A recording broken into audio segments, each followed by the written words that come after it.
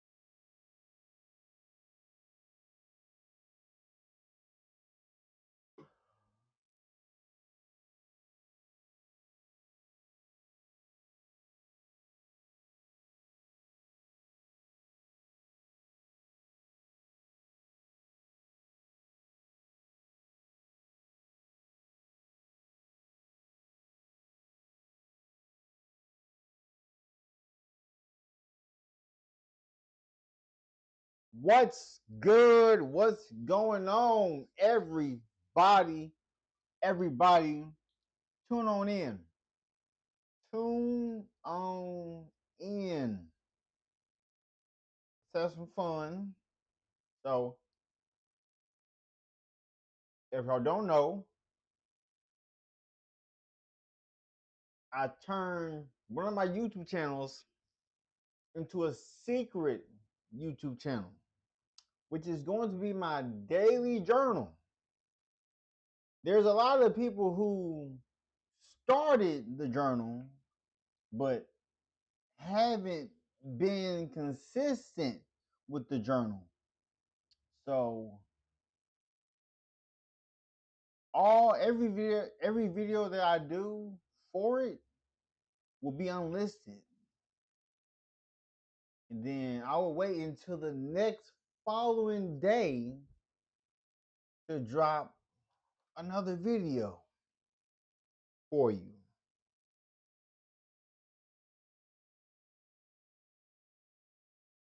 To drop another video for you.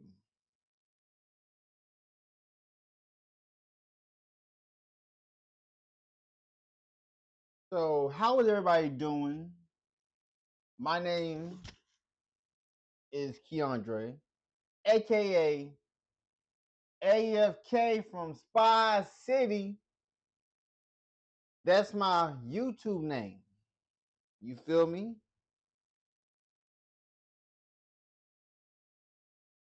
It's kind of hard to like find a name because everybody has all these other names and they be harbors, like they be like creating them as like harvest.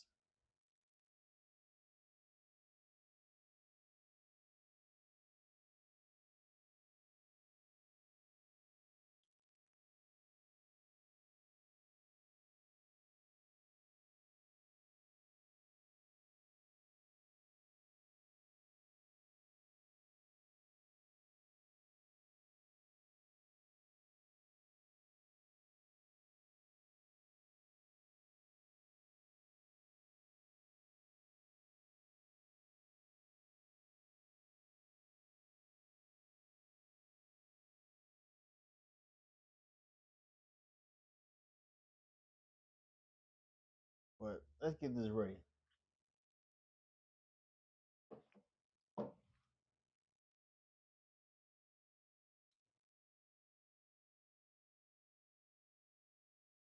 Let's get this party started. So, what we're about to do today is this.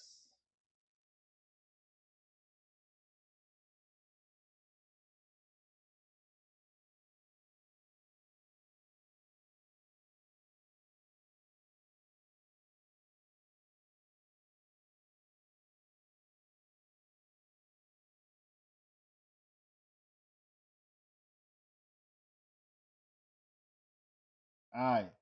So, the rise of adult children.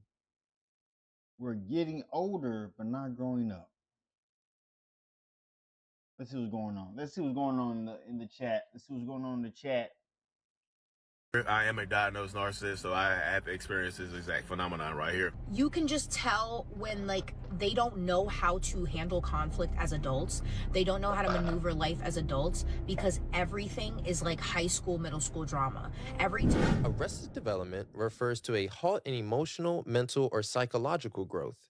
This means an individual may be stuck at a certain stage of development and their behavior, emotional processes, responses, or thought patterns may be more characteristic of a child stage than their actual I know age. so many people like that. So just So kind of many like people. a lack of maturity or in certain areas. In a nutshell, they haven't developed in a way that is more akin to an adult.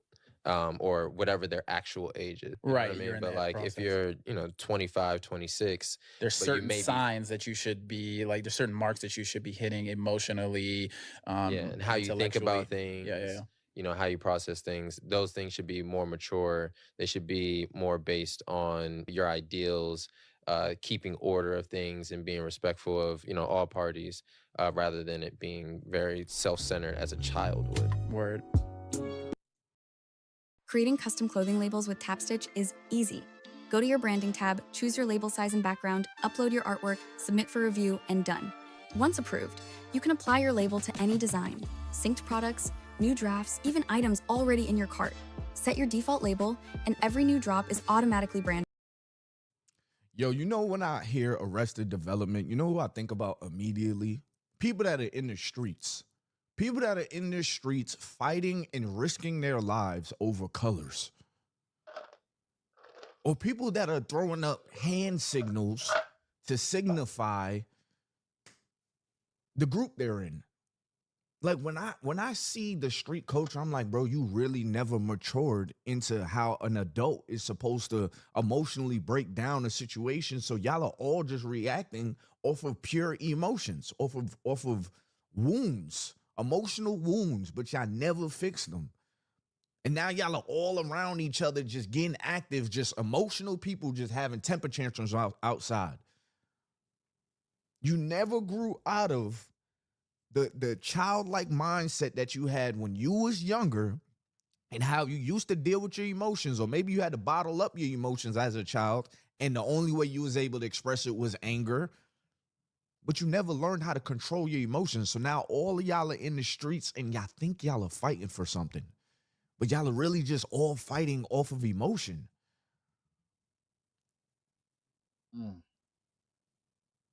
Thug, traumatic human,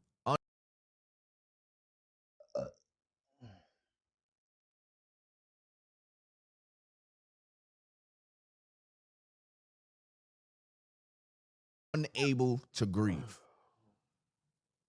That's what I read in a book, and it sticks out to me every time I think about it. Y'all have been traumatized, and instead of using your adult mind to grieve of whatever you was going through, whatever you seen growing up, or whatever, your dad not being there, or your mom just, lacking in a certain place, or whatever it was, seeing death early, whatever it was, you never grieved properly over that. So that trauma controls what you do in life along with your neighbors. So now you have created groups amongst your trauma and you fight trauma to trauma. Instead of, no, I need to learn how to deal with this in a different way. I've been doing this. When I tell you that the coworkers I used to work with used to go trauma for trauma, talking about I was this poor. No, I was this poor. Then they look at me like, have you ever been this poor? I'm like, I haven't been no types of poor in my life. I never experienced the way y'all living. The way y'all living is preposterous. Since I Continue. was 17 years old, and now I'm 47. There's no reason why I'm sitting up on the internet talking about I own this street and I don't own nothing on this street. Arrested Development is Real quick, I'm always looking for a new side hustle. And I think I just found one of the easiest ways to make money online by playing games on your phone.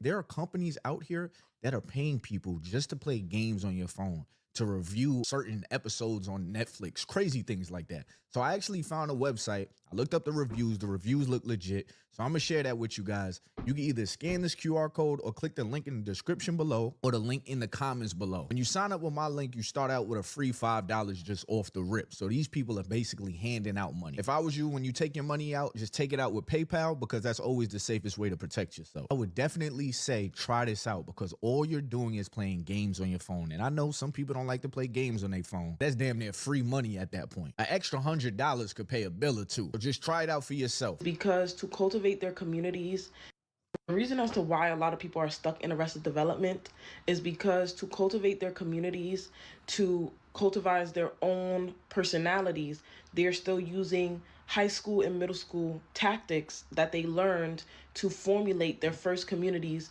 away from their family and away from their family dynamics, which is why I think that a lot of people are stuck in Arrested Development.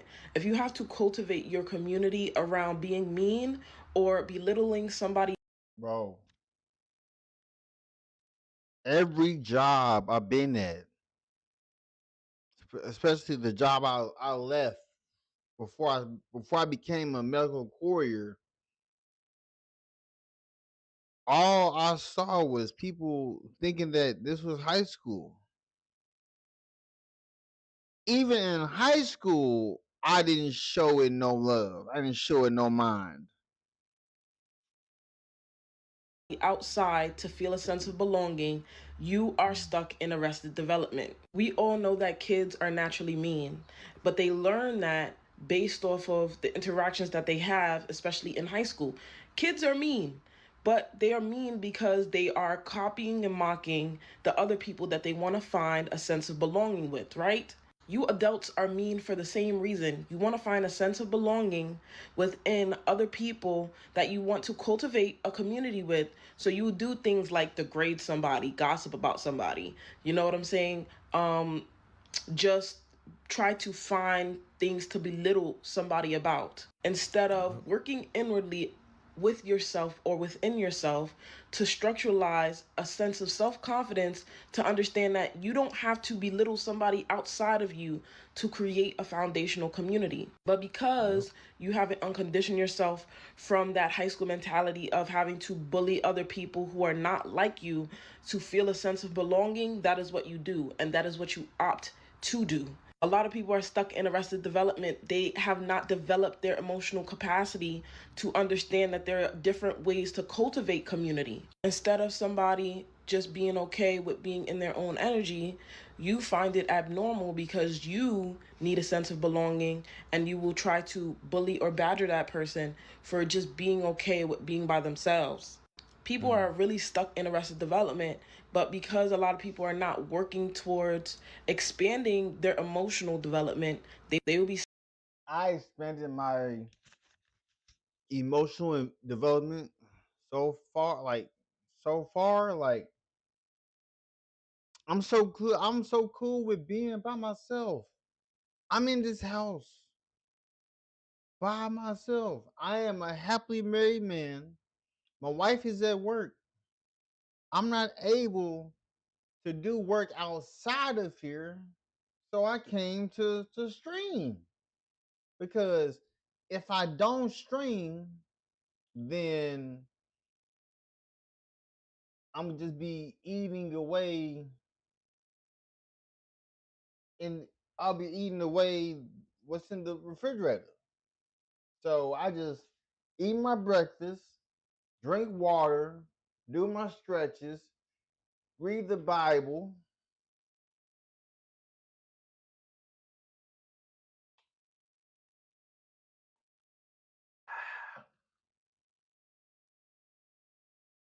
Stuck that way for life, and you cannot fix those people, which is why a lot of the people that are cool as hell are by themselves.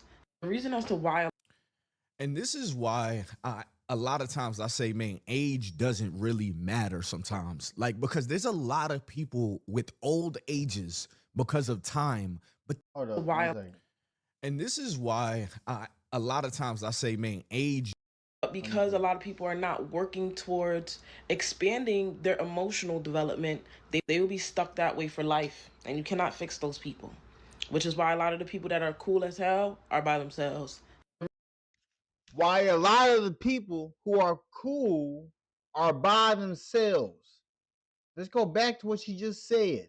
Development, they will be stuck that way for life, and you cannot fix those people, which is why a lot of the people that are cool as hell are by themselves.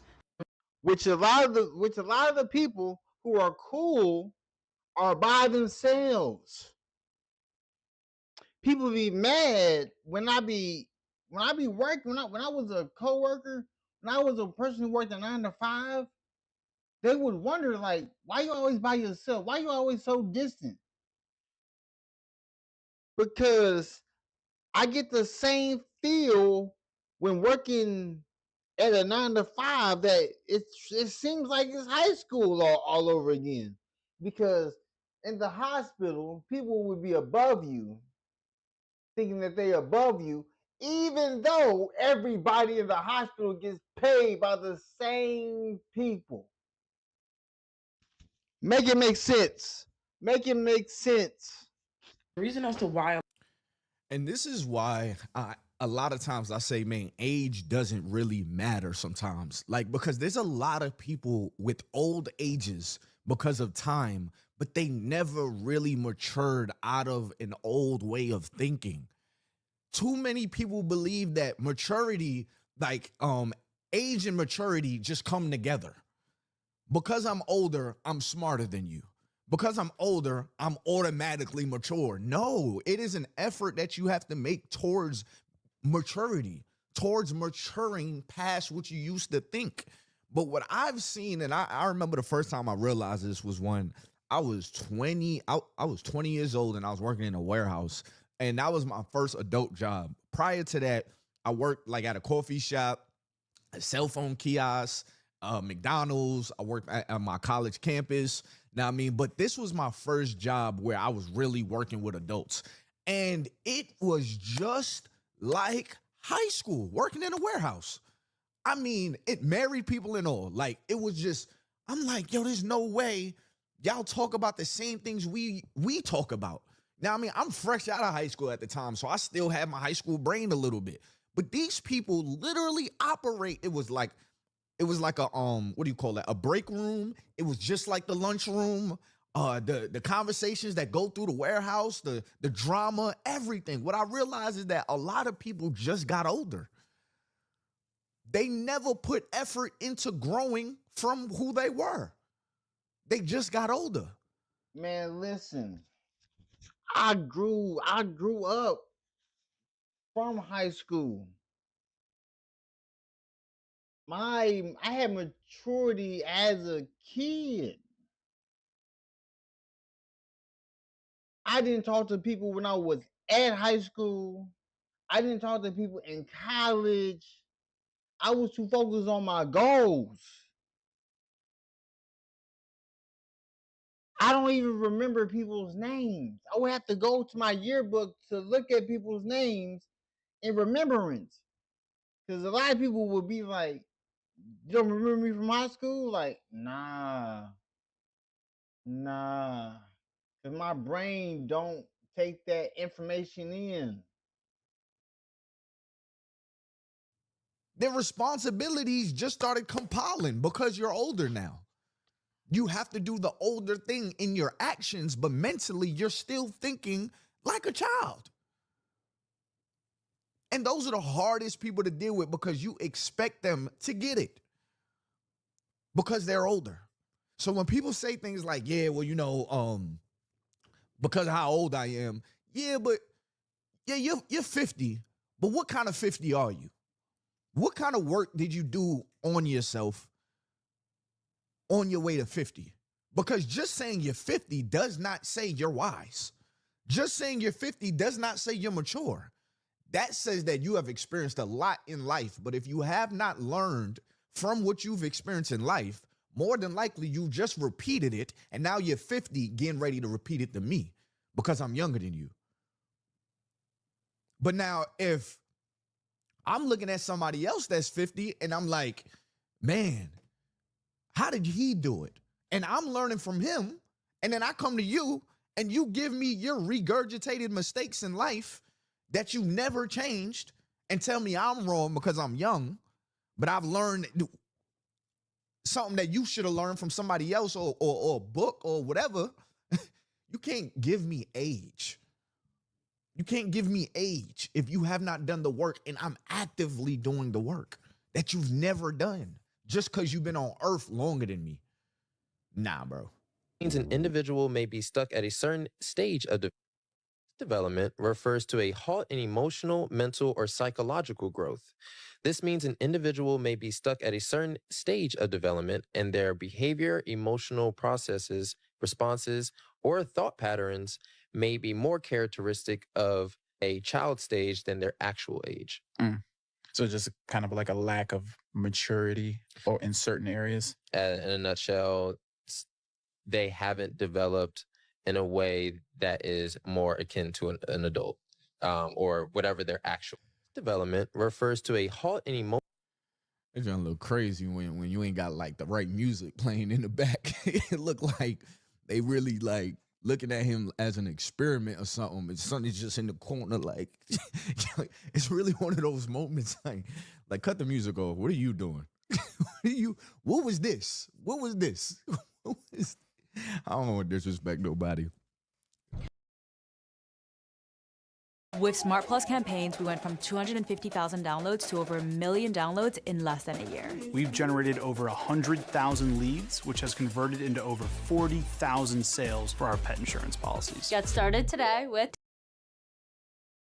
You can always tell the women that never developed mentally or emotionally or matured past grade school age, or haven't gotten past grade school behaviors or mentality, sort of like an arrested development, by the way that they handle conflict with other adults, because you can tell in the way they handle it, because they handle it like they're in grade school.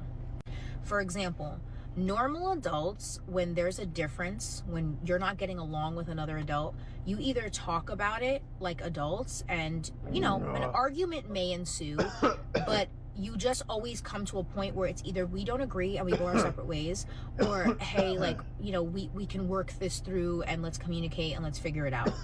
Little girls, little children, when they're having conflict with somebody, instead of just taking it for what it is and they're moving on or like handling maturely, this is what they do. They get into the argument with the person and then they'll go to somebody else and go, I don't like that person.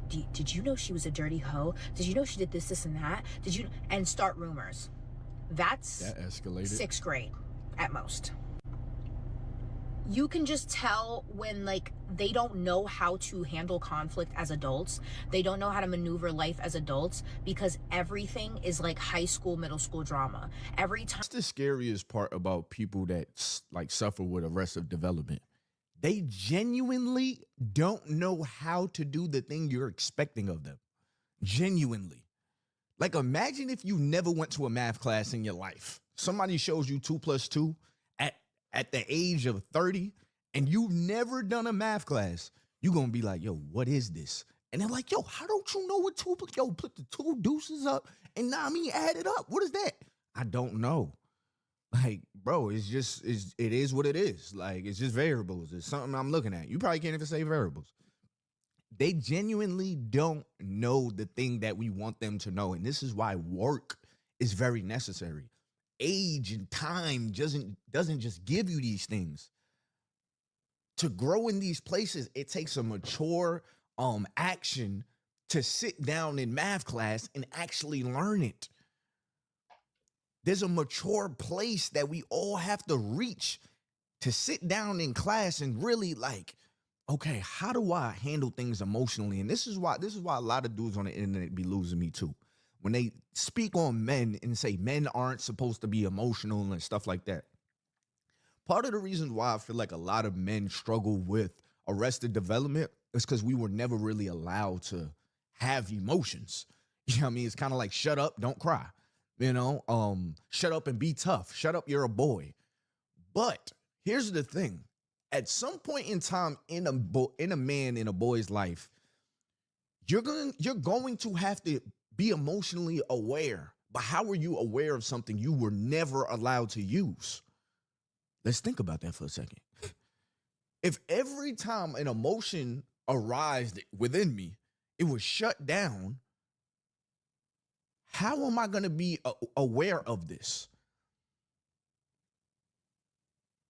So this is why it is very important for us to still, because a lot of us boys and a lot of us men, we're going to go through it regardless. So to do that work individually, because I tell y'all right now, once you have a daughter, right, and your daughter's feeling some type of way, you can't beat your daughter down with logic. It doesn't work like that. You know what I mean? You can give her logic, but you can't lead with just logic. You have to meet her where she is and then give her the logic. You know, at the end of the conversation, here's the logic though, baby girl. Now, I mean, but you got to be able to be emotionally aware to be aware of how she's feeling, not just what you think of the situation. When it comes to once you're married, I mean, women go through cycles. You know what I mean? It's so many moments in your life that you have to be emotionally aware to handle a situation. I'll give you another one. If a man says something crazy to you and your family while y'all out, but you know you got to protect your family, you have to be emotionally aware in that moment. Because if you're not aware of your emotions, if you're not aware of how you're feeling versus what you should do, you can put everybody's life in jeopardy for. Yeah, because, like, listen, if somebody was to point out, say something towards my wife and I, in that moment, I'm a out of the situation because he might have something on him to get me out of here. And he might not care about getting locked up. So you can't take it with a grain of salt. With a grain of salt. For somebody that ain't got nothing to lose. Aggression needs a lot of emotional intelligence. If you talk to anybody that has done any type of martial arts or anything like that, they will tell you that the person that loses is the person that loses this first. You know what I mean? You know when people be like, when I get mad, I see red flag, flag on the play. Why are you seeing red? And why are you saying that as if that's good?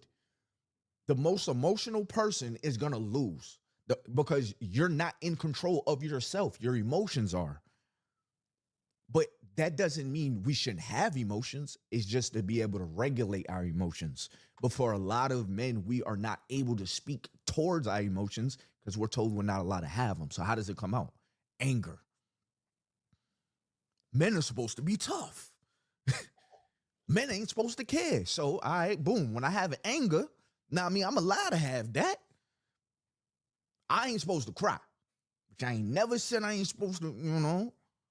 So that's where we express it. A lot of men are sitting in a grave, laying in a grave right now, or sitting behind bars right now because that's the only emotion they understood. Are you worried that using your home address for business puts your privacy at risk? At iPostal One, we can help. So But let's keep going. You interact with them and it's not like perfect or it's not positive or you're not like, you know, it's not making them comfortable. They always resort to very grade school behavior. They want to fight. They want to talk nasty to you and try to like hit below the belt about things that have absolutely nothing to do with why you're beefing. They handle it so immaturely and take it so farther than it needs to be because they don't know how to regulate their emotions. They don't know how to have any self-control, and they can't. That's the only way they know how to handle conflict. Mind you, I'm 29 years old, and I'm not saying ever in my adult life that I've always handled things maturely or I've always had it all figured out. I haven't.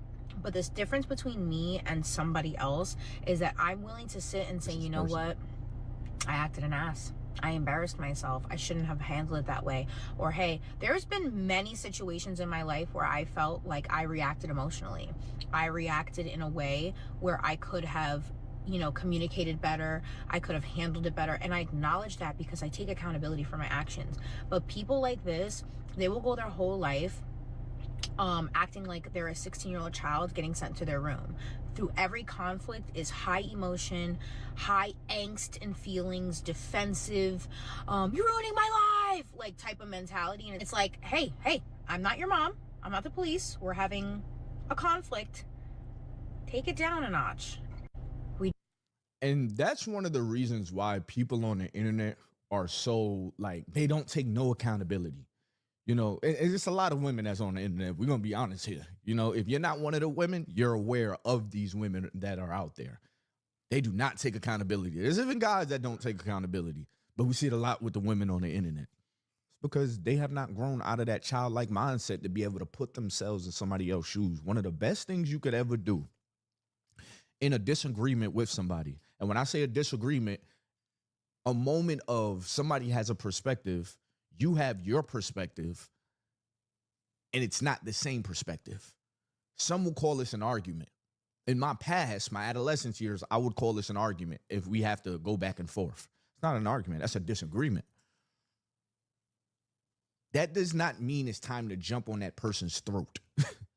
That does not mean that you're dumb and they're smart. They're smart and you're dumb. Or you're smart and they're dumb. Whatever. That's not what that means. There's a certain point in a conversation where you have to accept that our domestications, I'm going to just give a little background on that word. It's where you come from, which is why you see the world the way you see the world, why you understand the world the way you understand the world. Because for me, so case in point, I'm from Hot Springs, Arkansas. I come from middle class, the suburbs. Once I moved from Hot Springs, Arkansas, and I came to Kentucky at the age of 13, I've been living in Kentucky for 18 years.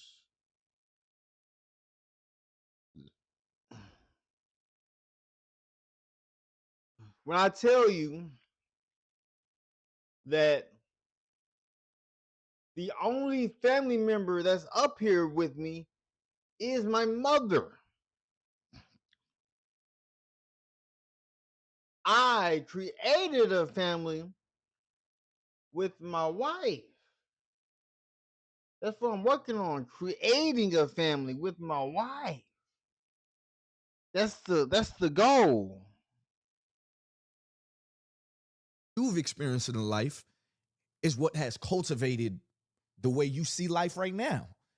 That is different. That right there is different for everybody. Me, my daughter, my son, when he grows up, my mom, my dad, my wife, is different for everybody. So there's a certain point in time in a disagreement that you have to understand that, okay, maybe our domestications got us seeing this differently. Maybe there is no us seeing eye to eye to this because it's something deeper than this conversation, but that doesn't say anything bad about you or about me. Maybe a book that you read got you thinking the way you think. Maybe a book that was in contradiction to what I just read got you thinking the way you think. So that's why our belief system is so strong. And you'll see this a lot in religion, which is why I'm not arguing with nobody about their damn religion. Allow people to just see the world how they see the world. And if you can't meet eye to eye, then okay, that does not mean you kick them. My therapist calls this arrested development. And if you're new here, I am a diagnosed narcissist, so I have experienced this exact phenomenon right here, where she said I skipped a stage of emotional development in my youth due to the trauma that I experienced when I was younger. So I had to grow up faster than I was supposed to. I had to grow up, so I skipped emotional stages. So that's why a lot of times when you're dealing with a narcissist, the quickest and the easiest emotion that narcissists experience is anger. Because anger is easy. You don't really need a big reason to be angry and express that anger in rage and passion sometimes. The other emotions, the love, the empathy, all the other stuff, is hard. It's harder to experience. In the last 4 years in therapy, it helped me deal with the other stuff, so I don't express anger as much. I can process the other emotions a little bit easier. Hope this helps. Narcissists are severely emotionally.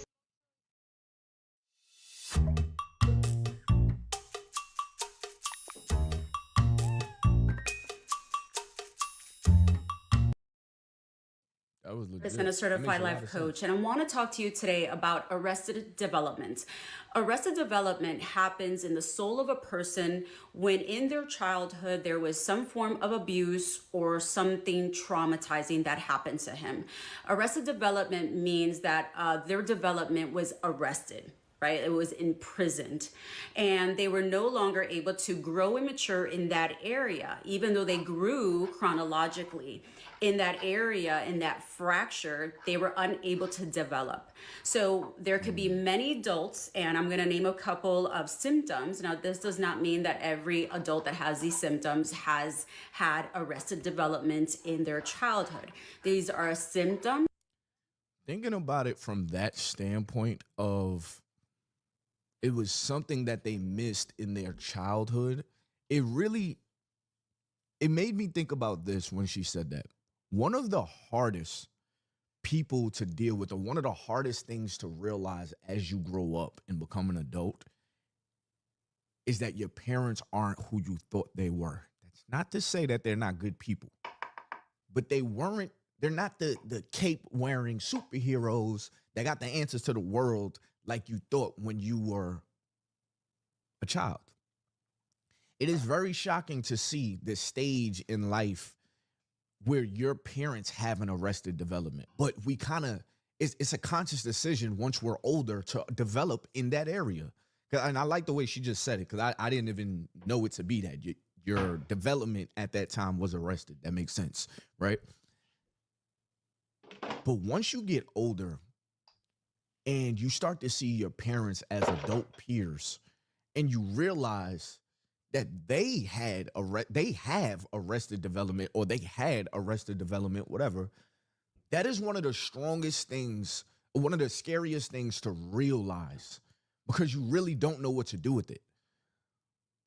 It's like your whole world just got flipped upside down on what you thought it was. And then you want to be sympathetic for it, because it's like, all right, maybe there was something that you missed because of your upbringing is why you are how you are. But then there's another part of you that's like, now that I've realized this, I have to protect myself. How do I protect myself from this though? And that's why I think it gets, but that, I would say that's probably the scariest time to experience somebody's arrested development. Seeing it in your parents. That I will be naming. So one of them with arrested development is lack of responsibility, unable to mature, unable to take responsibility for their actions, people who don't like to be committed in relationships for very long, or if they do get married, they get divorced within a couple of weeks or months. They like to throw temper tantrums. These are the people that you would say, why don't you grow up? Why don't you mature? You're so childlike, It could be something like that. Also, maybe adults who have little trinkets or toys on their desk, and they like to play with little things. Or, a grown woman who likes to collect dolls or stuffed animals. Unable to maybe do daily functioning, like keep their room organized, keep their house clean, unable to kind of keep things in order sometimes because they struggle with a part of their soul that has been fractured off, and they're unable to mature in certain areas. And so some are very severe. and don't know that they just need to heal certain areas of their lives. So if you feel like maybe some of these symptoms resonate with you, maybe you feel stuck, you're unable to move forward, maybe you feel like there is immaturity in your life, you're unable to make decisions, even if they're easy decisions, maybe you lack responsibility, maybe you feel like you can't be committed in certain relationships, you tend to run away from confrontation or confronting daily problems. Now, all of these symptoms don't necessarily mean that you have arrested development, but there can be issues in your childhood, usually under the age of 13, where you are stuck, where you have been fractured, where you have been arrested. So I will make a video giving some kind of help of how you could, grow and mature and move forward in your adult life. Hope this helps. The very last thing that I want to say before I end this video is that there's a big possibility that your arrested development is stunting your growth. I don't know who needs to hear that, but I felt that when it came to me. There's a big piece of your growth that needs you to address the arrested development that you have not addressed. And I mean, it can be so many things. For a lot of men, I'll give you a perfect example. For a lot of men, we could reach the highest heights in our careers. We could reach the best image in the mirror. But when it comes to women, we're very scattered brain. For some reason, we cannot mature when it comes to how to deal with women, for whatever reason. I'm not saying this is all men. Now, I mean, there's a lot of men like this. Just fill in the blank for yourself. And because of that, because of this is so scattered brain, it affects the things where you're trying to make positive progress, and you may not even realize it. How you do one thing is how you do everything. So if you did not grow in that area where you would deal with women the same way you're dealing with women now is the same way you should deal with women when you was in high school, you don't think that's affecting your growth? Same way you was dealing with women in college, you deal with women at 30, you don't think that's stunting your growth? And I'm using women as an example, but we all have the thing that we just have not grown past, and it is stunning our growth elsewhere.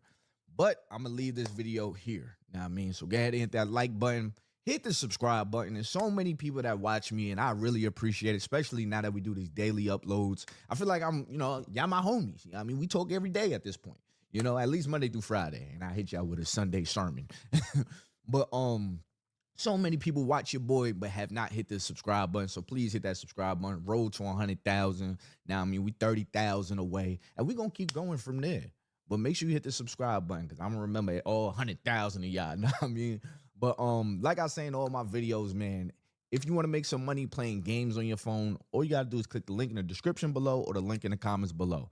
These apps are literally paying people. These companies are literally paying people just to play apps and games on your phone. Some of the apps is even paying people to watch a Netflix series and you review it. So I found a legit website or whatever. All you got to do is click the link in the description below or the link in the comments below. Try it out. If it's for you, it's for you. If it's not for you, it's not for you. But if you catch yourself making some money, make your money. Until next time, y'all, it's me, your boy, Ty.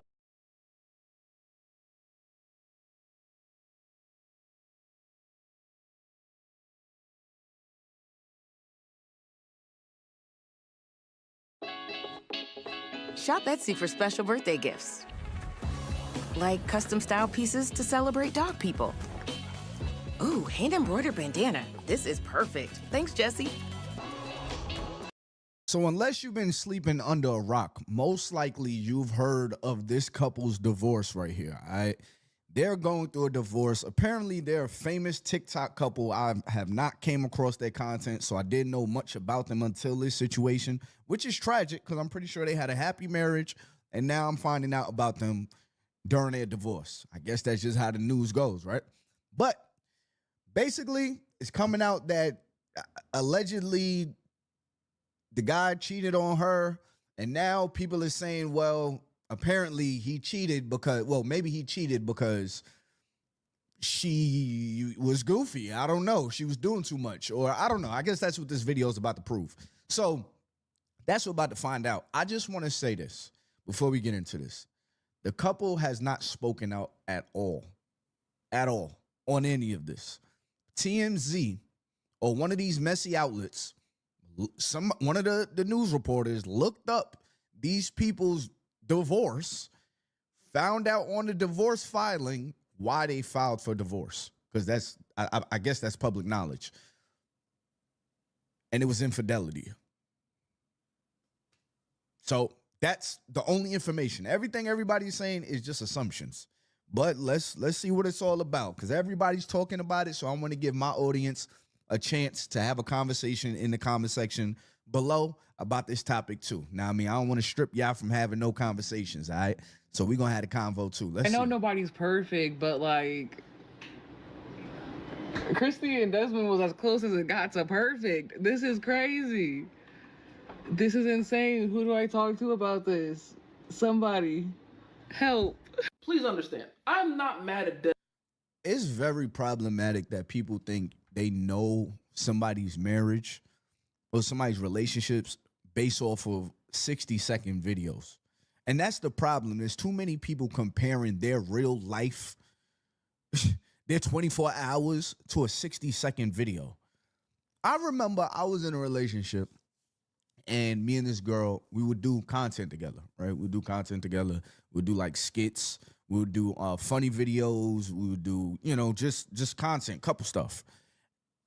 Y'all, off the camera, we really did not, you know, like we would have like back and forth arguments about how we're gonna do the video and what the topic is, and then like it became too much business.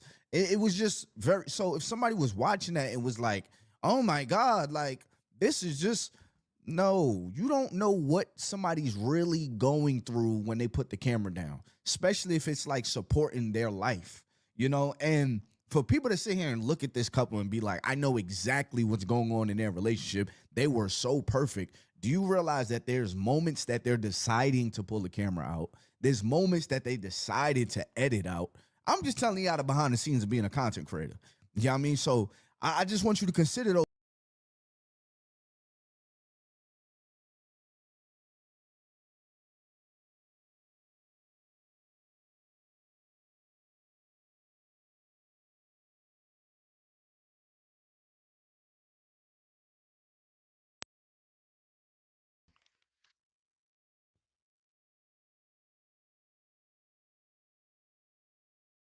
You're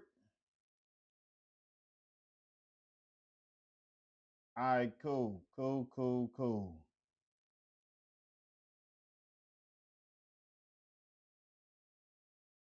Now, let me tell you how real this is about to be.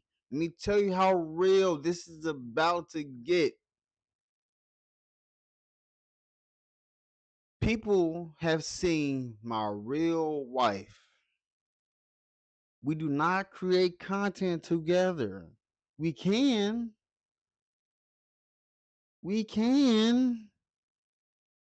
If she wants to get in the video, y'all seen her in every one of my lives. Every one of my live videos, y'all seen my wife. And we have a happy marriage. Those things before you compare yourself, just like the word I gave y'all this past Sunday, before you start comparing your real life to a 60-second video. Just think about that. For sleeping with another woman. In fact, it doesn't surprise me at all. I talk to about this. Somebody. Help.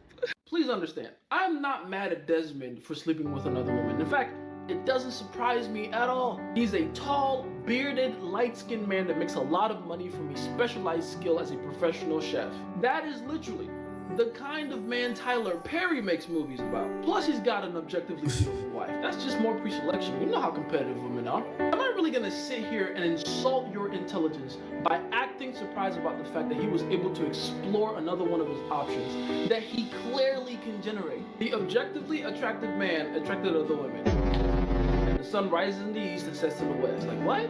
So, no, I'm not mad at him for that, man. Your wife fine? Thank you, bro. Thank you. Brother, you don't have to be mad at it, but that doesn't make it right at all. And he may not be saying it's right, but as a married man, you aren't just making a promise to your wife. I think that's where people don't really see the difference. Like, you know what I mean? When you're in a girlfriend and boyfriend relationship, when you make a vow in front of God, if your wife gets on your nerves, whatever, she's goofy or she's gaining weight, that does not give you well in doubt to go out and cheat now. You know what I mean? That's infidelity in front of God. That's not, even if your wife don't find out, God knows about that. You got to deal with God's wrath. That's how I see that. You know what I mean? So him having all of the girls throwing the panties at him because he's this Chad, like the internet would say, doesn't give him the excuse to do it. You know what I mean? Like, it doesn't he's a married man at the end of the day. Self-control is a real thing. Now, I mean, if you don't have self-control, don't get married. Because you would even hear people saying, I wouldn't really say this has been my experience, but when you're married, more people throw it at you. You know what I mean? When I was single, you know what I mean? It was everywhere. Like, but so maybe what I'm comparing it to is a little different. Like, so, but yeah, man, it's just it's not, it doesn't give you a pass just because you are a handsome man. You know what I mean? All the women want you. Bro, but you should see that attitude. She ain't gonna be fine no more.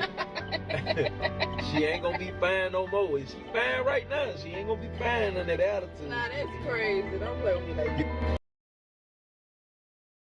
Play on the coolest RP project in the whole world, which is Grand RP. Here's everything you need. Do you want to join the police and bring justice to the city? Or maybe you want to choose the other side of the law and completely control ghetto? This is where you can do anything. Cool chases, intense gangster shootouts, a unique... Hold on 1 second. So how did you go through the process to be legal and get contracts?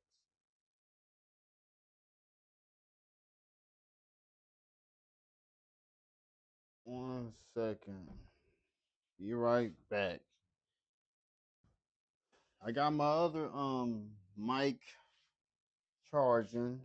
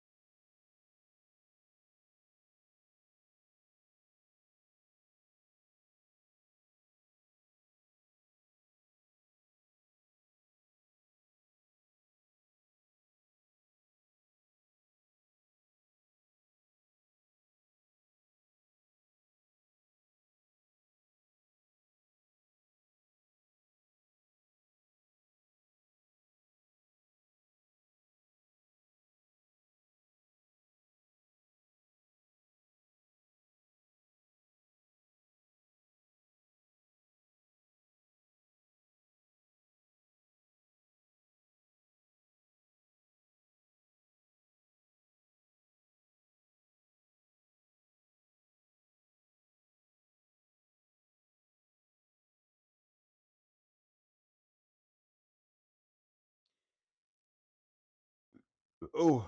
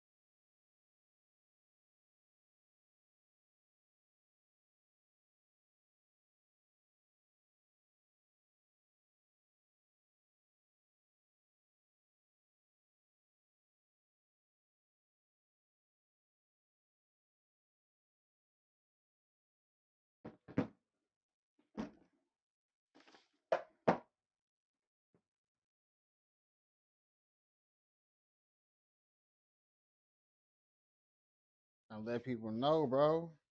I'm letting somebody know now about Michael Courier because I gotta give me a Twix card, a TWIC. I need that so that I'm able to get bigger contracts, being able to go through certain, like, I'm trying to tell you, the medical courier business is going to be exceptional.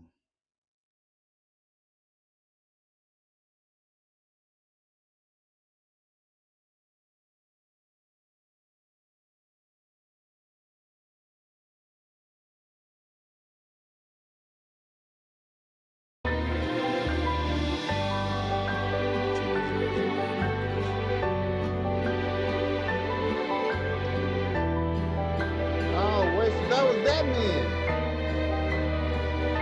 My son making some good plays though. See, look, I'm not this kind of guy right here. This plate right here would piss me off. This plate right here gets me tight. I don't understand why. And you know, there's an answer. It's just I don't understand. There's a Chef Boyardee answer. I don't understand the plate with the one protein, the one meat, pause, and mad real estate. It's mad other space. You got a chicken. It's just a chicken sitting on my plate, bro. A chicken on grass. What is this? Like, what am I gonna do with this plate? I guess it's like the decorating the plate or something like that. I don't freaking know. But I never understood the big ass plate with the one thing on it. I never been impressed by that. I see it in these luxury diners. It costs $500 for you to have this piece of calamari and plate, like with a side of plate. Come on, bro. Where the food at? Like, that's a plate. Sure, you snatching it. It's crazy. It's funny.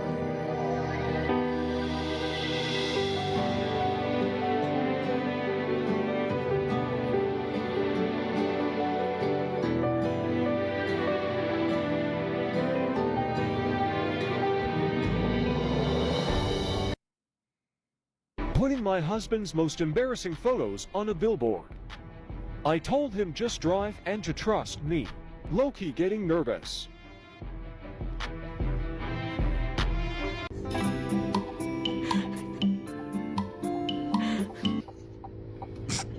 Who do I need to call to take that down? Oh, snap. Christy, no. The many faces of Desmond, if lost, can be hot. That's beast mode. That's taking a prank to a whole nother level. Christy, what is that? Oh my God. I wanted the word cuppa, as in cup of tea, I thought it would be great to mix with hug. When I saw the domain was available, I was like, I'm taking it, I'm trademarking it, I'm going with it. Let me tell y'all something. This man didn't. No pulling over. I would have had to pull over. Let me switch that. Let me tell you. Don't nobody want to deal with this 24/7. Because that's me. This is how I am 24/7. Look at me, I'm Get you a man that That's not mad only funny. That's mad funny because when me and my lady go out, she's the person that like she loves to dance, and I ain't talking about shaking her ass dance. I'm talking about choreography, Sierra type dancing, and I'm like, I'm not that kind of guy. Like, don't get me wrong. When I'm feeling good, I'm a little lit, you know what I mean? And the Michael Jackson song come on, I'll perform. But just off rip, my wife sober is dancing. Like, I'm talking about like just and I'm just like, yo, this is a lot. And she'll mess around try to put a hand on my chest and get me to, and I'm like, yo, come on, you know, I'm not that kind of guy. What are we doing? Like, what are we doing? Got a whole family like, go Tyreek, go Tyreek. I'm like, yo, this is I'm not this kind. All right.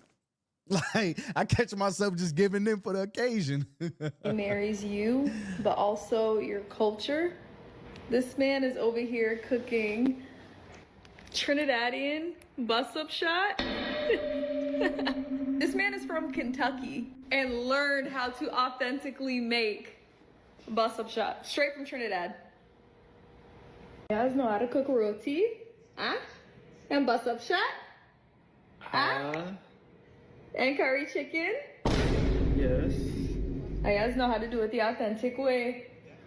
Christy has filed for divorce from Desmond, according to TMZ. Now, usually influencer/celebrity couple breakups don't shock me, but these two shocked me. TMZ shared an article just a couple of minutes ago where it says TMZ obtained the court documents out of Harris County in Texas in which Christy cited alleged infidelity as the reason she sought the split, saying it completely wiped out any reasonable chance of reconciliation. It is also noting in the TMZ article that this is going to likely blindside fans. As somebody who follows them pretty loosely, like I wouldn't say I'm.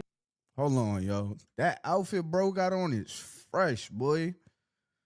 I'm trying to be on that wave right there this year. Now I mean, I gotta up my wardrobe. I gotta up my wardrobe. Sun is clean right now. That this is going to likely blindside fans. As somebody who follows them pretty loosely, like I wouldn't say I'm absolutely committed to following every piece of content that they put out. I was very shocked when I saw the news because they portray themselves to be very happy on social media. Now, of course, like people always say, you cannot believe everything you see online. And it's very, very true here because I would have not seen this coming. They have also been together for such a long time, I believe since they were like 14 years old, and they have 2 kids together. So with that being said, I can't tell you whether he truly did cheat or if this is just a way for them to be able to get out of this marriage. But y'all sitting up and calling this man gay with no proof, sitting up and saying that he was jealous with no proof. Y'all now all of a sudden switching up and saying how corny she is, how unfunny the videos were. I can't tell with over 6. This is the part of social media that pisses me off. It really just pisses me off. I gotta be 100% real with y'all. I read comments and it and I ain't talking about my comment section. My community is valid, but just other people are so wishy-washy, so wishy-washy. They get a divorce. Oh, it's because he's gay. What? Where did that come from? What evidence? Yeah, the signs were there. What signs? Where's this? Y'all have no context from the people, but will just come up with stuff. Everybody becomes detectives. What? Oh, they been corny, but y'all been following them. They got millions of followers. I never really liked them. Just people jumping out of the woodworks to just now just put their hate. Yeah, they never was really that cute anyways.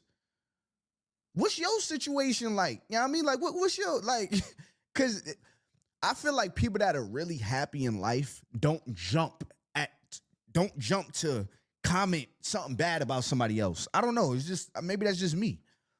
Like, you couldn't wait especially when somebody's down. Kicking somebody while they're down. You see so many people on the internet do that in the comments. Yeah, he and her, I never really thought they was for each other. Who asked you? Like, you know what I mean? 16 million followers. I can't tell that it was corny. I can't tell that the jokes wasn't funny. Seems like you very much enjoyed the content up until this point. Y'all are very strange, weird, fickle people, and that's the reason why I don't go that far with y'all. Y'all need to stop idolizing these couples that you see online. I now see y'all putting a bunch of pressure on the Henrys and the Williamsons. I don't watch either one of those. Like I said, I don't do the couple channels. Honestly, to me, it's always seemed like it was bad luck to turn your relationship into content, whether it be TV, social media. It never usually ends well when you bring your private life into the public eyes, right? But I wish those families the best too. I don't want to see any of these families broken up. But I say all of that to say, y'all need to find inspiration within your own relationships. A lot of y'all, you never seen happy married couples around you, and that's why I guess you go to the internet looking for it. But most happy couples don't post on the internet because they know how vicious the internet is. They know how messy a lot of y'all. That is why I haven't posted. That's why I have not done no marriage couple type of content. Because if we post our content, y'all be like, y'all get no arguments. Y'all always happy all the time. Y'all happy with each other. Yes, I found my person. I found my person. We clean. I clean in the house. She cleans in the house.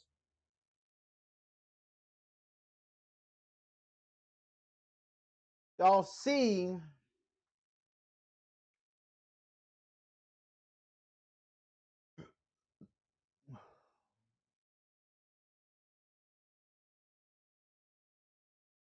So look, I'm gonna let you know this for sure. I'm about to go do these dishes while this video is playing.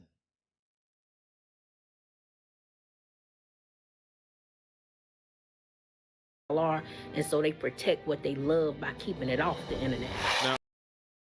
At another order, TikTok ads allowed us to quit our day jobs, get a warehouse, and even hire employees. We've had a 1,200% increase in sales using TikTok ads. Bro, just do it, get on TikTok ads, and start growing your business fast.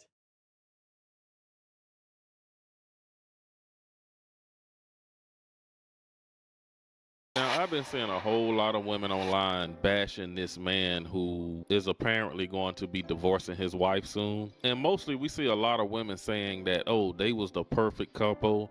This woman had it all. How could he do this to her?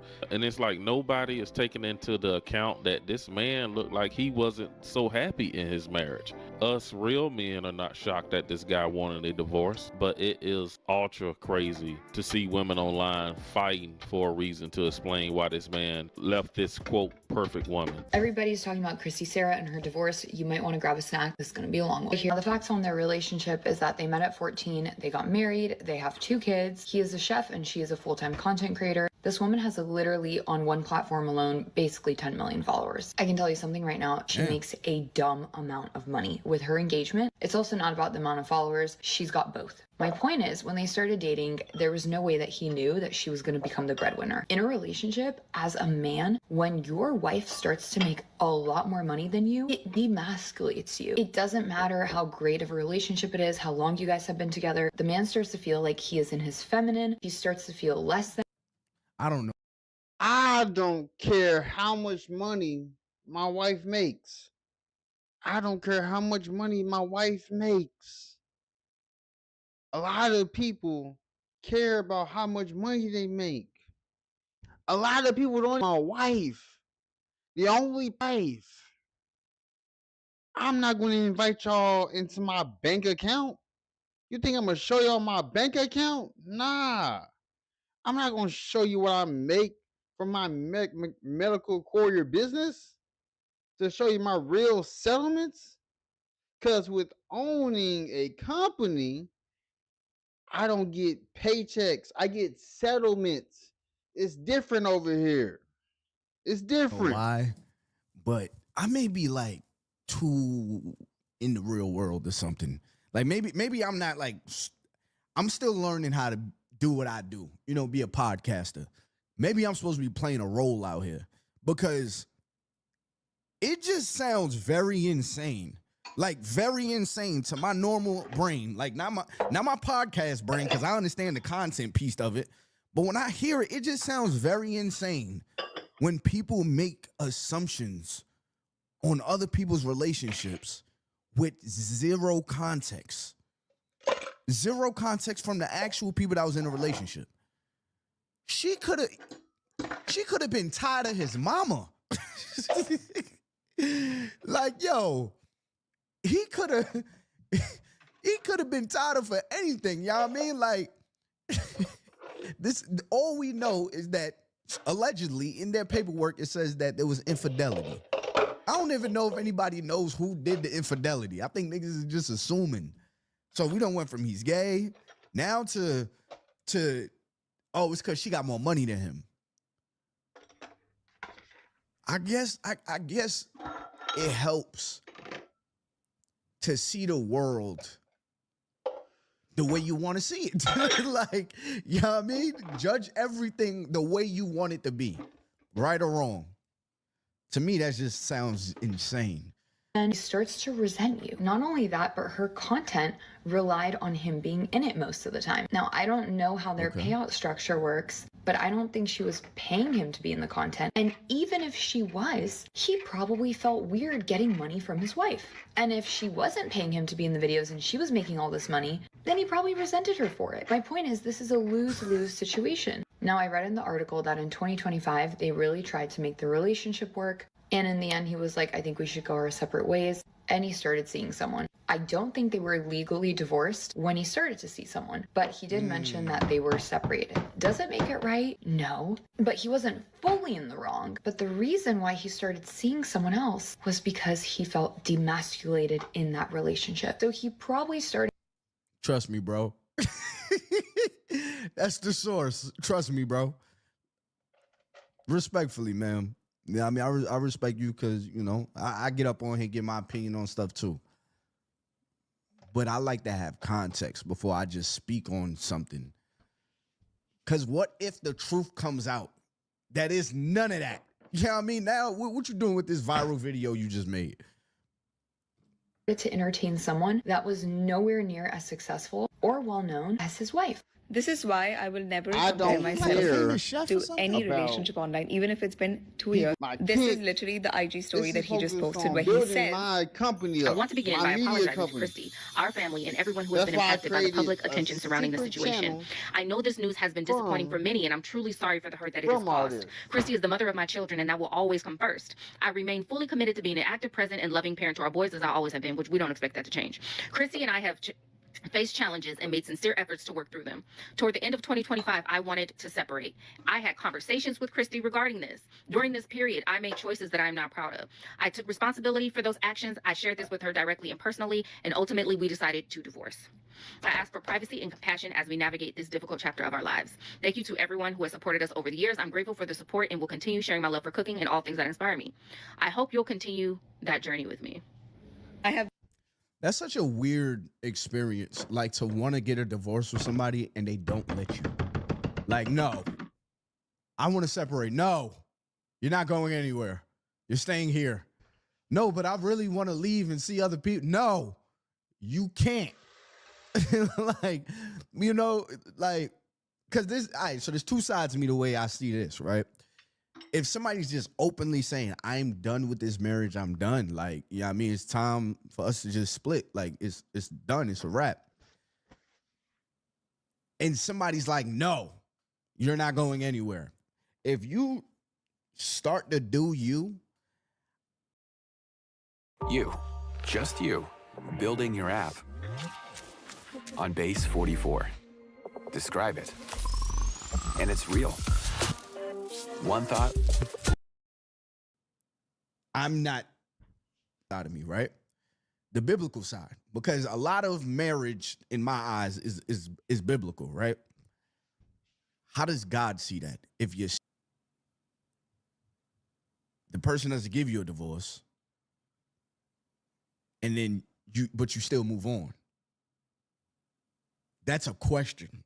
That's something. Comment down below. Somebody in the comments is smarter than me. Please comment down below. Because I know how God feels about divorce. You know what I mean? So, I don't know. Comment down below. Decided to never get married and never have children because you can't trust any of these guys, okay? Go back to bed. Mwah.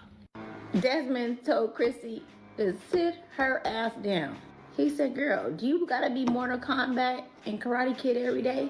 Anyway, let's get into it. Desmond just posted that he said he talked to Chrissy about a separation in 2025. Y'all are up on this man for saying that he cheated and he was this and he's wrong. He said he talked about a separation. Did he admit that he was wrong? Yes. But it seems like he really tried to talk about it and take a break. Can you imagine your wife or your husband just jumping around doing karate kicks all fucking day? My husband and I had this conversation. I was like, I would be annoyed. We talked about this a year ago. And he loved watching them. And I was like, I would be so irritated if you over there jumping, kick, flipping, dolphin diving. Let me tell y'all something, man. So I guess the angle that she's saying is that he was tied to her because she played too much. It's not the first time I heard that angle of he was tired of her. Would you want to be with a girl that plays this much? Let me tell y'all something. There's a camera, okay? There's a camera somewhere propped up. A lot of this stuff, they're skits. There's a conversation. Maybe as a consecrator, I shouldn't be saying all of this. You know what I mean? I shouldn't be saying all of this. I think I'm, what do they call it? I'm pulling the curtain back. It's scripted. You know what I mean? It is, okay, you're going to react like this. I'm going to do this. That's more than likely what's happening. I don't think he was caught off guard by most of this stuff. I think this is actually planned content. We're talking about something that's basically bringing them money in. You don't think they planned most of their content? I think it was planned. But I guess people are seeing it as she was just randomly doing this stuff and she's so annoying. Let me say this. I'm going to say this. I never done a skit in my life. I don't even do skits. You see my real life. You see my wife come into the house. We don't play. We don't do skits. This marriage that I'm in is not a skit. It's real life. It's real life. Respectfully. Respectfully.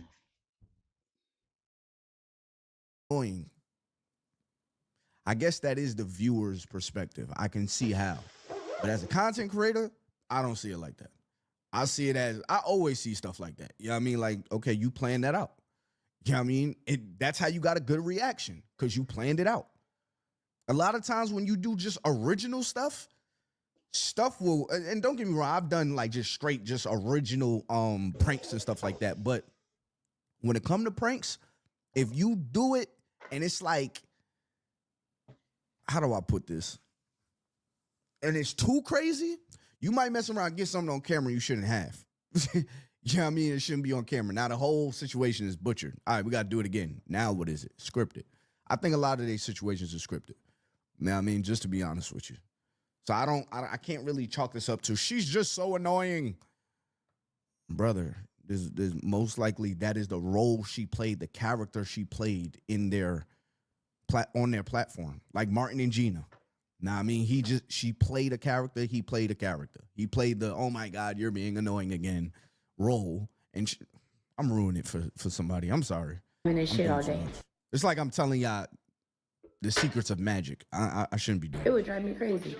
Why is this man getting so much flack for simply trying to find a way to find peace?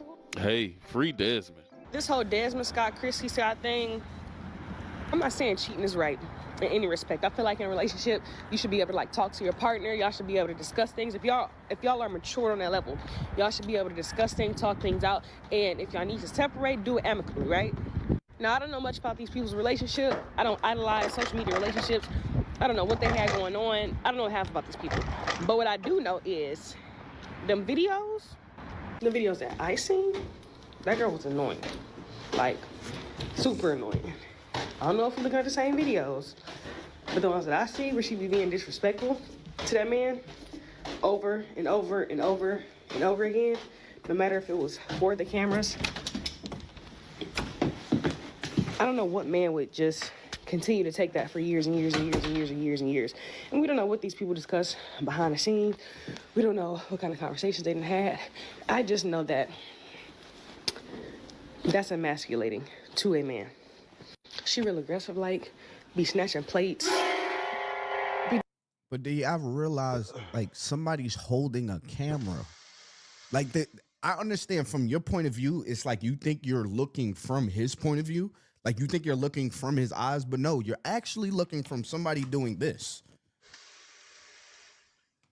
Okay, I'm about to bring it over to you. You don't think her reaction is planned? I'm just saying. It was a part of their 60-second content. It was a part of their niche. She's the annoying girlfriend, and he's the good guy. Doing too much. They got like 12 kids. Why are you acting like one of them? Like, what are we doing? Years and years of that? I'm surprised he didn't cheat sooner. Again, not saying that it is justified. I'm just saying, coming from what he was probably thinking or what he was probably going through, and I'm not saying he's perfect, she's perfect. I'm not saying anybody. I'm just, like, trying to piece together the situation, because I know that was one of y'all favorite couples. The Scotch. His little erratic-ass laugh and her erratic-ass behavior. That was just y'all favorite people. But I'm just looking at it from a standpoint of, like, respect. Like, she making these videos that millions of people are seeing, and you're snatching the plate away from this man that's cooking you this nice-ass meal. Like, even if you got the plate like you liked them for the cameras, you could have did that. I'm going to tell you the people that I don't put nothing past. The people that do streaming. That stuff, don't get me wrong, some of it is scripted. But a lot of the stuff you see on streams, you can't fake those things. It's way too spontaneous sometimes. Like, and you can only put up an act for so long to where people are, like, if people are seeing you every single day, unedited, the real you's gonna come out. Y'all done heard me say way more ums now than y'all have heard me in my earlier videos because I was editing them out. Now y'all getting the authentic me every single day. I cannot be a character every single day. File your taxes 100% free in the app if you didn't file with us last year. Just file with TurboTax Do-It-Yourself by February 28th. No matter your tax situation. I might be the only streamer who doesn't edit the videos. None of my videos are edited. None of them. Every time I walk away from the camera, I'm not editing none of this. You're gonna see real life. You're gonna see real life happening when I'm creating these videos. Every channel I have, I don't edit the videos I do on TikTok. Whatever I do, whatever I throw out there, I throw it out there. Whatever idea I come up with, I throw it out there. Like, what? What? But if somebody edits a video, the video is only 60 seconds, I'm not going to make a determination off of it, even though my brain wants to. But how many times has that failed us? We've seen good pictures and good videos, and we're like, yeah, nah, they wasn't even like that. But instead, you out here snatching plates from this man, making smart remarks. And I see people love to talk about the fact that they met at a very early age. I think they say they was 14 when they met each other. So I don't know if a lot of you guys, been in long relationships before, like, 5-10 years plus. But I know by experience that it gets pretty hard to maintain a relationship with someone that long unless you guys are really locked in. You guys are, on some best friend level, and there's never any disrespect. But I gotta keep it real and say, come on, this man had to be tired of the same box, especially when you with a wife who eventually becomes annoying. From the social media videos they was posting online, it looks like he was always the butt of the joke, or it seems like he was always being emasculated in their videos. Like, it came across as, I'm the queen and look at my husband/servant chef. A lot of her content looks pretty rude if you ask me. Why would you be snatching a plate out your husband's hand as if you deserve him to be cooking you meals? And are we forgetting the fact that he's, okay, I've said this 1,000 times, but he's holding the camera. He's holding the camera. There's about 5 videos of her snatching it. And he's holding the camera every time. You don't think that this is possibly their agreement of the type of content. Now, there is a question I want to ask y'all, though. If y'all have been together since you were 17, 18, do you give your partner a hall pass if you've been together for 20 years? Like, if you find out that they did something back when you was 19 and y'all are 29 now, or y'all are 35 now, do you leave them for that? Let me see if I can answer my own question. If we're 35 and before we got married, we were 19, I think sleeping with somebody is crazy. I think sleeping with somebody is crazy. I don't think I'd be as mad because it's like, this is so old. It's hard for me to conjure up some type of anger for something that's old, but sleeping with somebody is just crazy. Like, that's just crazy. Like, I feel like that's just wild. Like, you know what I mean? Like, my biggest thing is like, man, somebody had their hand on your neck. Like, know what I mean? Somebody picked you up. What? You was hooting and hollering for some. I'm getting myself mad just thinking about it. You know what I mean? Like, yeah, somebody had their hand on the back of your dome. Like, nah, that's crazy. You know what I mean? But I don't know. I don't know if that's divorce worthy, but I think it's. Hey, business owner, tired of wasting hours on scheduling, attendance, and payroll? Connect Team's here to simplify all of that for you. With Connect Team's auto scheduling, your schedules practically fill themselves, handling conflicts and tracking availability while updating the right people about changes and keeping labor costs in. It is some merit to it. Like, you know what I mean? If somebody was to get a divorce off that, I wouldn't be surprised. You know what I mean? And knowing me, because I have a zero cheating tolerance. I probably would just be like, yeah, I'm good. Yeah, I'm good. I don't know. Y'all comment below. What do y'all think? Serving you as the queen you are, right? So I was right about Desmond checking out of the marriage and that snowballing into him cheating. Doesn't make it right, but that kills y'all keep talking about, oh, every man cheats, happily married men. He wasn't happy anymore. Not saying it's right again, but that debunks that. But I didn't know that they were Jehovah's Witnesses, and as an ex-Jehovah's Witness, I can speak on this. That religion, like I've said before, is a cult. That religion, cult is the breeding grounds for narcissists. It constantly, through the rules. This is the fourth assumption. It's because they're in a cult.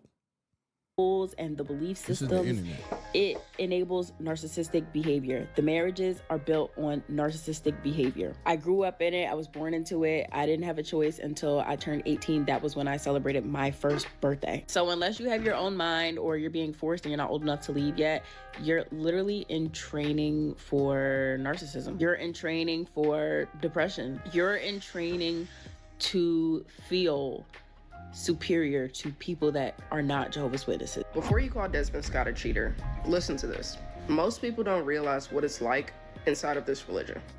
They're Jehovah's Witnesses, and as an ex-Jehovah's Witness, I'm going to tell you how divorce actually works in the religion. With Jehovah's Witnesses, the only scriptural reason for divorce is if someone cheats.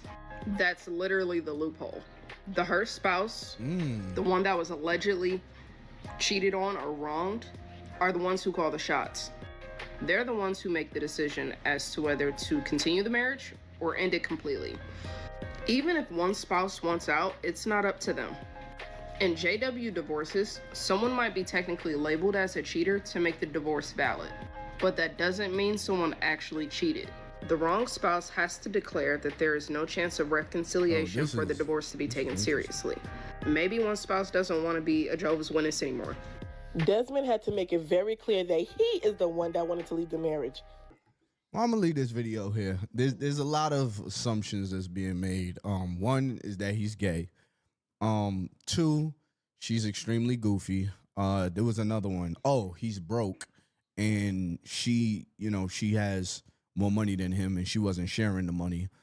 This very last assumption is because they're Jehovah's Witness.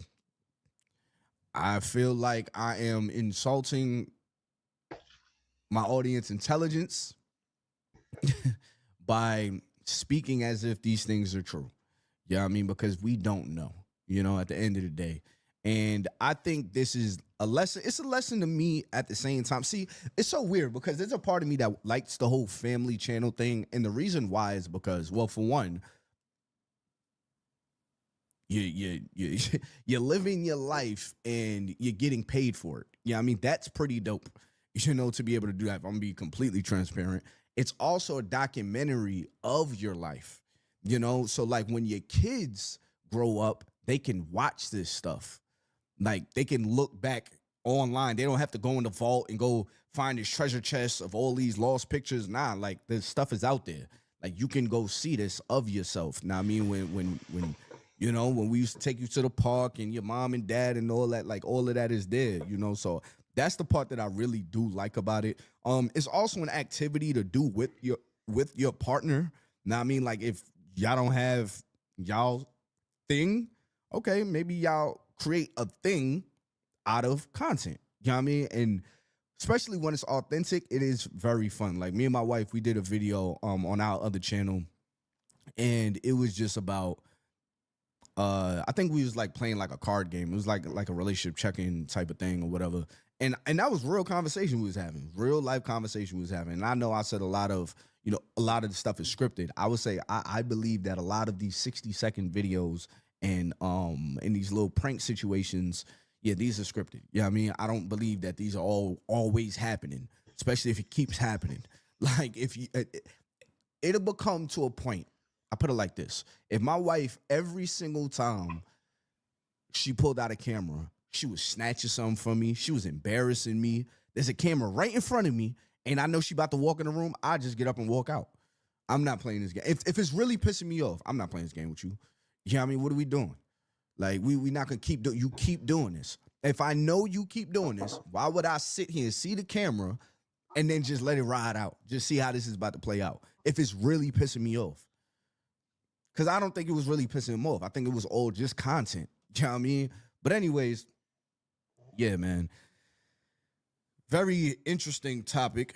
But I think this also shows the dynamic of the internet. Like, people love to jump to assumptions.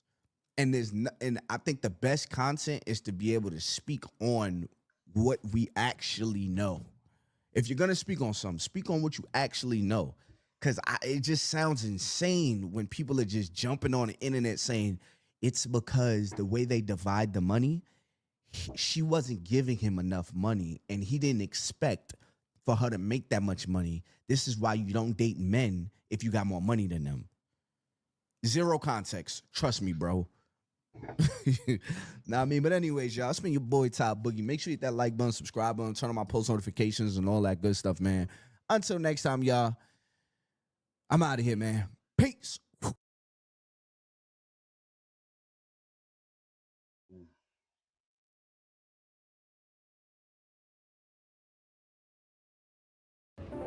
I had a crazy idea. We were surprised that no one had done it before. Success?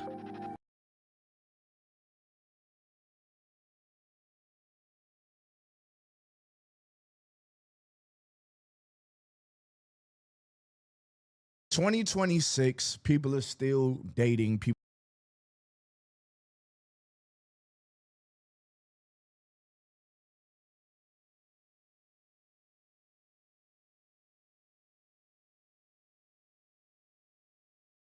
All right, this one is Gen Z women are done chasing rich guys. Let's see what this is about. Let's see what this is about. Chime on in, chime on in, chime on in. A fact. It's a factamundo. People still on the dating market looking for people. But you hear a lot of people say dating has only got worse. Dating sucks, right?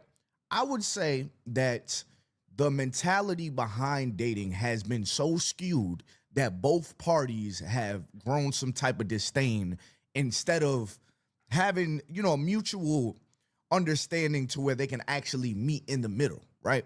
So one of the things that we hear the ladies talk about a lot, and ladies, before y'all get in my comments, what about the brothers? What about the brothers? This ain't about the brothers right now, all right? Actually, this is about the brothers. But I'm mainly going to be talking to my ladies today too, all right?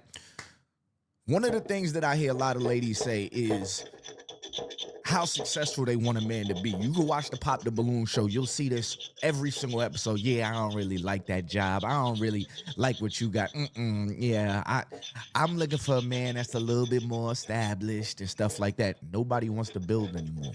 Now, I mean, everybody wants to find a finished product. But then you'd be surprised when the finished product looks at you and says, well, you're not a finished product just because you got a job.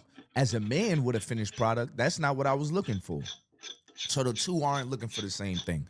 All right, so this young lady, she's about to explain how she feels about building with somebody. Not just finding a finished product, but building with somebody. Because a finished product doesn't always mean that finished product was for you. Let's get into this. Everybody's posting all these things, all these... It's okay to build with someone. I might get chewed out for saying this, but let me tell y'all don't need a man that comes perfectly put together. We can't play build a man. We can't play build a woman. We pray and let God be God. You know what I mean? Like, you're not gonna get a man that comes perfectly put together. And I feel like we live in a day and age of instant gratification, and everybody's posting all these luxe things, all these designer bags, these luxury trips, everybody's on PJs. And while all of that is great, it is still very normal to build with somebody. Very normal. And I can speak from experience because me and my husband built together. Like, we built a successful life together. We started out broke. Like, neither one of us came from money by any means. We built together. You know what I mean? Like, we got together and we made the decision that we wanted to do life together, and we're not gonna settle for a bare minimum. Like, we're gonna work our butts off until we get to where we want to be.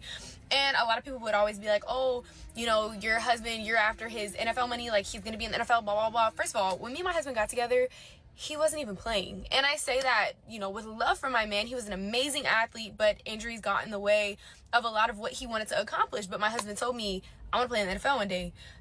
You know what I did? Took it straight to the prayer room and said, it's gonna happen. It's gonna come to pass in Jesus' name, because that's the God that we serve. And we never looked back. Even when things looked really left, we would pray. And I believed in him to reach that next level. I didn't look at him and be like, oh, like, you're a bum, like, you're not playing, you're not doing nothing. You should start looking at different avenues of things you should do because football's not working for you. I didn't do that. I believed in him to succeed in that sport because that was his dream. That's what he wanted to do. And I would tell him, I don't care what you want to do. Like, when things looked left and he'd be like, I don't know if it's going to work out, I'd be like, babe, I don't care what you do. Whatever you want to do, just do it with your whole heart and trust God, because God is going to do the rest. And I say, let me just say this, man. When you find somebody, and I'm getting chills just thinking about this, when you find somebody that loves you for you, they see the greatness in you. I mean, like you're my favorite person to be around. You're my favorite person to have in my life. You light a match in my heart. You know what I mean? Maybe that's a crazy, example, but y'all know what I'm saying. You light a fire in me when I'm around you. You make me laugh. You make me giggle. I would really love to see my life being spent beside you.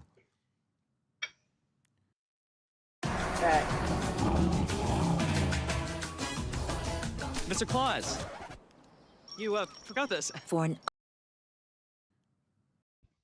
I say it over and over because a lot of people was amazed at who I was married to.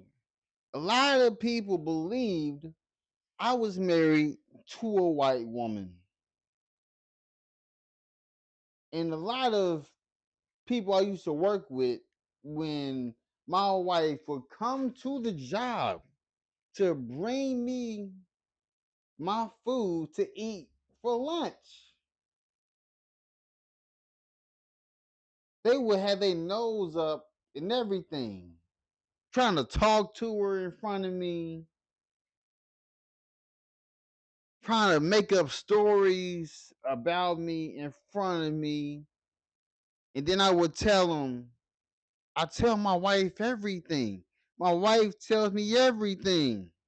My wife tells me about how her day's going. I tell her how my day went. Like, it's insane how this world is. Insane.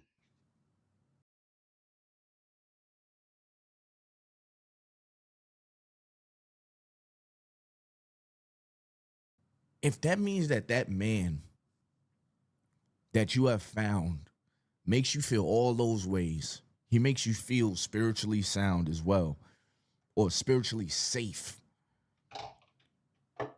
why does him buying you a handbag really matter? Like him being able, you being able to switch purses really matter. I do a lot of videos on my channel where we sit here and we see, because where y'all getting these ideas from is the internet. Now, I mean, but I sit here and debunk a lot of the things that we think we know about what we see on the internet, such as these girls receiving handbags. I'll use Sweetie as an example. I would say that she's the one that started the whole Birkin bag thing, right? Quavo started buying her all these Birkins. I wouldn't be surprised if Quavo was actually sponsored by Birkins. You know what I mean? But that's beside the point. Just to find out that Sweetie is a yacht girl, allegedly. What is a yacht girl? I just did a video about that. Go check it out. Girls that go on yachts, do things with rich men for pay. What do we call that? Prostitution. So now you're sitting here and you're meeting a great guy, and I see this on Pop the Balloon all the time. You're sitting here, you're meeting a great guy, but maybe some of the intangibles, yeah, I don't really like his shoes. What the hell does my shoes matter when I only wear them to go outside and walk on dirt and come back inside to spend life with you? I give you my barefoot. You know what I mean? My authenticity that the world does not get when I walk out of here. What the hell does my shoes matter? I'm here to connect, and I think that's what we have lost the art of, is the connection piece. Factual. Everybody's in it for, what can I get? But at the end of the day, when you have a deep connection with somebody, when you really connect with somebody on that level, the other stuff is like, I mean, it's either there or it's not. But the connection that we have, I know, is rare. It's like finding a diamond in the rough. And through that love, you can build something that is so beautiful if people were just more patient. Most of your parents did not meet each other while they was already at that point. Comment below right now. What was your dad doing? What job did your dad have when your mom and your dad met? Because a lot of your parents met in high school. You know what I mean? Met in college. Met just along the way at work. At a warehouse. But we, in 2026, feel like we need to be at, I don't know, the most luxurious hotel lobby, walking through, and a $1 billion man needs to say, hey, you, I want you. What do you have to bring in my life? Okay, you were successful. Okay, you got a diploma. Okay, cool. All right, together, I think we could make a lot of money together. What you want to do? You want to, like, you want to go on a date today, tomorrow? What you want to do? Instead of just connecting with your guy next door, seeing where his mind is at. Because I'll tell y'all this right now, and fellas, I'm talking to y'all too. I would rather connect with somebody that still has learning to do in life than, and have like a real connection with them, than somebody that has ran through life, feel like they have everything figured out, but they also have a lot of trauma, and we don't really connect. And that was actually real life experience for me. I would rather build with you. Let's build together, because our connection is very rare. Once we get back to the art of connection, we will find real love.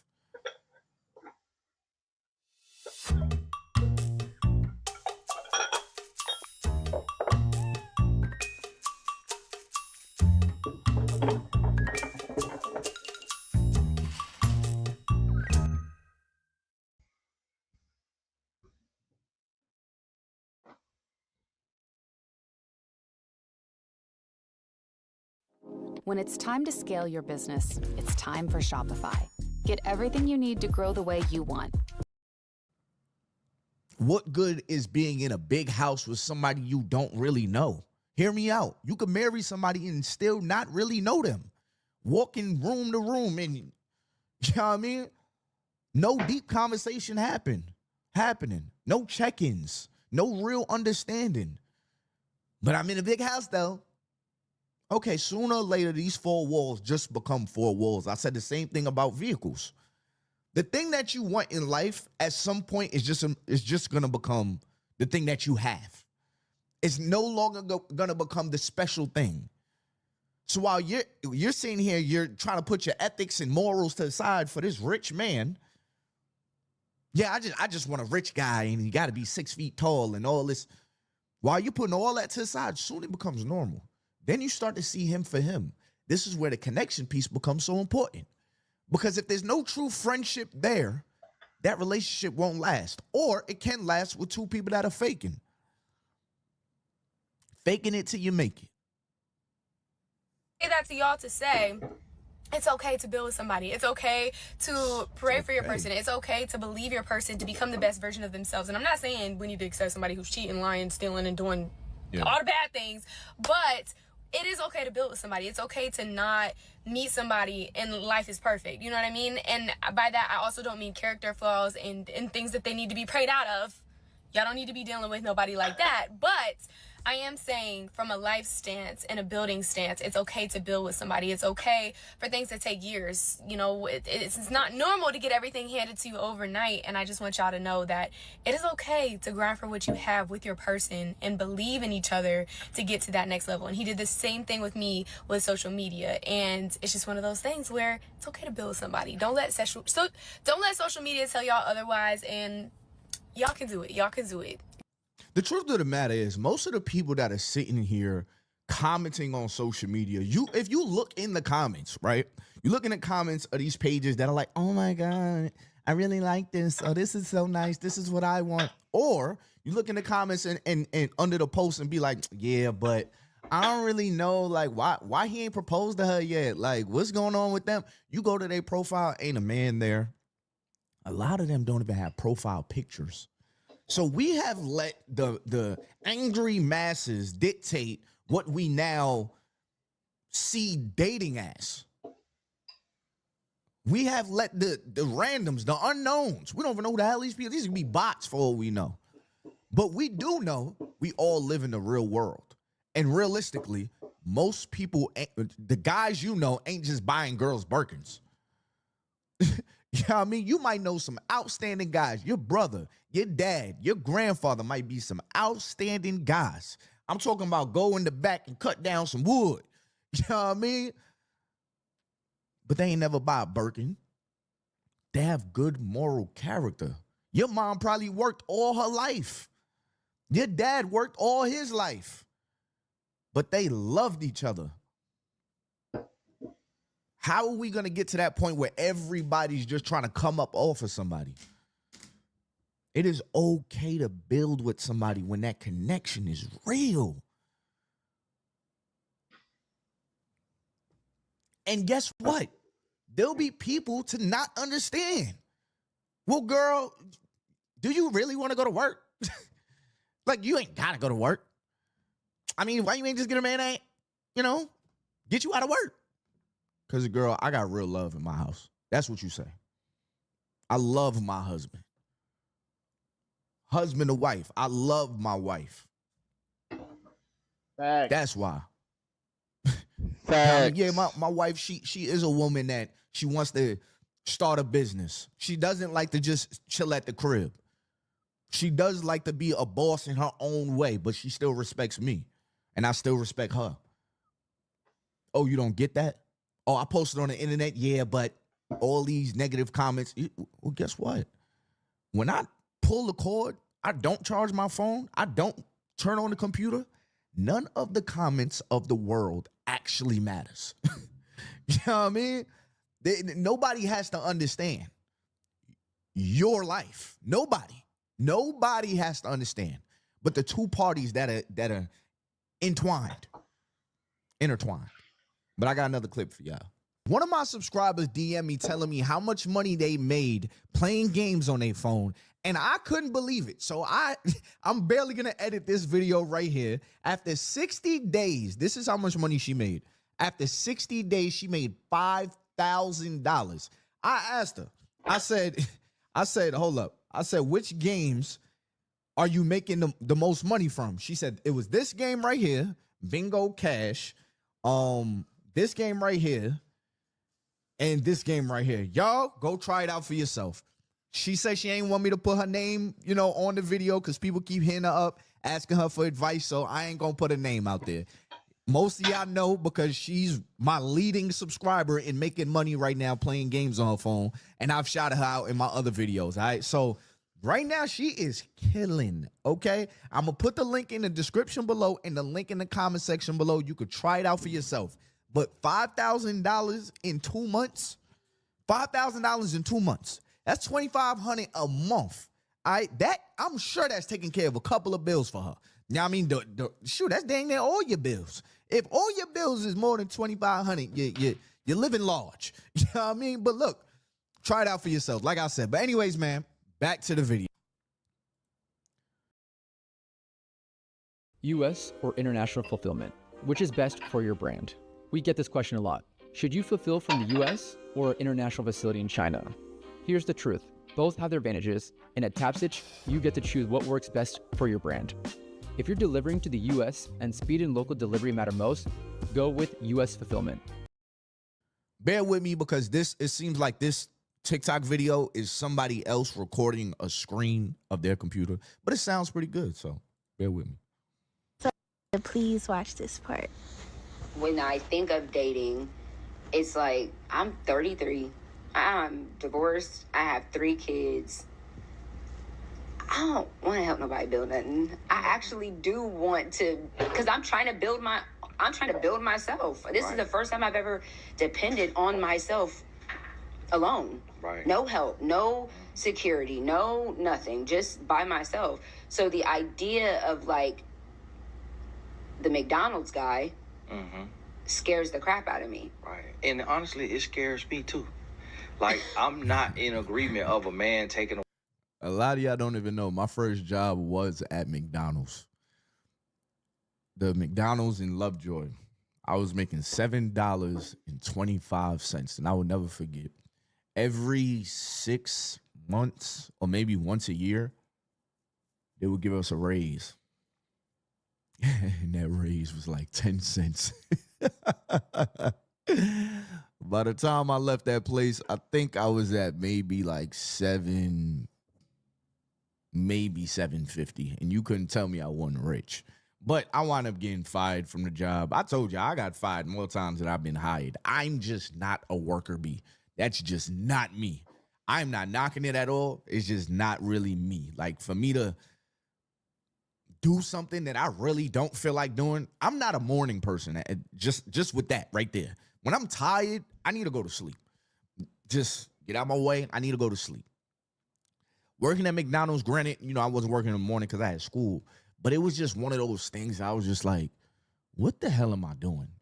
I was in high school just making my money, honestly. I didn't get fired from there. I went to college, after high school, whatever, and I left that job or whatever. That's actually how I left.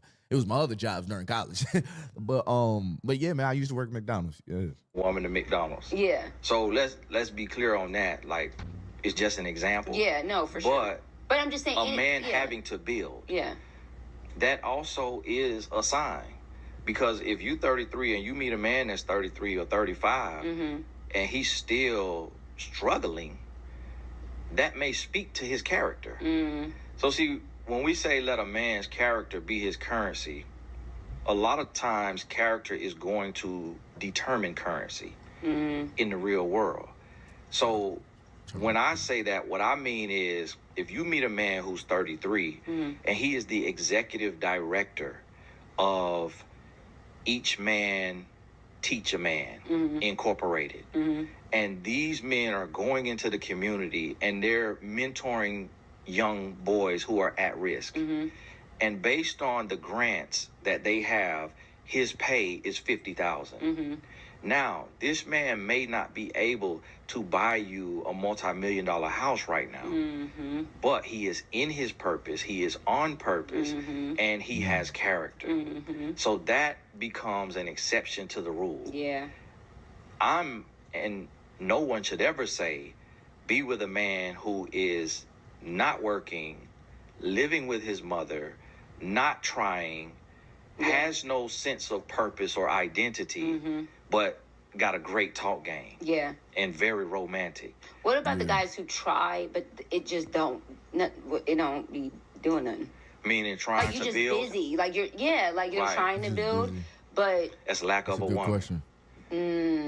It's lack of a woman. Because a woman thinks with both sides of her brain. A man thinks with only one side of his brain. So says science. So when a woman comes in, a woman sees things totally different. And a we woman see it in has totality. right. A woman has an intuition that a man doesn't have. Yeah. So I talked to a man the other day. So you telling me I use both sides of my brain? I don't just use one side of my brain. Is that another stereotype that I have accomplished? That I have learned to use both sides of my brain? Cause I had my father in my life. I knew who my dad was. And my mom raised me. What? Because I am a mama's boy, but you see, I'm in this house that I share with my wife. Make it make sense. And he has this business going on. I'm like, man, who is your wife? He was like, man, she's been amazing. He was like, nah, I'll be honest with you. When I got ready to start this, she wasn't with it. And now they are struggling. She followed his vision and went against her own intuition, and now they're struggling. And so now they got to bring in people like myself to kind of help correct the business. I'm not saying that he's wrong, but I will say this. Women's intuition can be right. It can be right. But if, let's just say, I have a business, something going on, and I have not really explained the ins and outs of how it works to my wife. Bro, I've been an entrepreneur my whole life. My wife married me because I had ambition. I had a calling. I had a purpose. I had things written down on paper. I have over 10 notebooks that I write down things. One notebook for one thing, another notebook for another thing, another notebook for ideas. Crazy. Or my wife doesn't understand the language that I'm speaking because this business is something she's really not into. She never put her hands or research anything about it. I'm not just going to jump, for example, to my mom's intuition on something, because my mom's intuition is very emotional. It's very fear-based. Me, I jump off of, y'all can find a video of me jumping out of a plane. I jump out of a plane.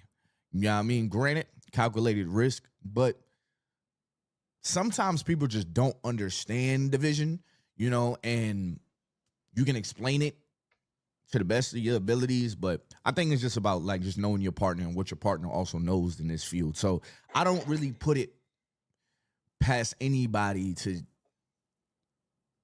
just make a decision based off of something they never knew. Granted, if it's dumb, it's dumb. If it's very shaky, and my wife says, babe, but there's been things that my wife would be like, I don't really know, babe. And I proved to her that this is a great decision. You know what I mean? This is like, now you're smiling. Now look at you. Yeah, what I mean? But the uncertainty is warranted, because if you don't really know. I have a wife. If she says it's a bad idea, I don't do it. And every time I do it, something bad happens. I can't say I'm like that. Something bad happened. I wanted a high-rise office being influenced by the men online. So I want this high-rise office downtown, $3,000 a month. She said, it's a bad idea. You're not going to drive downtown. You never. So I'm going to give an opposite story. So when me and my wife, I'm putting our business out there a little bit. When me and my wife was looking for houses and stuff, we were actually just looking for houses like a date. Now, my wife, she said growing up or whatever, her and her grandparents, and her mom or whatever, they would go out and just go to open houses, and they would enjoy doing it, enjoy looking at the houses. And I made it a date, Me and my wife, I was like, babe, look at this house right here. This house is mad nice.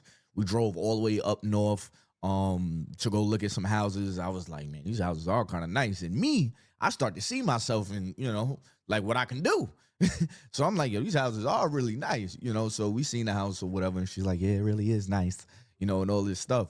So then there was another house that was a little bit closer to where we was already living, but it was on like a little bit like, let me say this. Let me say this to y'all. I'm gonna let y'all know something. When I see, you know how like when people see vehicles and then they don't think that they're able to get that car, I will look at a Rolls Royce and I'll be like, I can get that. I'm working on how to get that. My wife and I, we went to Kroger's. And the area that we live in, you would not expect to see that car there. It was a purple Lamborghini Urus. And I said, baby, she already read my mind when I saw it. She was like, I'm gonna go take you to go see whoever is in there, because they was there. A black man was in that vehicle. I was thinking in my head, like, now how can I get that? I wasn't hating. I want to get what he got, so I'm gonna work towards doing that. I'm not a person that hates on anybody. You know what I'm saying?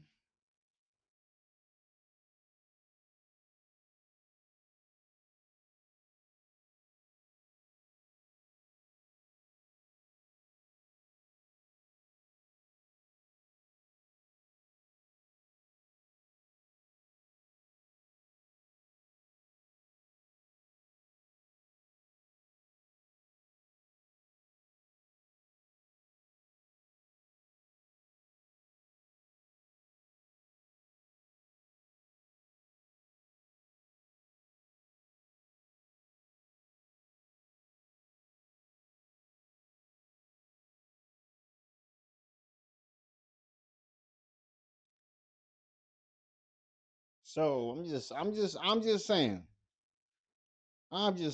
Continue.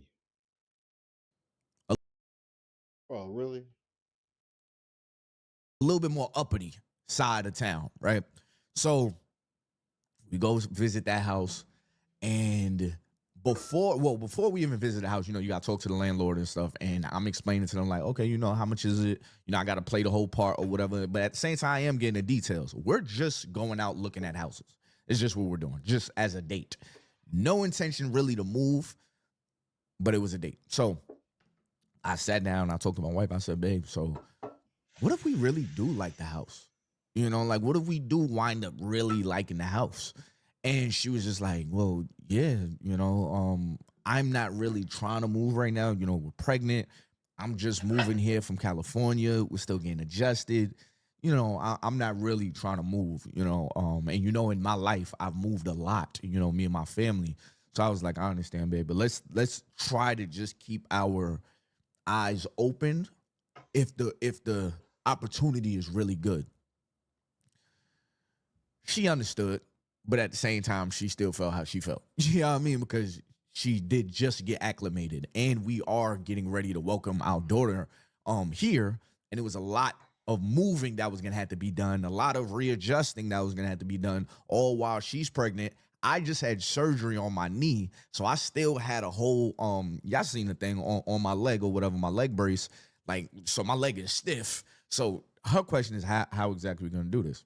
I got this. You know what I mean? I got this. So we go see the house. My wife is walking around the house on FaceTime with like 5 of her family members. Like, y'all, look at this house. Oh my God, it's so nice. So I'm going the other directions and stuff, walking around with my son, and I'm just thinking to myself, like, this is what I'm saying.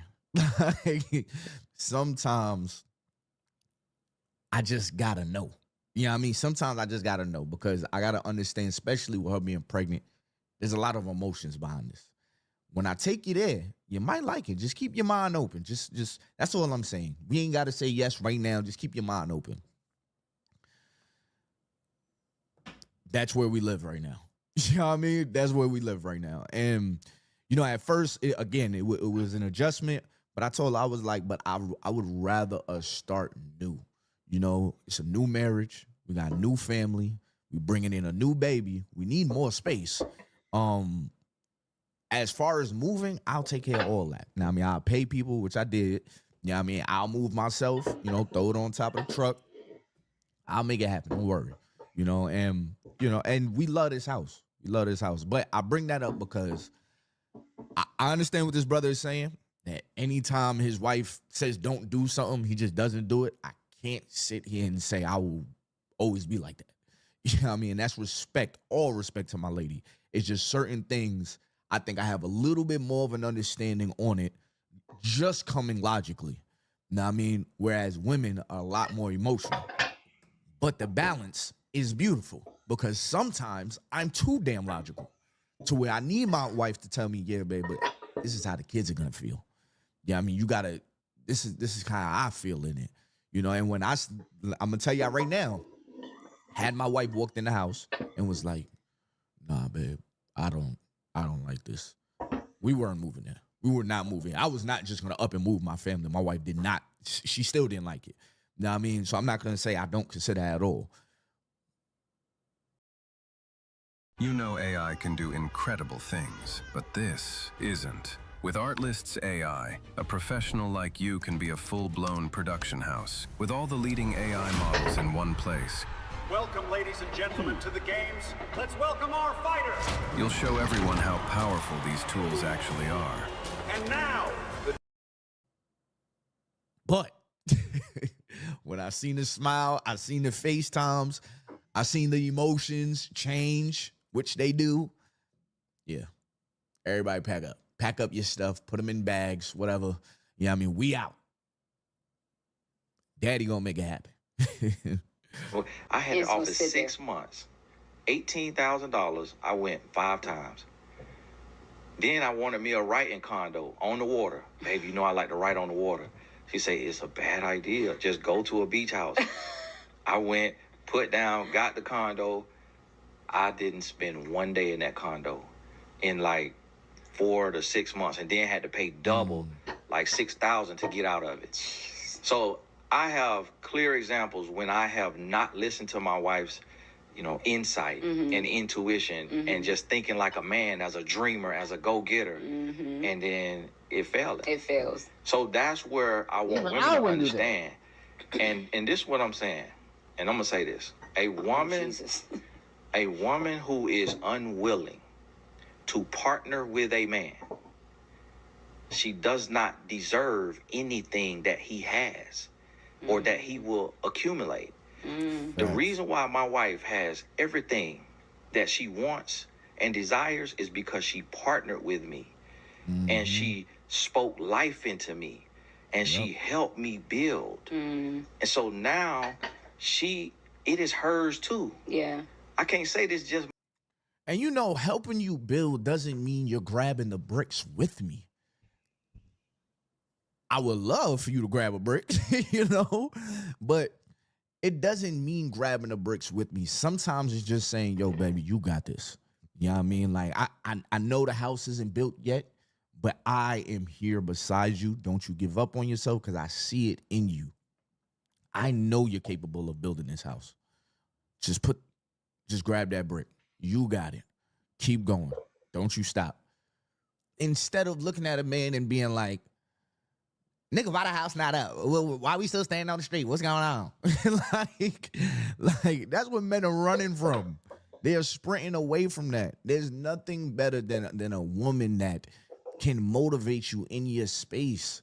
Now, I mean, can believe in you authentically. Because here's the truth, and I'm speaking from personal experience. I was dating a girl before, and her mom used to always say something like, it's either you're going to cry on a bike or you're going to cry in a Rolls Royce. Which one you going to cry on? And I was the bike guy. That was the premise of our relationship. I'm not like her exes. Her exes had money, right? I wouldn't even play like I had mad money. Actually, I came up on a lot of money and still wouldn't even play like that.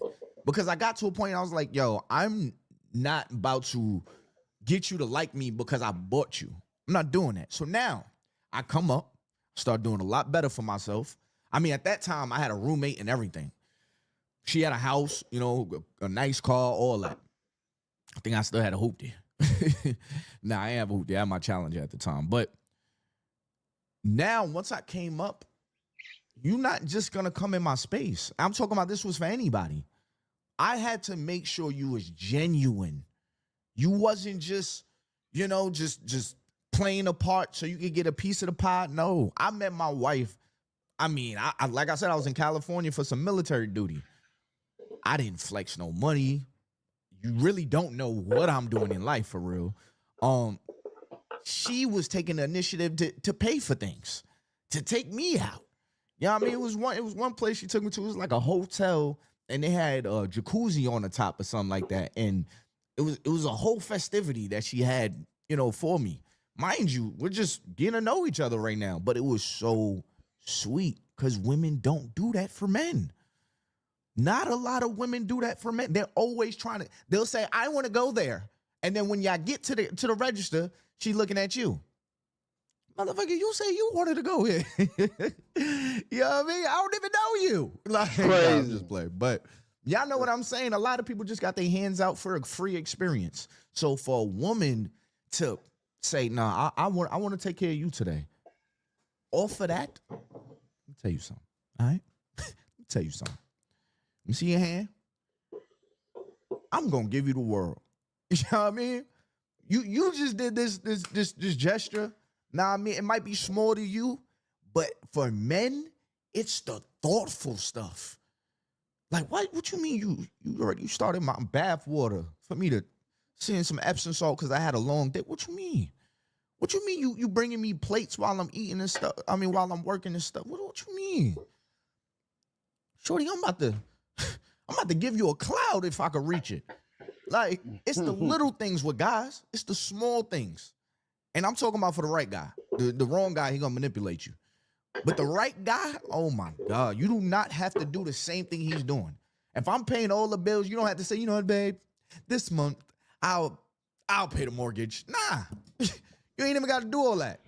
You know what I mean? It's the small things. The small things. Man, I was at the store and I thought about you.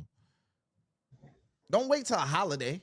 It's these things. But I'll be chatting. I ain't gonna hold you. Mine, because she was in the gym with me shooting. Yeah. And so that's what we have to understand today, is that marriage is interdependent, not two independents. Yeah. I think that's a hard pill to swallow for where we are right now, because women are encouraged to be independent. They're encouraged to be bosses, and a lot of times, not only are we encouraged to, but we have no other choice but to. That is true. Because of the positions that we've been in, because maybe some signs that we didn't see. That is the part that I don't think the internet understands. So and y'all have never heard me say this in a video. Women should not be out here trying to be bosses. Y'all have never heard me say that. And there's a reason why. There are some women that they have been forced to. Relying on a man has failed them. Like, this is a real life experience for women. Like, for some women. So when guys sit here and be like, well, it's because of the whole women trying to motivate each other to be bosses. Well, you got to look at history. You know what I mean? Some women's history and in their lineage, There wasn't a guy there to take care of them. You know what I mean? Or there wasn't a reliable guy. So I'm never mad at a woman. Like I told my wife, I was like, babe, like my one of my goals in my financial life, right? Because I'm gonna get to a point where I have bought everything I want, right? Which I feel like I kind of am. There's some things I still want. Like I kind of want that C8. I ain't gonna lie. But one of my goals is to be able to take away the money burdens from my family. I've grew up and seen too many arguments about money. I want y'all, if y'all want something, granted, I'm gonna decide whether or not y'all need it. You know what I mean? But I want to just be able to just give it to y'all. You know what I mean? It ain't too much of a conversation. What's going on with the light bill? It's like, look, I'm gonna let y'all know something. All right. So with me being the firstborn on both sides of my family, on my mom's side of the family, I am the first grandson. On my dad's side of the family, I'm the first grandson and first great grandson. I'm the first.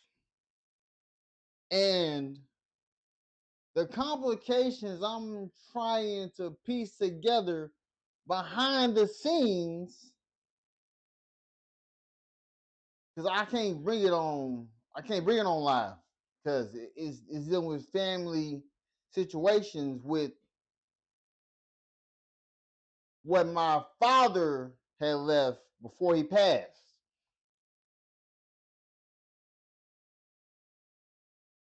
Because just know, I test drove a BMW. I never had a BMW or a Mercedes.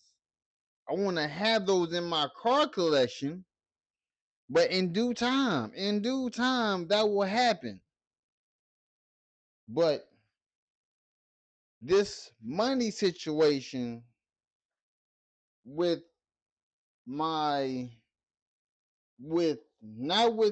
between my wife and I, it's between when my father passed, that money situation.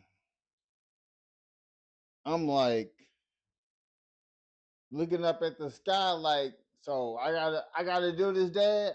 I gotta be the one to break the ice, to get everybody together, to get everybody together. Like it's kind of crazy to me. It's kind of crazy to me to keep it a being with you, to keep it funky.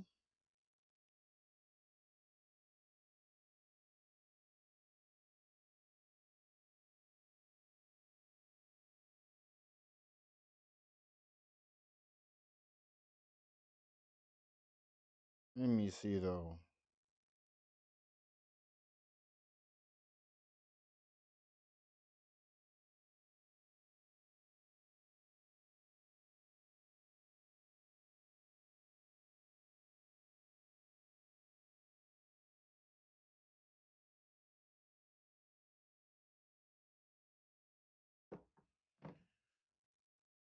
What's going on with the gas bill? That is part of my financial goals. Yeah, I mean, money is not a conversation in this house.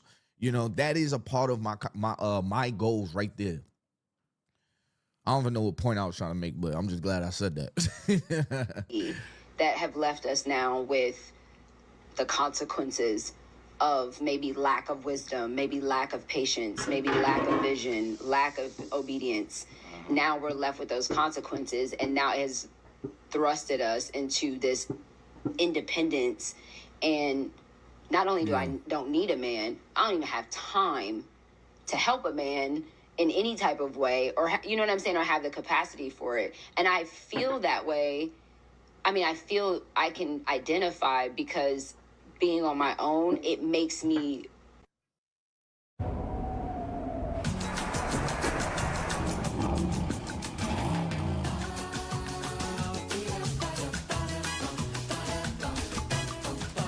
Mr. Claus. So Yeah, you know the sad part about that is a lot of people will sit here and be like, yeah, it's because of Chad, and it's because of Ron. What are you doing? Don't get me wrong. I mean, it might have some validity. You're going for the wrong men, but some people just have had bad experiences with dating. All right. But what I will say is always ask yourself, what is it that you're looking for? Like, what is it in your likes that's attracting these kind of people? You know, what in the dating phase are you not doing, or are you doing? You know what I mean? That you may have to revise. Just like anything else. If I can't get to the cup, to the basket in my games properly coming off of a screen, maybe I need to go shoulder to shoulder with the screener. You know what I mean? I mean, that's not gonna make no sense to the ladies. But what I'm saying is sometimes you gotta revise your playbook. All right.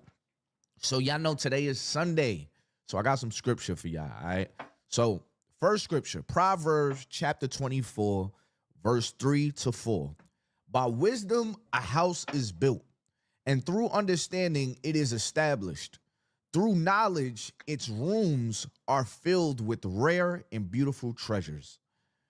This scripture compares a family or a marriage to a physical structure. It teaches that building isn't just about hard work or finances. It is a mental and spiritual process. Hear me out. Process. A mental and spiritual process. Newsflash message. The process that you go on may not be what a Fortune 500 company owner, $1 million company owner, a six-figure, like, it may not be that, you know? It might be you putting your 75 and his 75 together and making 150. But marriage is a mental and spiritual process. Hop on the train. Hop on the bus. You be in my passenger seat, I'm going to be the driver. Damn, I'm a little tired. I've been driving all day. Can you drive? Yeah, I'll drive. All right, I'll sit in the passenger seat for like an hour. That's marriage. That's partnership. We've gotten so far away from that. Oh, you tired? What the hell you tired for? What you tired? Why you tired? You a man. Be a man. Lacing up your shoes. Be a man. Nigga, my arms is broke. I'm armless. Wisdom is the blueprint. Knowing how to design the life you want together. Understanding is the foundation, the empathy, patience that keep the home stable. Knowledge represents the growth, filling your shared life with memories, character, and spiritual wealth. That makes the home feel full and rich. I love this because as I do this, I learn too. You know what I mean? I don't never want y'all to think I know the Bible from front to back. I'm learning with y'all. Genesis chapter 2, verse 18. Then the Lord God said, "It is not good for the man should be alone. I will make him a helper fit for him." The Hebrew term used here for helper is, I'm going to mess up these words, Ezer Kanagado. I wasn't no language major, nothing like that. Probably didn't do too good in those classes. Which describes a partner who provides a strength that is equal to and complementary to the other. In the context of building, this means that the man and woman are not meant to be identical, but fit together. Like interlocking pieces. This makes me think about a conversation that me and my wife had when we was in the Dominican Republic. We sitting down, and my wife says to me, you know, we was having a conversation, and she was like, one of the things I really want to get better at is being consistent. And I said, what you mean, babe? She said, when I see the way you work, you're so consistent in what you do. You say you want to do something, and you're very consistent in it. I want to be like that. I said, well, babe, you are very consistent. You're not consistent in what I do because you don't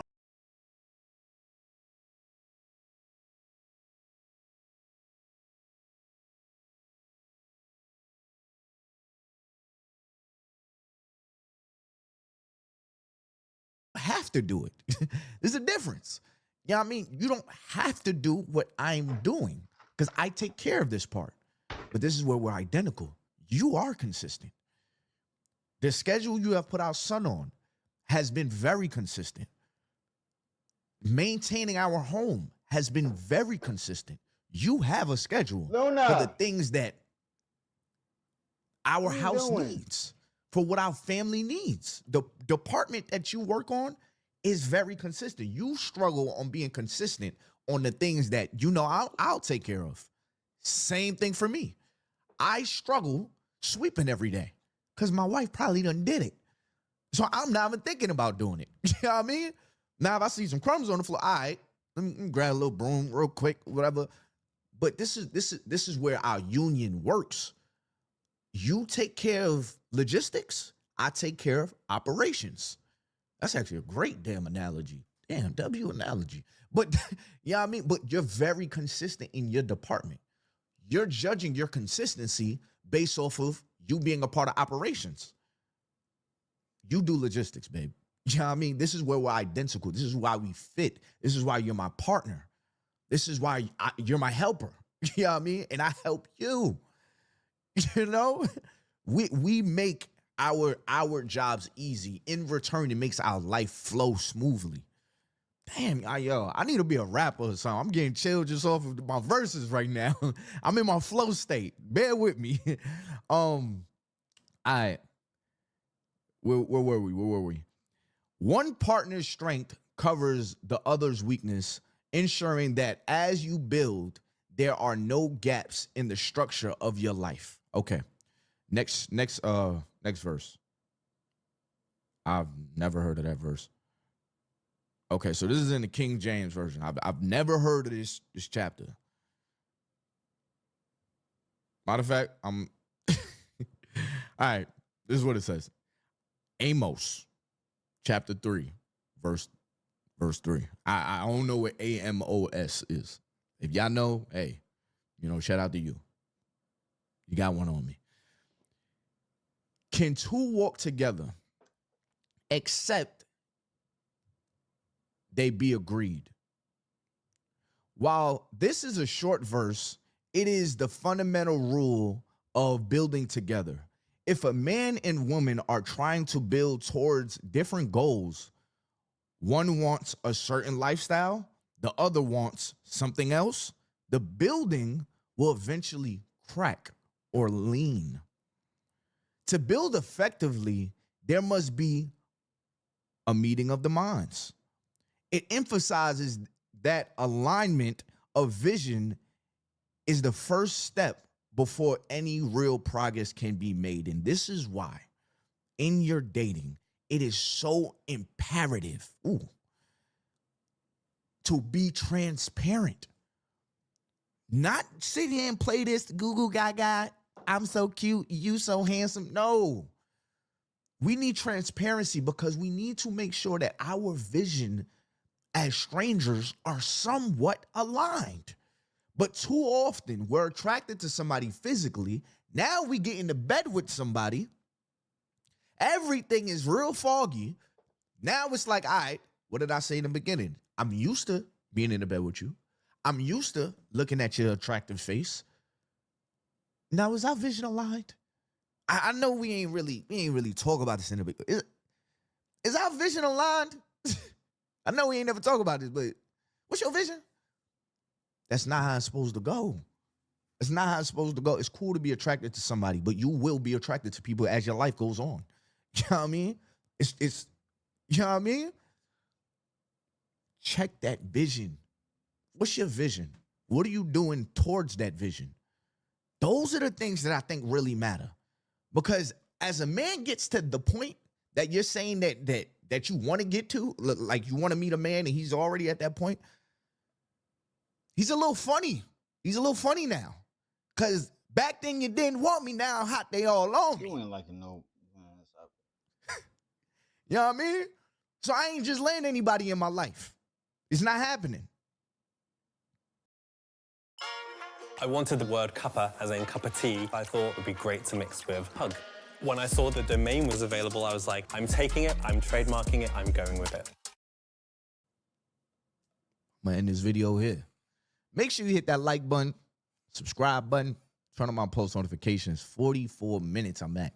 You know what I mean? Shout out to y'all if you stayed this long. Put a prayer hand in the emoji, you know, in the comment section below. Y'all know it's Sunday and all that good stuff. I don't know if you're gonna get a word, so I gave you one today. Building with, there's nothing wrong. It is biblical to build.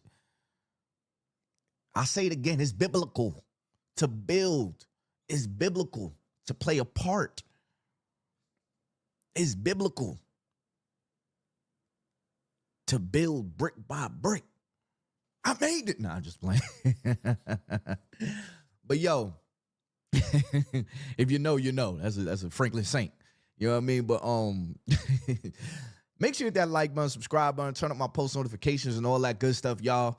Y'all know all my videos that I post pretty much this week are gonna be pre-recorded. I have to record all those videos today because I'm gonna be spending most of my week in the hospital this week as we welcome my baby girl, my third child, to this world. 29 with a wife and 3 kids. That's my life, you know, but nah, it's more than a blessing. One thing about me, I love to find something bigger than me to motivate me to do what I'm doing. You know, just like I said, one of my goals is to make sure the people I love don't have to worry about money. That motivates me to make a lot of damn money. You know what I mean? That motivates me to keep going. Like that's my motivation. My daughter, she's now 10 years old. I think about when she was born, right? And I was 19 years old when she was born, very lost, very broke, very skinny. I was everything. I had no muscles. You know what I mean? And it motivated me in a direction of I have to figure something out. I don't know, but I have to figure something out. And I kept on taking these slow steps. That is what my first daughter taught me, right? My son, he has taught me that he's going to have a role model, a superhero one day. I may or may not be that person, right? But I would love to be a shoo-in for second. Yeah, I mean, if I can be. My son could be able to look at his dad and be like, I want to be like him. My daughter, she can't necessarily look at me and be like, I want to be like you. You know, not to the T. But my son, you know, even if he doesn't become that, I want him to look at me and be like, man, that's who I want to be like. Now, I mean, a brother that read books, a brother that can touch the masses with his words, a brother that takes care of his muscles. You know what I mean? He eats intentionally, takes care of his wife, you know? Like he created an empire and still, that's what I want my son to see. Therefore, I have to grind because the picture is way bigger than me. I love right now, don't get me wrong. But what do I want my son to shoot for? Is it just this? Because then I'll stop today. Nah, it's the hills. You know what I mean? So I got to go to the hill. For my daughter, as I bring a baby girl into the world at 29, man, you think about the perspective that I've gained through just my first daughter, through the last 10 years. I think this time, I just want to be a great dad to 3. You know what I mean? Like, I don't have all right, well, this kid right here is going to make me, you know, like, I mean, essentially she is, you know, I just want to be a great dad to 3. I want to relearn the navigation of just how to be a great dad to 3 different kids with my wife. That's a challenge. Yeah, you know I mean, that is a challenge, and I'm up for it. And I know it's going to motivate me even more because the more kids, the more money that I need. You know what I mean? But like I'm saying, man, kids are a blessing. It's all about, life is about perspective. Not just kids. Life is about perspective. It is how you see it. Some people could be like, damn. Like I remember, you know, when me and my wife, we found out we was pregnant again. It was like, hi. My son he's just turned 1, just to give y'all some context. So we got 2 under 2. And I just remember, like, I ain't about to keep my head down. Kids are a blessing. We'll figure it out. Yeah, I always do. We'll figure it out. We're gonna figure it out together. We're gonna build. Hand me that brick right there, baby. All right. Pass that one right there. Ooh, baby, my shoulders is hurting. You rub this right here. Ooh, thank you. That's the beauty behind family. Very last thing I'm gonna say. Actually, I'm gonna end the video right there. I think that was a perfect place to end it. Go ahead and hit that like button, subscribe button, turn on my post notifications and all that good stuff, man. Happy New Year's. If you ain't see that that video that I did. Yeah, this was a good video. I like this video. All right. So make sure y'all hit that like button, subscribe button, turn on my post notifications and all that good stuff, man. And real quick, if you want to make some extra money just playing games on your phone, all you got to do is click the link in the description below, the link in the comment section. These apps, they're literally paying people just to play games on your phone. It's crazy every time. Yeah.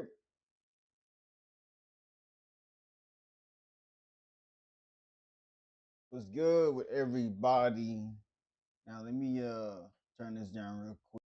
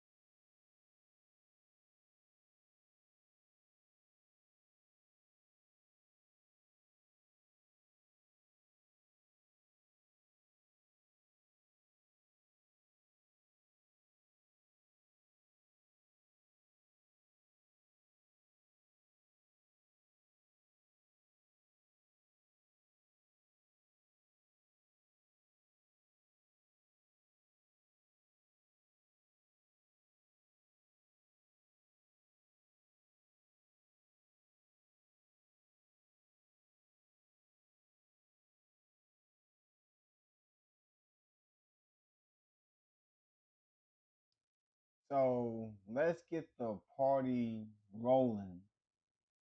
So everybody, I'm letting y'all know that I like making my podcast. I don't like making short clips of my podcast. my bad. Now let y'all know that I created another account. I'm able to go. Well, I didn't just create this account.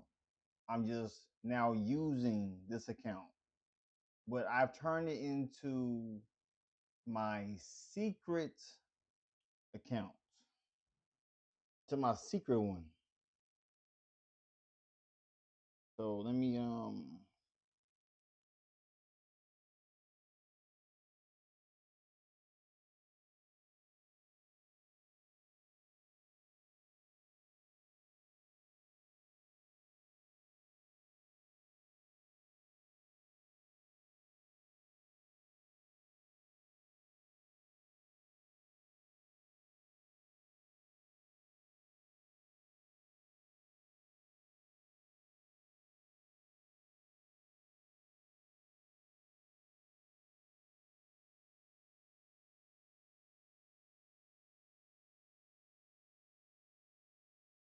I'm not gonna.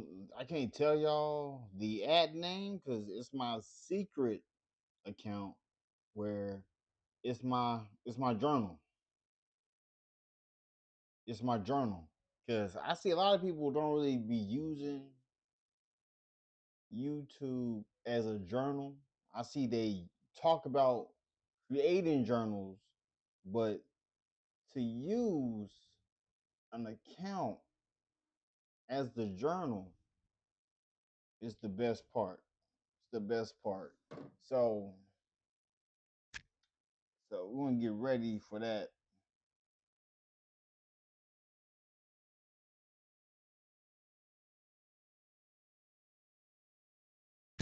We're gonna get ready for that. But let's get into the video. Let's get into it.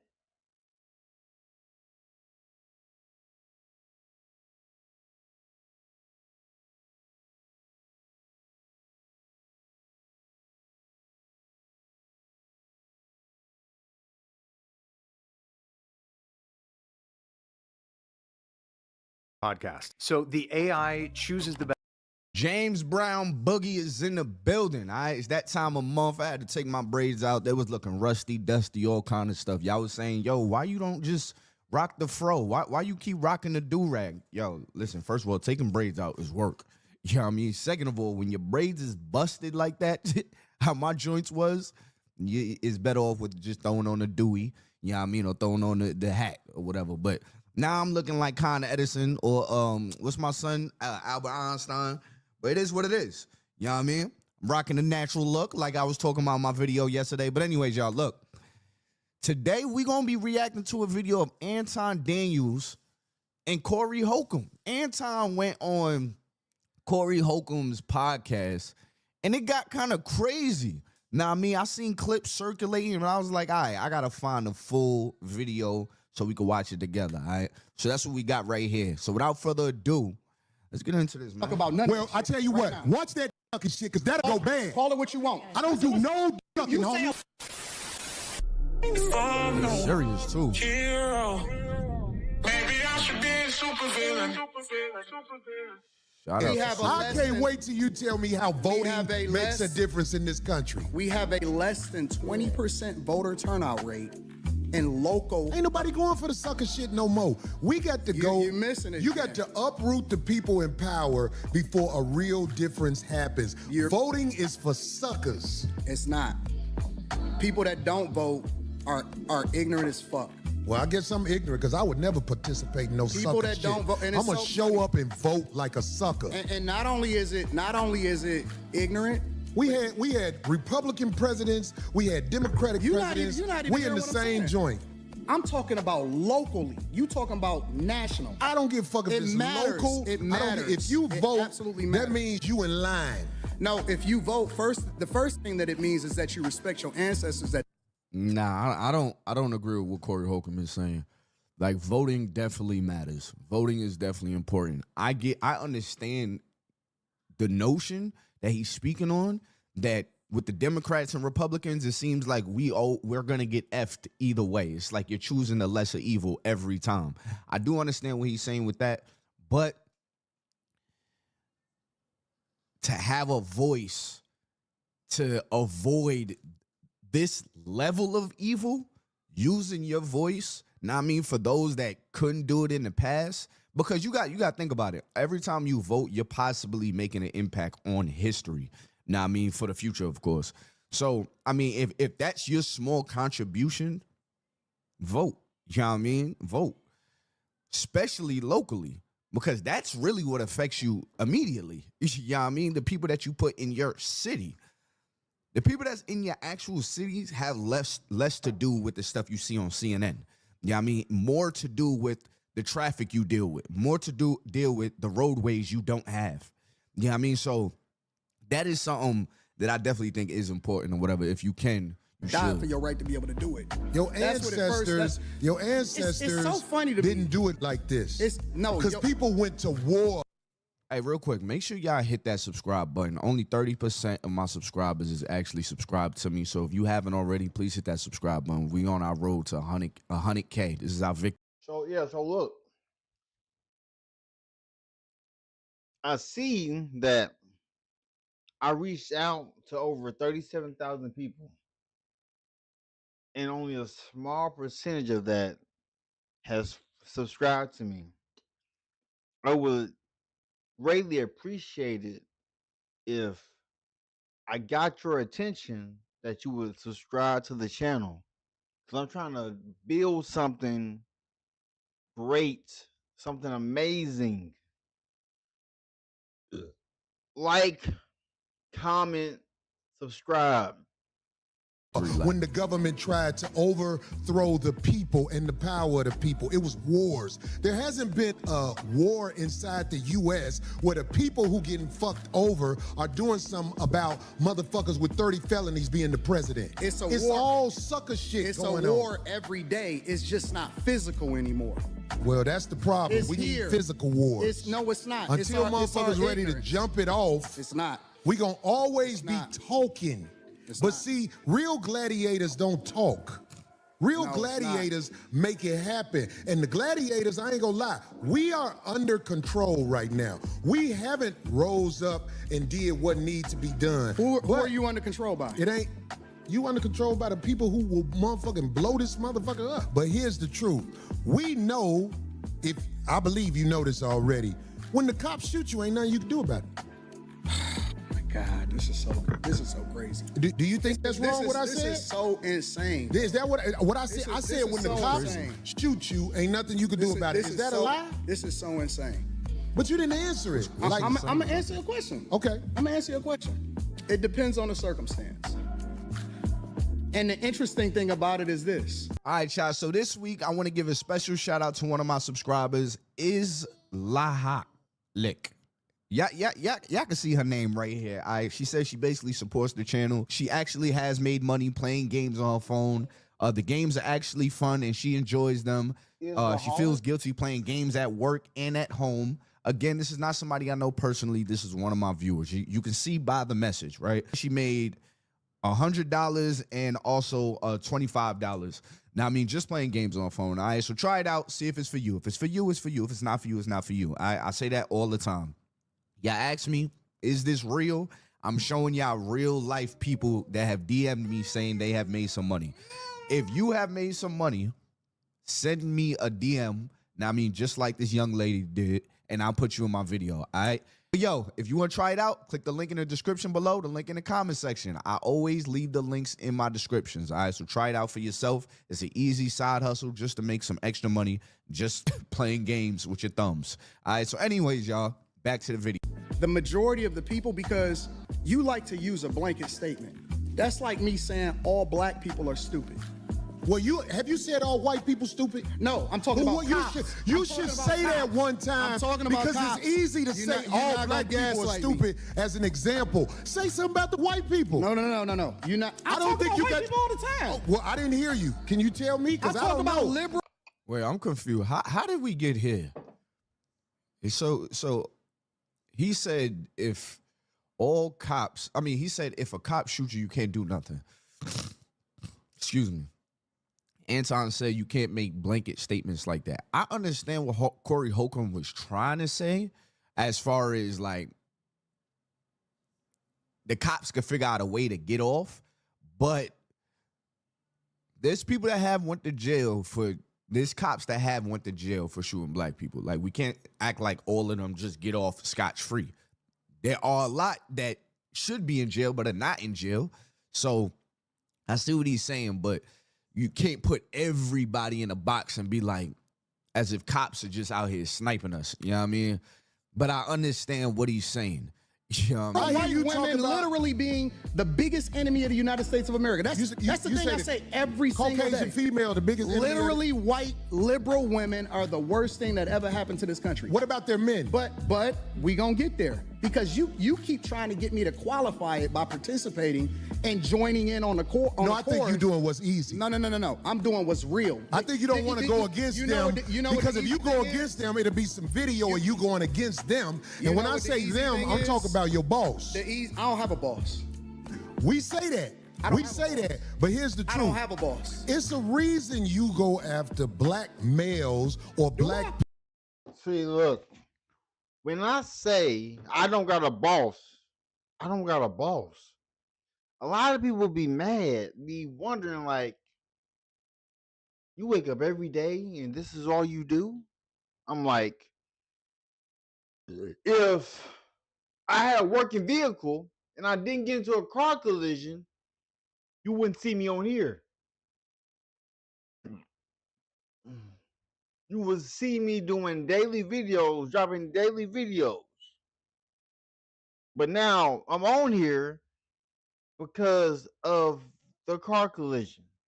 I'm an actual boss. I'm an actual entrepreneur. I actually make money outside the house. So everything I do here, all the money that I make on streaming goes back into streaming. Simple. People quicker than you will go after white males. What are white males responsible for in this country as the downfall I'm an of equal accountability smoke giver. I talk about everybody. I'm just saying, I ain't heard you talk about white men. Up here. You ain't been listening. All I wanted was a zero minimum manufacturer, and then I found TapStitch. Bro, if y'all go look at Anton Daniels' content, he jumps at some black ignorant moments. He jumps at it. Know what I mean? And he is calling it all the Shaquishas, the Tyrones, and the Labubus, all the things that he could come up with, all the stereotypical statements that he could make, he makes them. Yeah, I mean, and you go in his comments, it ain't nothing but racist white people in there. If you really look at his comments, it's mad. Recently, he made a video. It was about damn, I'm about to butcher it. It was about what happened in Venezuela. And this is the first time I seen Anton using, I mean, and it's probably not the first time he ever did this, but this is one of the first times that I seen him using black people to actually prove his point. Now, I mean, there were black people in the videos, like he was using TikToks of black people saying the same thing he was saying, which is they deserve it. Yeah, I mean, it was, I believe it was the Venezuela thing, but it was like, all right, you know people are going to be on the fence with your response. Now you're on the side of black people like, hey, they're saying it too. I don't know, man. When it comes to his content, I always question, like, what made him choose this topic? Then you hear the way he speaks on it, and it's like, bro, look at your audience. Like, I'm very much understanding on who my audience is. My audience is from 50 to about 20 years old black people. You know what I mean? Men and women. And I do have, you know, my white folks in here too, my Spanish folks in here, all that. I got my Hispanics in here too. But I know my audience. So the stuff that I talk about, it kind of it caters to things that we're all interested in. When you are talking to a mainly white crowd, why do you keep bringing up the degeneracy from black people. But I don't see you have that same energy with white folks. Like, that's a real thing that I do not see with this guy. And you can even look at his titles, black woman. And then when he is talking about a white woman, he says liberal woman. Black men, liberal man. Like, that's something I You ain't been definitely listening. peep with I've been listening to you. No, you haven't. I hear you don't taking have, the. You don't have the capacity to be able to listen because you're too busy. No. You got me wrong. You too busy. My capacity, that you just criticized, that's an opinion. Here's the fact. Have you said something about Caucasian males and how they destroy this nation? Well, what did I miss? Let's slow down because you talking loud, but you're not saying a lot. No, you talking loud, and you still talking around. What did the Caucasian male do to America to bring it down? I'm not getting into that. You dancing around it, and that's why I lose respect for you when you start dancing and kissing Caucasian males' ass. But I don't. Don't do that in front of me because I'm not an ass kisser of nobody. Yes, you are. You suck the black people right now. You doing the easy shit.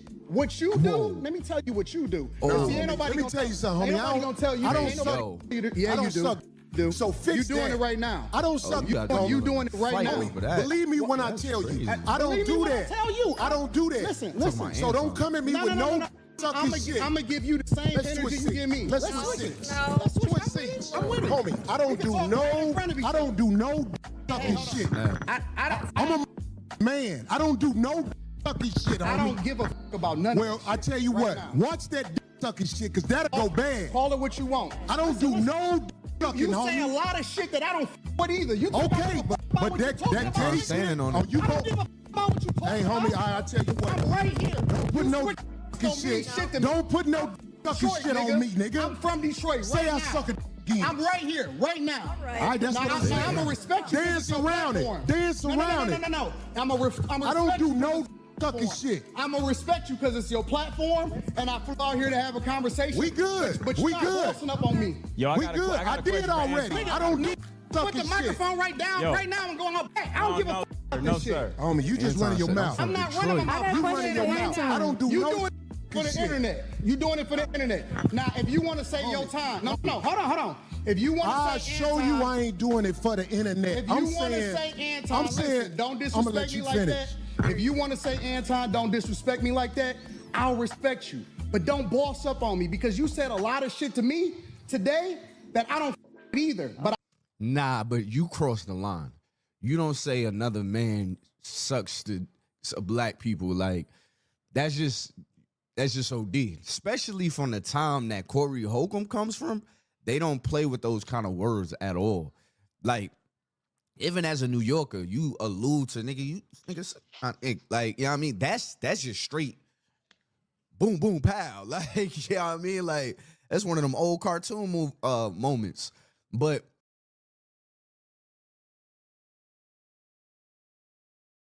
Okay, all right. Had to switch out the mics.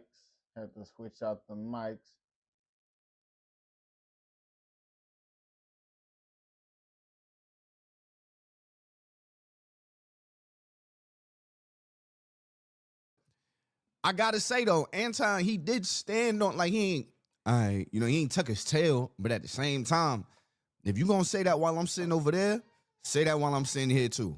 You know what I mean? Don't be talking crazy while there's somebody in between us talking about what? Say it right here. Say it right here. You know what I mean? Like, and that it don't seem like he about to do that. And that might be just out of respect. But at the same time, Anton did say, yo, we could go around the back right now. I ain't never seen this side of Anton. I'm gonna be honest with you. Never seen this side of Anton. Usually he plays the wordplay, but I think he been smelling himself because that statement right there was a little OD. But at the same time, Corey did say,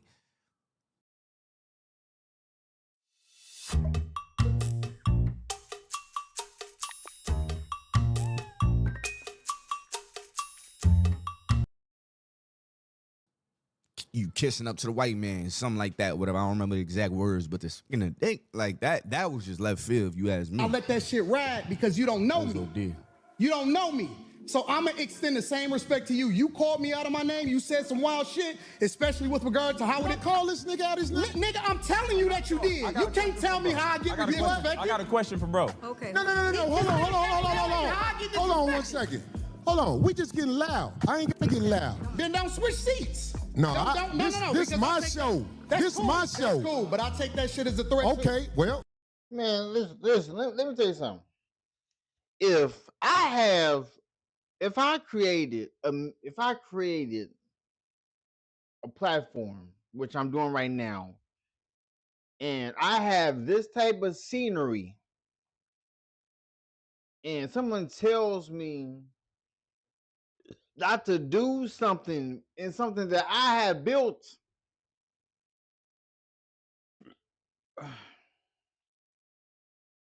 they would have me messed up. It is a threat if you calling me. I don't, my nigga. Shit. Man, fuck what you talking about. I don't. Bro. If you want to get back to the conversation, because you ain't gonna do shit. Because you're not gonna do shit. Come at me with that shit again, nigga. You're not gonna come at me with. See, I suck in, nigga. We can go out back right now. Fuck, I am. We can go out back right now. I'm with it. I bet you won't say that shit. We can go out back right now. I got money for all this. Whatever. I got money too. Don't nobody give a fuck about that shit. Hey, No, it's just not respect. I ain't falling for that. I ain't falling. Dolly, get out the way. Don't get in the way of two niggas. Let me tell you something, homie. I ain't got to go out back right now, because we got to go out back to lead this. But I'm saying that shit, watch that. That's all I'm saying. And if I don't say it how you like it, if you want to get back to the conversation, we can get back to the conversation. But just know, I'm not listening to that shit, bro. Here, nigga. I'm not listening to none of that shit. Hey, man. Anton Stan, he stood on all 10. He stood on all 10. Like, yo, you want to go around back? We could do that. You know, I don't think he should have went use dicks of black people. Like, I think that was just OD. But he did stand on it. He didn't repeat himself. That since Corey moved his seats, he did not repeat himself now one time. You know what I mean? That did not come back out of his mouth. Pause.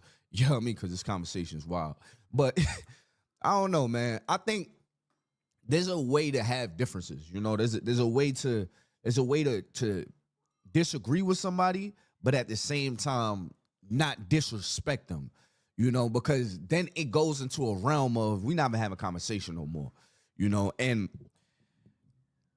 if I'm gonna be real, I think Corey's the one that got a little bit more emotional, and then Anton kind of just jumped out the window on, all right, if that's where we going there.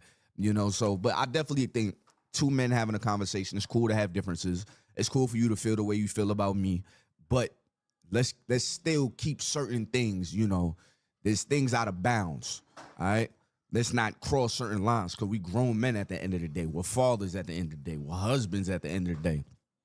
Don't violate like that, you know? But anyways, y'all, make sure that like button, subscribe button, turn on my post notifications. I want to see what you guys had to say about this in the comment section below. I've never seen this out of Anton. I seen a video of him yesterday kind of going at it with one of his co-hosts, and the dude's video that I was watching was saying that Anton been smelling himself. Son makes some bread. I'm gonna be honest with y'all. There's like a YouTube analytics plugin that a lot of us YouTubers have to know what topics is doing good in the algorithm, right? And if you go to Anton Daniels' page, that brother is making bread, okay?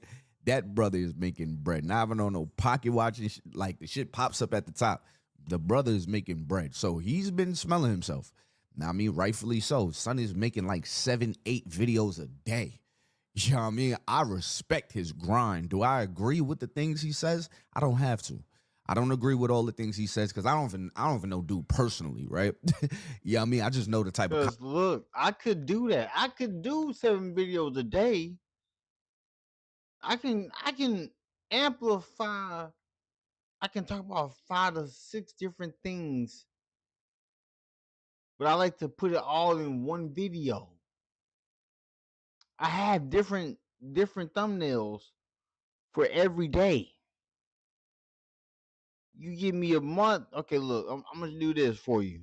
I'm doing this for you. next month, I'm not just doing one live. Nah.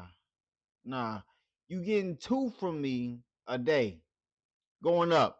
I'm gonna do a live on my laptop and a live on my phone. Watch how it work. Content he pushes out, and that's what I question. But as far as his grind, I definitely respect it. Corey Holcomb is one of the funniest comedians. You know what I mean? Talk about dark humor. My goodness. Dude got this joke about this shit is not gonna be funny to a lot of people. But he's basically talking about, y'all go look it up. He was basically talking about having that kid in the toilet, right? He said, bye-bye, daddy. He said, I don't know you, motherfucker. And you fly. He said,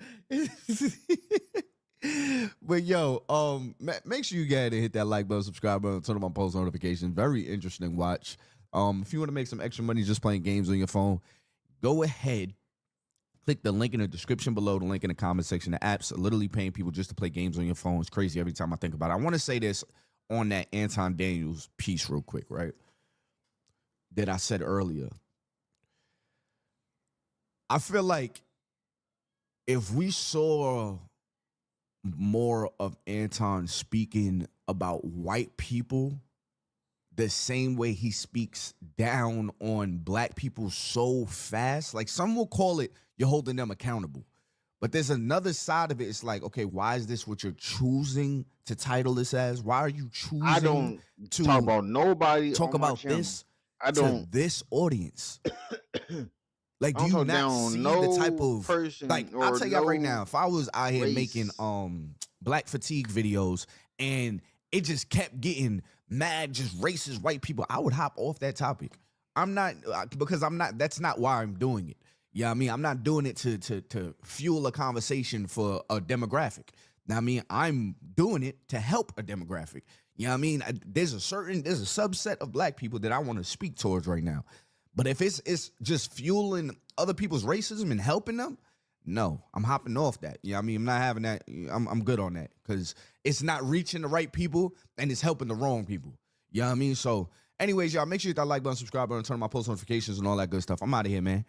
All right, so I thought that video was over, but as soon as I clicked off that video and I edited it up a little bit, I seen that there was a follow-up to that moment. I'd be remiss if I didn't put this moment in right here because I think this part right here is really good for the conversation. It sounds like I'm arguing because I'm right. See, get your business to I already knew it was just gonna be what it was gonna be. My whole thing was I was just gonna return the same energy that he gave me. At another order, TikTok ads allowed us to quit our day jobs, get a warehouse, and even hire employees. We've had a 1,200% increase.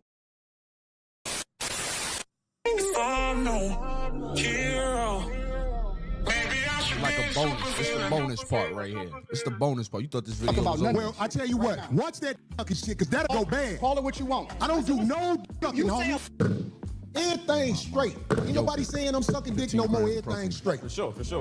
Okay, right, so correct. look, check this So that's out. the This is main what I point. Let's keep everything respectful. Listen. This is what I'm saying. The reason I don't have a lot of people up here at the show is because I know a lot of people aren't initiated when it comes to talking to men of a certain mind state. And I don't believe you knew what you was doing when you said something about dick sucking, brother. I apologize. Okay. Hey, bro, I appreciate that. I apologize. I appreciate that because this ain't no show. The last thing I want to do is get into it with you physically. I respect that. I respect the hell out of that. Like, if you know you cross somebody else's line, apologize. I apologize on that. But if you're trying to get physical with me, we can get physical. I'd rather not. Now, I mean, because who knows how that can go.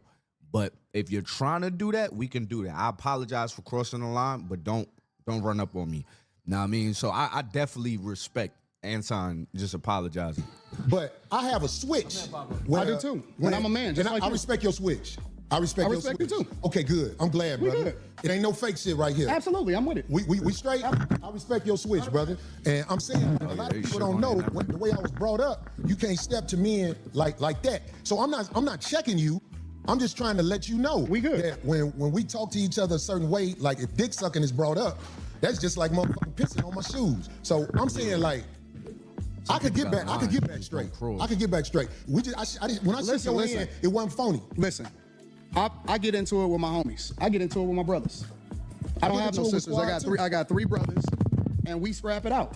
I scrap with my nephews. It is what it is, and then we shake hands and we keep it moving. Once we have a disagreement and we get it out of our system. So if we good, then we good. I'm good. I'm with it. Let's get to the conversation. That's why I tried to explain myself right there, because I'm like, this man probably don't even know that my mind is set up, Anton, my mind is set up when people do things like throw I call it backdooria on my show. Mm-hmm. When people throw that at you, it's a set off.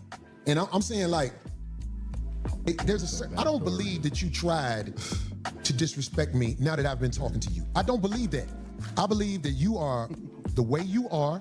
I am the way I am. And it can clash if people are not educated on how to be around each other, because men can go to war over misunderstanding. He's throwing an intellectual shot right now. What am I doing? So without saying it, he's basically saying, oh, you from a different space, so you don't get the way that we move over here.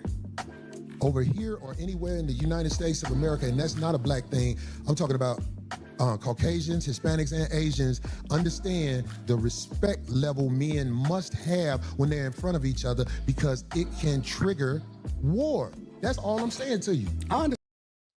Listen, this is what I can say about that. With me being from the suburbs and someone being from another place, they just assume that I'm better than them. I'm sorry that my parents made it to where I didn't have to do what everybody else had to do. I'm sorry that I'm sorry I was given this good life to live. I'm sorry that I went to a private university.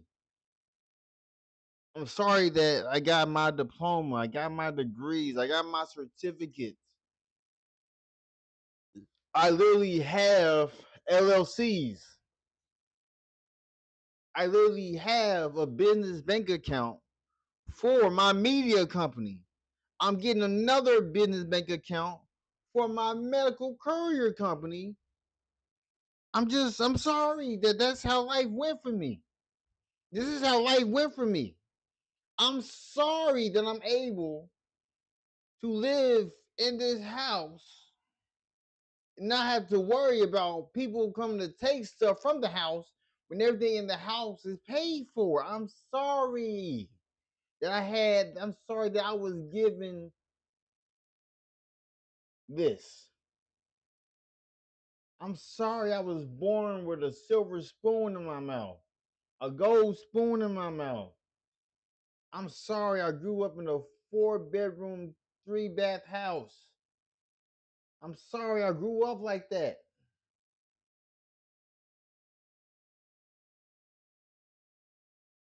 Because you know how crazy it is for white people to tell me that I'm not black enough to say the N-word. What? That was told to me. Because they would wonder, like, why don't you say the N-word? Because I know other words. Like, I read the dictionary. I write in my journal. I do that every day. I meditate. I read the Bible. Every day I wake up. I'm sorry. I'm sorry. This is how life was given to me. That I started out middle class. I thought every kid was living like how I was until I moved. And I saw everybody was living differently. Everybody was living differently. Because as soon as I became an actual business owner,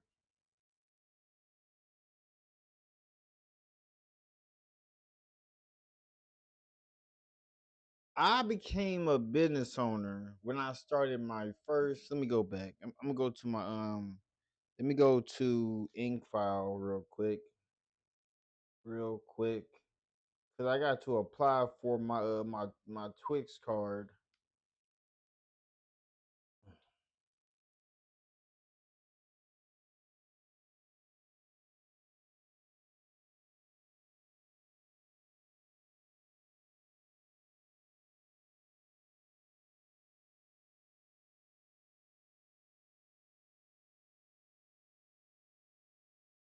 Give me a minute. Let y'all know. And all my businesses are in good standings.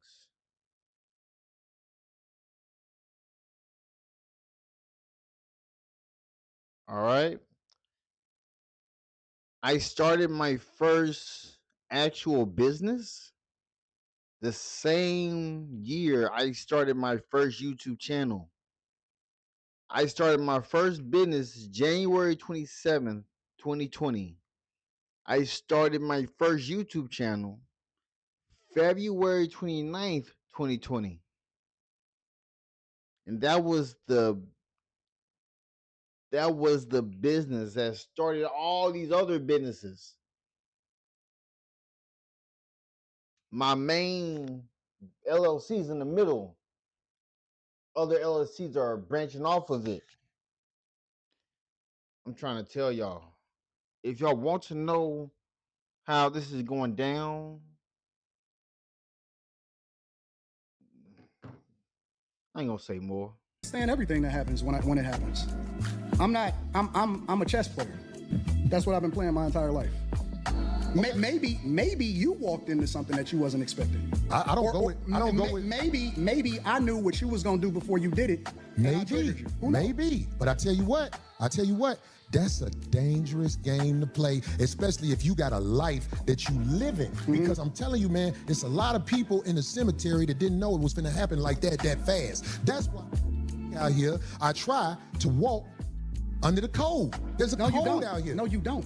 And that's why I said... You say I don't walk under the code? No, you're hypocritical. I told you that to your face. The whole world is a hypocrite, but what are you talking about? No, you're a hypocrite. You're a hypocrite when it comes. I believe you. When it comes to specifically you moving by a code. I thought this. I don't understand what you're saying. Because you think that you can say what you want to say when you want to say it, and that people are supposed to respect the way that you move. But I don't think that you move the way that you're supposed to anyway. I want this thing to be studied, because here's the truth. Brother Anton is talking about everybody else but himself and white men. This is a fact. I like this chat. Let me tell y'all why I like the chat. Everything but himself and white men. No, listen. I told you I want to come back and have a full conversation about it, or we can talk about it right now. I ain't got nothing better to do. Study this episode. Shout out to the shit on Caucasian males. Shout out to the he ain't shit on I'm himself. not gonna shit on. So there's two different things happening right now. Right now, Anton he's kind of speaking over Corey's head a little bit. Just a little bit. Like, because he's speaking on the grand scheme of what's going on right now. Like, why you're doing what you're doing. How'd we even get here? Are you really the person you're trying to act like you are? He's speaking on that right now. Corey Holcomb is still like, yeah, but you still never answered the question. You know what I mean? Why you don't have this energy with white folks? Which is a good question, too. You know what I mean? So there's two different conversations happening right now. Yeah, you shitted on black people. You shitted on motherfuckers. I feel like I shitted on you. To your face. To your face. Be careful shitting on me, because I feel like you're talking shit again. I'm not talking shit. I'm telling you. Be careful. I'm telling you. You shitted on me to my face, but that shit will lead to some danger. Will we please stop the Trust me. The tough talk? I got security. You got security. Homie, I ain't got security. They're my people. Cool. Them your You gotta hire a motherfucker to be with you. Absolutely. I'm always gonna hire somebody. You better. 100%. How you be talking? Corey, stop talking tough. Stop talking. Homie, you just said that. I'm not talking tough. I'm talking to you straight up. Why are you so? You said you disrespected me in my face. And then you act like it was all good. I disrespected you to your face. So I'm confirming what you said. You felt disrespected. So I am telling you that I disrespected you if that's the way you felt. Is that not what you said? You said that out of your mouth. And so I don't want to make it get to a point to where if I reach a certain point in my life through streaming, if I have to get a security guard, like, it ain't be that type of time. Because I'm gonna treat the security guard's job like nah, it's not cool. Like I don't. That's not the type of vibe I want. I apologize when you said that you felt disrespected. No. The reason you said you disrespected me in my face because you don't accept the apology because you still talking about everybody else except yourself and white men. I'm telling you what I said. You felt offended by it, so I apologize. All I'm doing is rehashing the conversation that happened. Why you so easily offended? You still talk about me? It sounds like I'm arguing because I'm right. See, I'll be around bitches and they tell me about myself all the time. Be gone. No. That shit don't hurt no feelings. It's probably better this way. Because I just proved my point. Be down. So you proved the point. Homie, just gone, man. Just gone, man. You gone. I'm out the jet. You done did this before. Get your bitch ass the Hey, homie, right, I'm out. Get your bitch ass the fuck on and walk over there with your bodyguard and your bitch, nigga. Walk over there with your bodyguard and your bitch. You proved my point. I got shit to do. Don't bring bitches up here, dog, that you ain't finna stand on. Remember I told you that. If you got a bitch with you, explain the bitch. Don't ask her to be on my show, nigga. Can she be on the show? I don't know that bitch, nigga. Now get your whole ass the fuck on and pay for your pussy like you got to, cake ass nigga. And go get you a bodyguard, cause a nigga be to slap the shit out your bitch ass. I got shit. Yo, what? Bro, I'm telling you right now.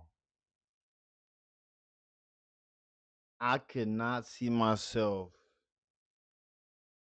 creating content with these type of people. Like, nah, he's too mad. He's too aggressive. Like, you gotta relax. Like, chill out.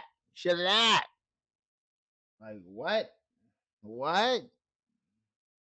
I thought this was going in a positive direction. How did we get back over here? See, the whole sucking stuff, that was Corey Holcomb's, trigger. The calling an inch, that's, I gotta be really careful with my words. My son is right here. The whole calling him an inch, that was Anton's, yeah, I'm good. Every time he said that, he was like, yeah, all right, I'm getting up. I got protein on my hand. I'm looking crazy right now. But yeah, man, I thought this was going in a positive direction. But what I will say is, don't wolf too hard after he walked out the room. Don't wolf too hard, because it's like son was in your face for the last 20 minutes. You know, whatever you're about to say you was about to do, you had ample amount of time to do it. And he said we can go do it. You know what I mean? So if that's not the type of time you was on, I respect it. Know what I mean? If the disrespect continued and that was your thing, like if he would have kept disrespecting me, I would have been with it, then okay. But I think y'all had y'all moment. Shit to do. I ain't finna follow that nigga out the door. I am who I say I am. I stand on it. Fuck a friend. Now who the next motherfucker to come up here? What up? There's a new word in the dictionary called rage bait, right? So that's what you just witnessed. So rage bait. Let me tell you something. It's a new word. That ain't no new word. I knew it was gonna go up as soon as we started. As soon as we started the live stream, I knew that shit was gonna go up. But I was already prepared for that shit. Like I already knew it was just gonna be what it was gonna be. My whole thing was I was just gonna return the same energy that he gave me. But I told him that shit. Like this is not something that I'm saying that's out of pocket. I told him that on the phone directly to his face. I said, you know what I'm saying? I'm gonna meet you with whatever the energy is that you got. But I know who Corey is and it's cool. You know what I'm saying? But I don't get offended when people say shit to me. Because I don't give a fuck. You know what I'm saying? We creating content. It is. All right, y'all, I gotta end this video here. My son is crazy right now. Only if y'all knew what he just did. But anyways, y'all hit that like button, subscribe button, turn on my post notifications. Shout out to all the active dads out there. I'm out of here, man.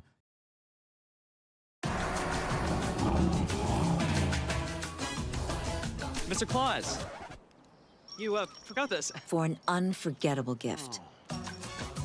Hurry into the Mercedes-Benz Holiday Love Celebration now.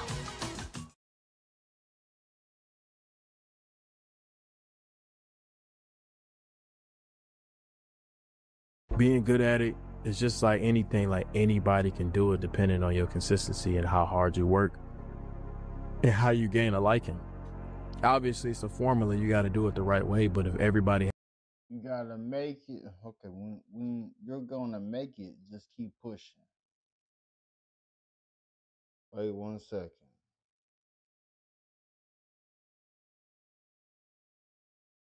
Wait 1 second.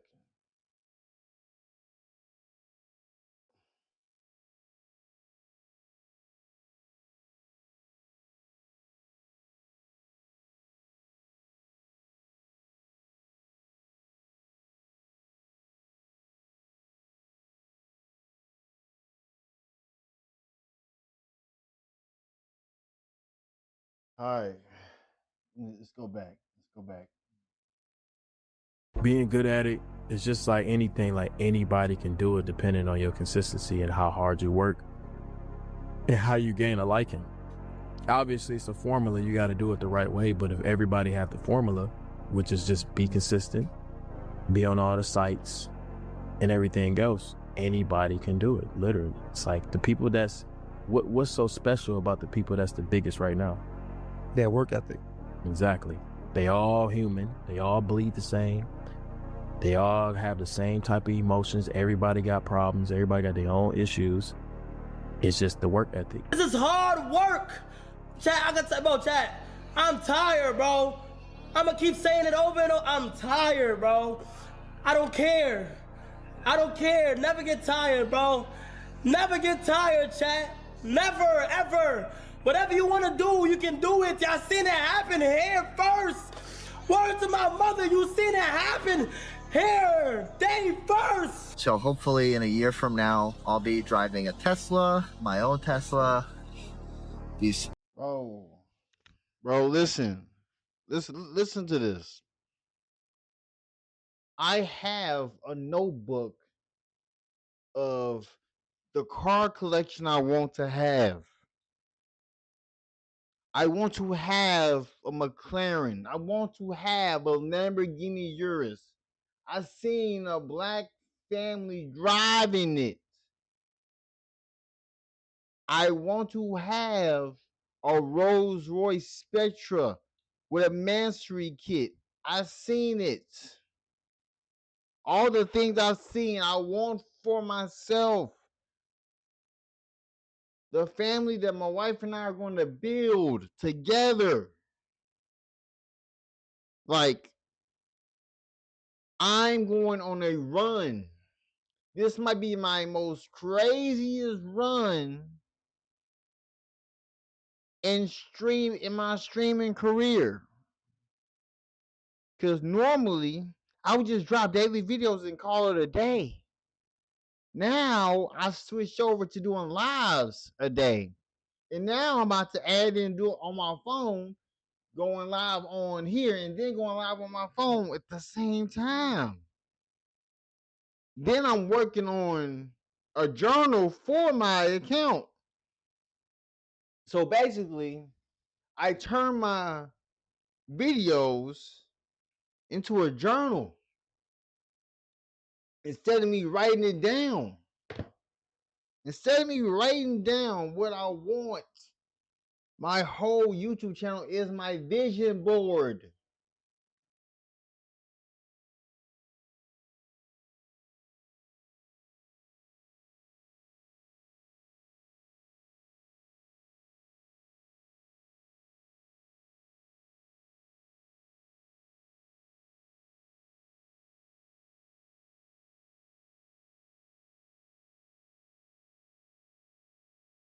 See, a lot of people use apps to create a vision board. Use your YouTube channel, my vision board. Let's keep it a beam.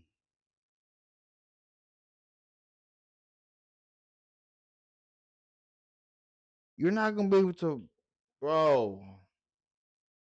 I go to my vision board channel.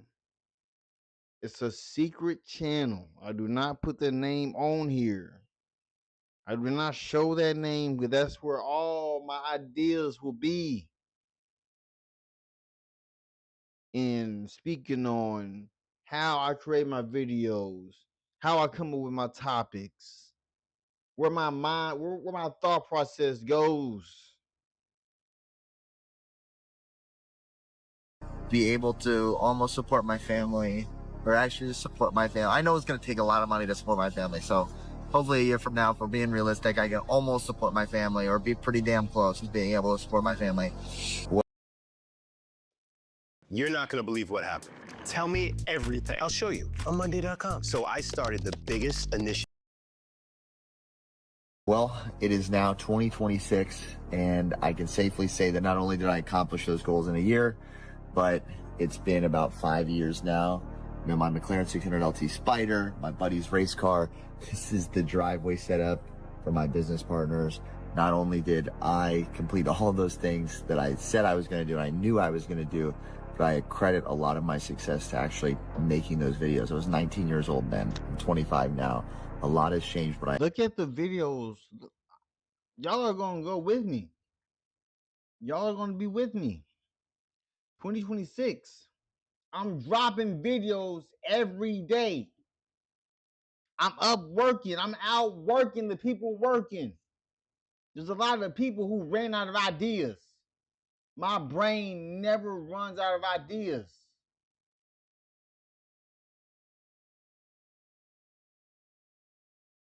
All it takes is the money.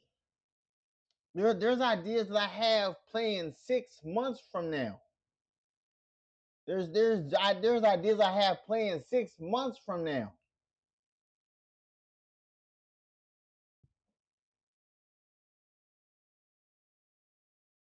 Crazy. I am very much still the same person. Life is about this. Life is a roller coaster, man. What's a roller coaster with no hills? You feel me? The best part about a roller coaster is what? The drop. But the upside, when you're going up the hill, when you drop, guess what happens? I'm gonna up with this one. When you drop on a roller coaster, this is about life. If you going up like this, right? Eventually you gotta drop. But when you drop, the next time you go up is way quicker. The grind to the top on the first hill gonna always be the one that take the longest.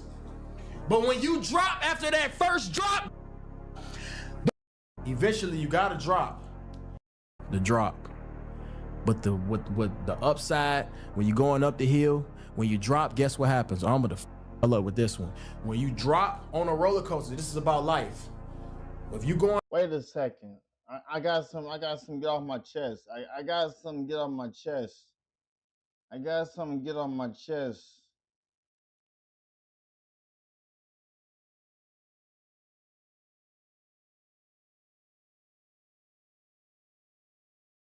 Let me tell you something. It's about to get active. We about to get active in here. About to get active. This is 2026. This is nothing to play. This is nothing to play with. This is nothing to play with. You feel me? This is nothing to play with. Let me move this chair. Let me move this chair. I'm gonna show you. I'm trying to show you how real I'm doing this. This is day 14. This is day 14. I ain't missed a day yet. I ain't missed a day yet. It took me 5 years to get into the algorithm. Now I'm here. I gotta keep it going. I gotta keep it moving. I gotta keep it pushing. It's time to go up. It's time to go up. There's no time to play out here. There's no time to play. when you're going up the hill, when you drop, guess what happens? I'm gonna up with this one. When you drop on a roller coaster, this is about life. If you going up like this, right? Eventually you gotta drop.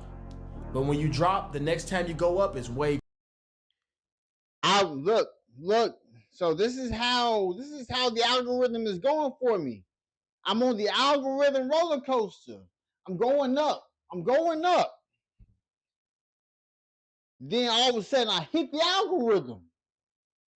With the help of the mods I have met, I'm going down on the roller coaster. And when I'm about to go back up on that roller coaster, we about to hit, bro. I'm not playing. Quicker. The grind to the top on the first hill gonna always be the one that take the longest. But when you drop after that first drop, the way up gonna be way mother faster. I done dropped on that hill. The way up is gonna be way quicker. It's gonna be way quicker. 2026. It's that time. It's that time. There's no games. No games are being played. No games are being played.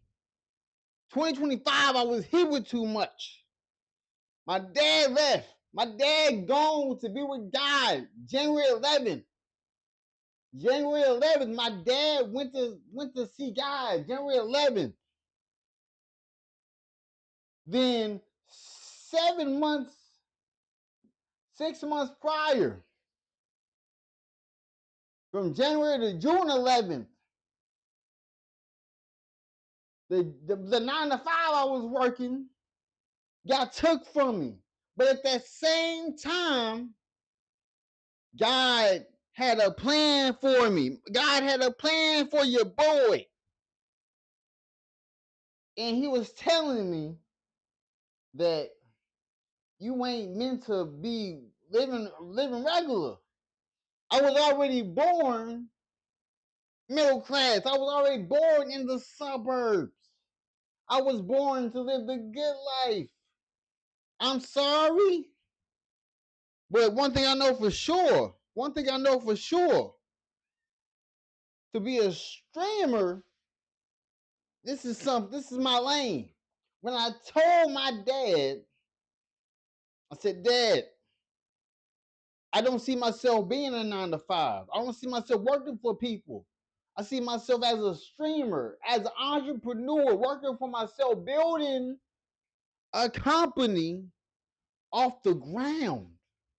And that's what I'm doing. That's what I'm doing. Stay locked in, y'all. You locked in 4L, for life.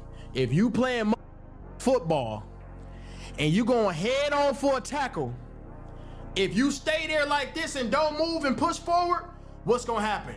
You fall back. But if you go head on, if you strong enough, you're gonna push through. Touchdown. Go. We don't want to see that shit. We don't want to hear that shit. We don't want to see no inspirational ass quotes, no none of that, bro. Just do it. Just or do shut it. the fuck up. Just do it. You got your. What got me in his bag? When I saw Aiden Ross. I saw Aiden Ross when he was doing the motivational streams.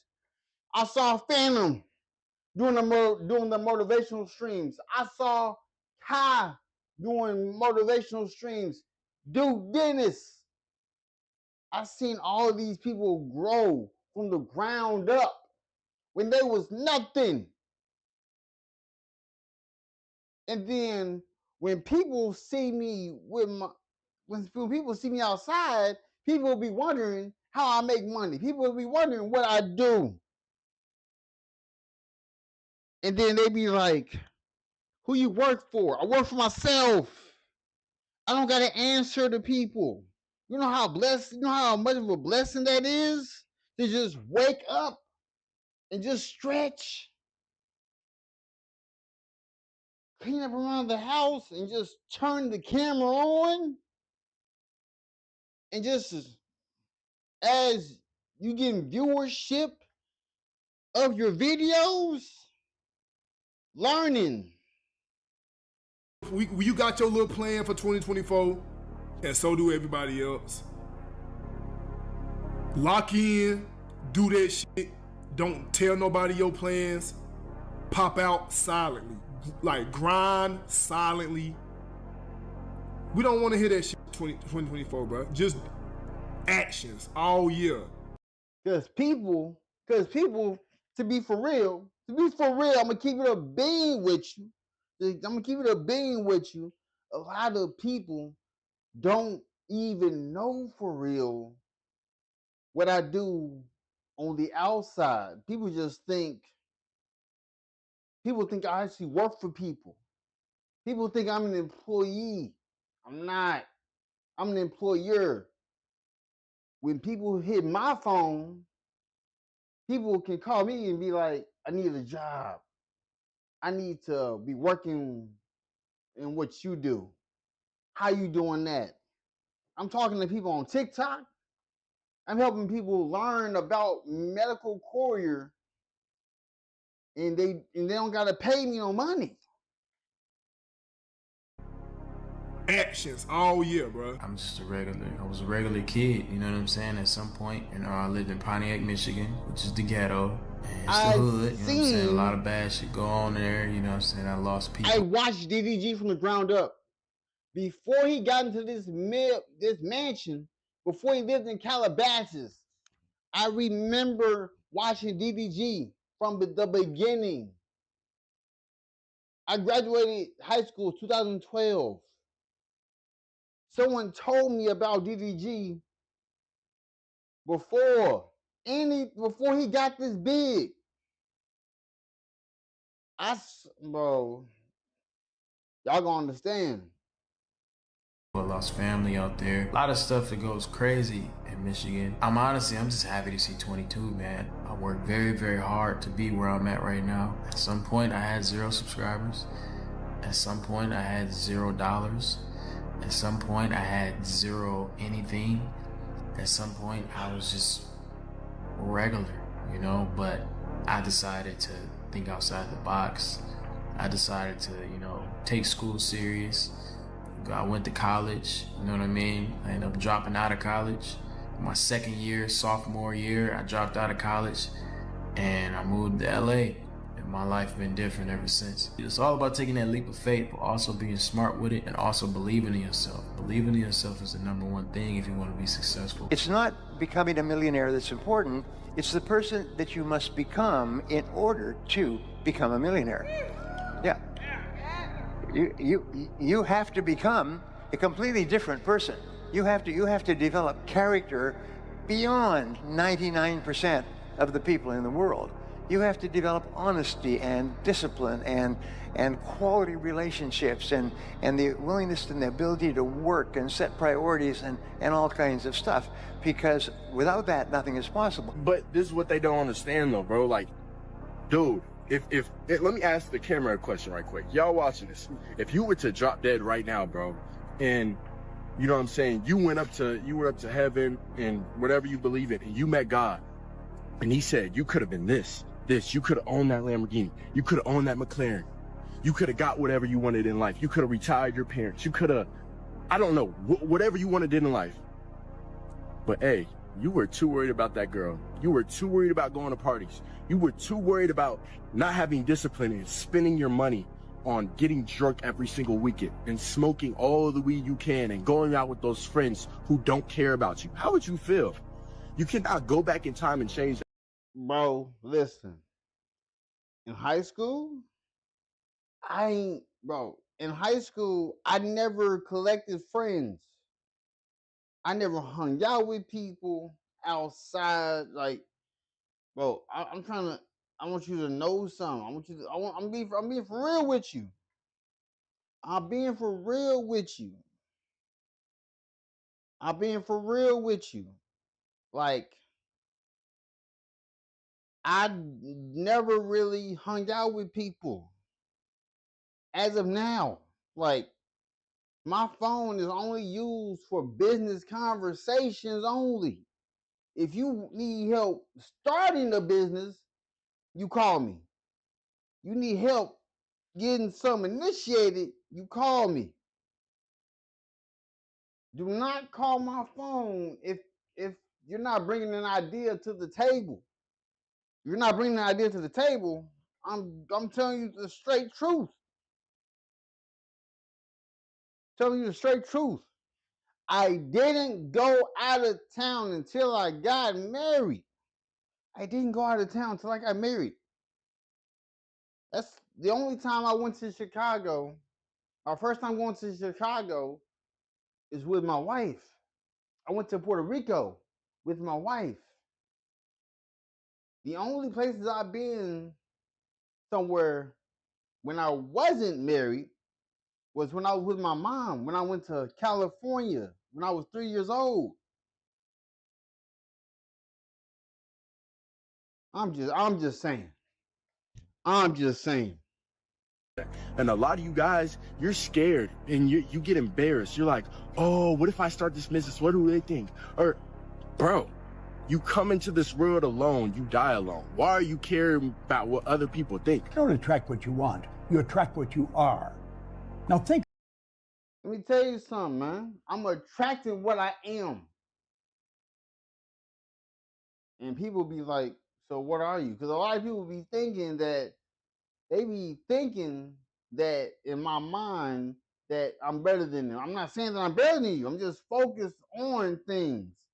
Because like people will look at my shirts and be like, they would think that I only care for money because I say less friends, more money.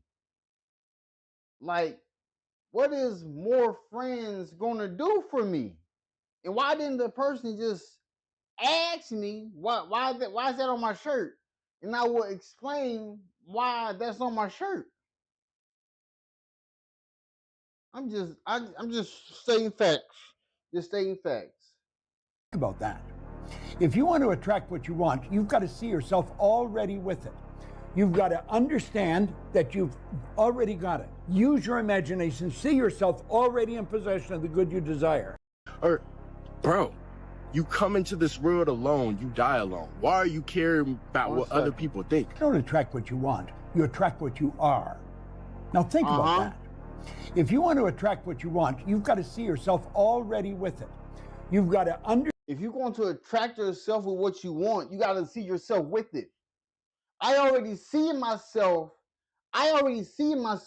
in a Rolls Royce Spectra. I already see myself in a McLaren 720. I already see myself in our dream home.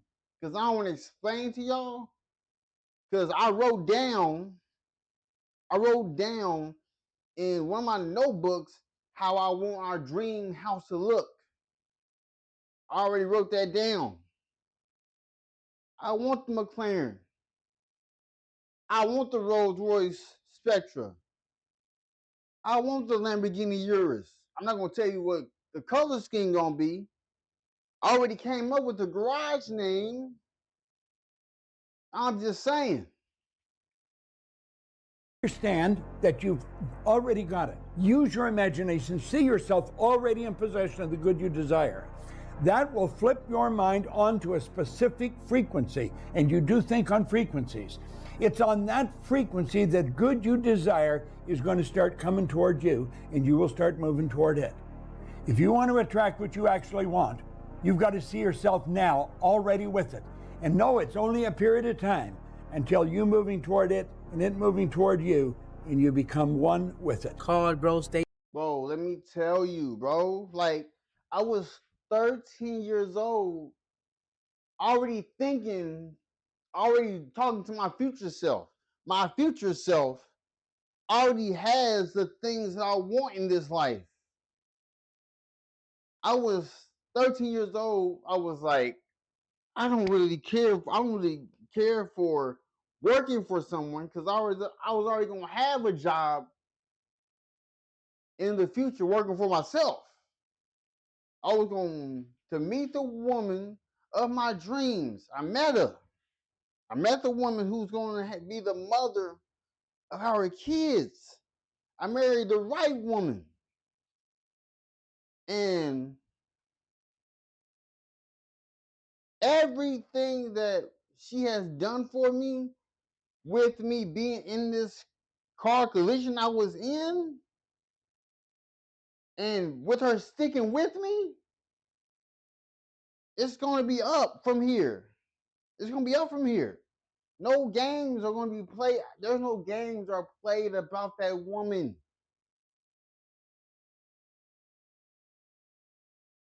Stay focused, stay on your path, stay on your fucking grind. I be trying to tell people this shit all the time, bro. I love when bet against me. I love when people bet against me, bro. I love it, bro. luck. They thought y'all remember when I was like 19, it was like, no, you never going. Bro. Out in 2017, my own grandma, she never helped me with anything. She wouldn't help me get a car. I had to get a car in my name by myself.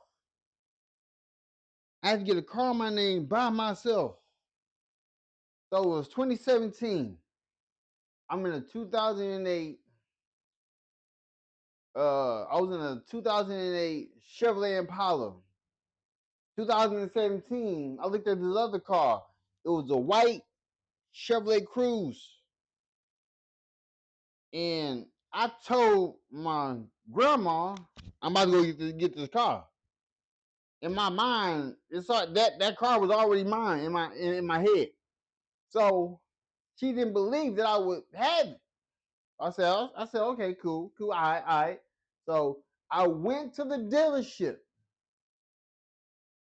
I left with that car. I didn't have to put no money down or nothing. My credit was that good. My credit was crispy. Simple. Had like your own shit going. And this really don't even mean shit. Cause this is not what we grind for.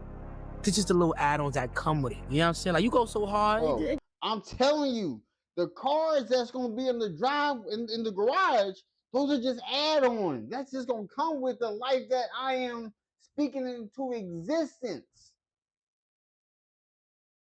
When people see this house, they be like, is this an Airbnb? And I'd be like, no, I live here.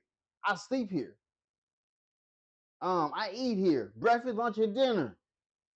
The wash and dryer in there, like, paid for. This refrigerator paid for. This stove paid for. Cause these ain't regular appliances. PS5, TV, got a TV in that room that's gonna replace the TV that's in the main bedroom. It's gonna be all good. It's gonna be all good. Just come with it. When you go hard, bro, you grind that. Like you really just stay true to yourself, bro. These are just add-ons. I call them add-ons, bro. They just add on. You don't need it. I don't need it. You don't need it. We don't need it. But they add on because you grinded for this, bro. They bet against you and they lost their bread. I know a guy that's worth $7 billion. He's 55 years old. He's the biggest stud of all time. Because if you betting against me, y'all gonna lose your bread. So many people bet against me, talking about this ain't gonna work out for you. This ain't gonna work out for you. People said that me starting a medical courier business ain't gonna work out for me. And look at me. Look at me. You know how much money a medical courier makes? But it ain't gonna work out for me. You know how much because I stack contracts. It's different. It's different over here. Self-made, and when I meet up with him, he asks me questions about things that he knows 10 times more about than I do. And I always say, Mark, bro, you have more experience, like personal experience with this thing that you're asking me about. Why are you asking me? And he goes, maybe you've uncovered some new information that I haven't heard before. Always learning. Maybe there's been some new developments. Maybe you have a perspective that I didn't consider before. Maybe you'll repeat something that I knew but wasn't in the forefront of my mind that puts me in a position to take action on that information that you gave me. And I'm always like, damn, dude, Mark's just, that's why he's worth 7 Bs. And if there's one thing you would take from this video, it is reality bends to whoever wants it the most. Reality bends to make their plan inevitable. What does that mean? That means that the people at the top, the people that are doing the best, they willed reality by making it their bitch. They made it their bitch. And it's like... Cause look. I'm gonna read this off to you. What I wrote for my dad, because January 11th was the day he passed. Losing my father is something I still don't have the words for. As his firstborn, there were so many things I wanted to accomplish before that day ever came. I wanted to accomplish before that day ever came. So many moments I imagined showing him what I built, letting him see the vision fully come to life, being able to say, we made it. Now I'm not able to show him what I can do with my streaming career. Even though the career I created outside of the house is eating comfortably. I chose the path of being a streamer and an entrepreneur, not just for myself, but because I wanted to give back. I didn't become an entrepreneur because I knew that money was in it. I wanted my parents to see that the sacrifices they made weren't in vain, because all my parents wanted me to get is diplomas and degrees. I got both. I wanted my dad to see that everything he poured into me turned into something real. Even though he's no longer here physically, his presence is in everything I do. Every late night, every risk I take, every time I choose to keep going instead of giving up. He's there. His lessons didn't leave with him. Grief comes in waves. Grief comes in waves. And some days are heavier than others, but I carry his name, his strength, and his love with me forward. The goals didn't disappear when he did. They became deeper and more meaningful. And then I'm gonna let y'all in on something real that I hold deep down with me. Because a lot of people would ask questions of like, where's your little ones? Like, where's your sons, your daughters? Where's your children? So I'm gonna invite y'all a little bit. I'm pretty sure that on my Facebook, you will see two black baby angels. Two baby black angels. And the reason that is because you'll understand the meaning. I don't even want to go too deep. I ain't gotta go too deep. Yo, how are they so good at what they do? Because they willed it into reality. They assumed it into reality. They saw it, they believed it, and they made it happen. If you give anybody a business idea and they start to make money, and they're making money, now they're making more money, now they're making more money, most people will have all the motivation and discipline they need to continue doing X idea and become very, very rich. The problem is people try things, they don't work. They try something, no money's coming in. They've tried something else, it's been a year, they don't see the results. And that's the hard part. That's where the discipline's really, really important, because you're never tired when you're winning, right? So one of the things you can do is you got to find ways and metrics to measure success. The greatest bodybuilder to ever live may never be discovered because he never put his genetics to use. What if you're going to be the greatest at doing whatever it is you want to do? You won't know until you give it your all. I guarantee you have what it takes. So let me ask you today, what is it that you think about yourself? When you look in the mirror, do you think positively about yourself, about your life, about your outcome, about your future? Or is it negative? Is it always pessimistic?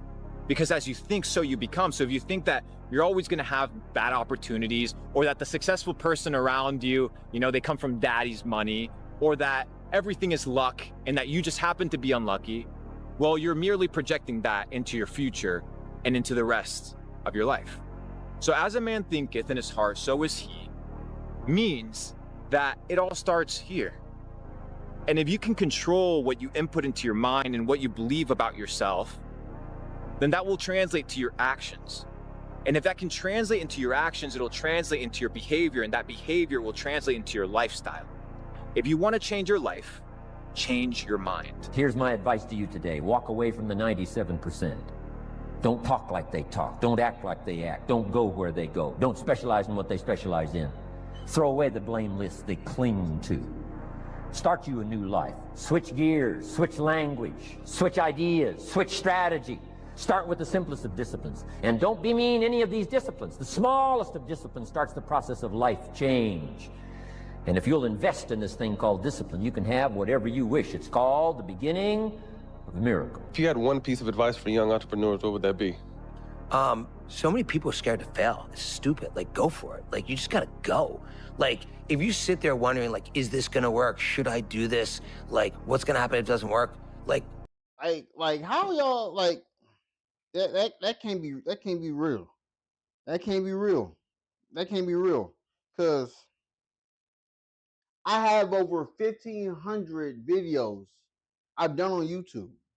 I have 1,500 darts I've thrown at the board.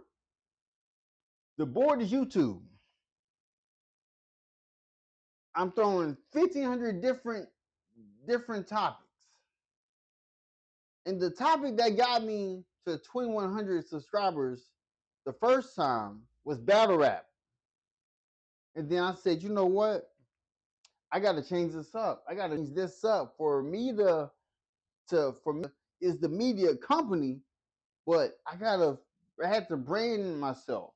So my streamer name is AFK From Spa City. I created badges and all for my channel.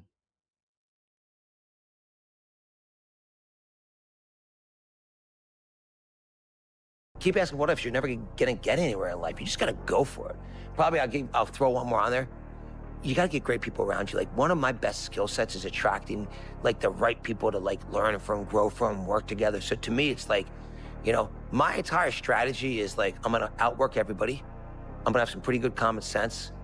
And I'm just gonna go for it with great people around me. And I think if you do those few things, I think your odds are pretty good. If you are able to overcome that point of thinking of quitting and sticking to your work and the effort that you've put in to be able to get close to your goals, to be able to get past that and keep going, that is going to determine whether or not you are going to be successful in anything in life. If you're hanging on the edge of a cliff, have you ever done a muscle up before?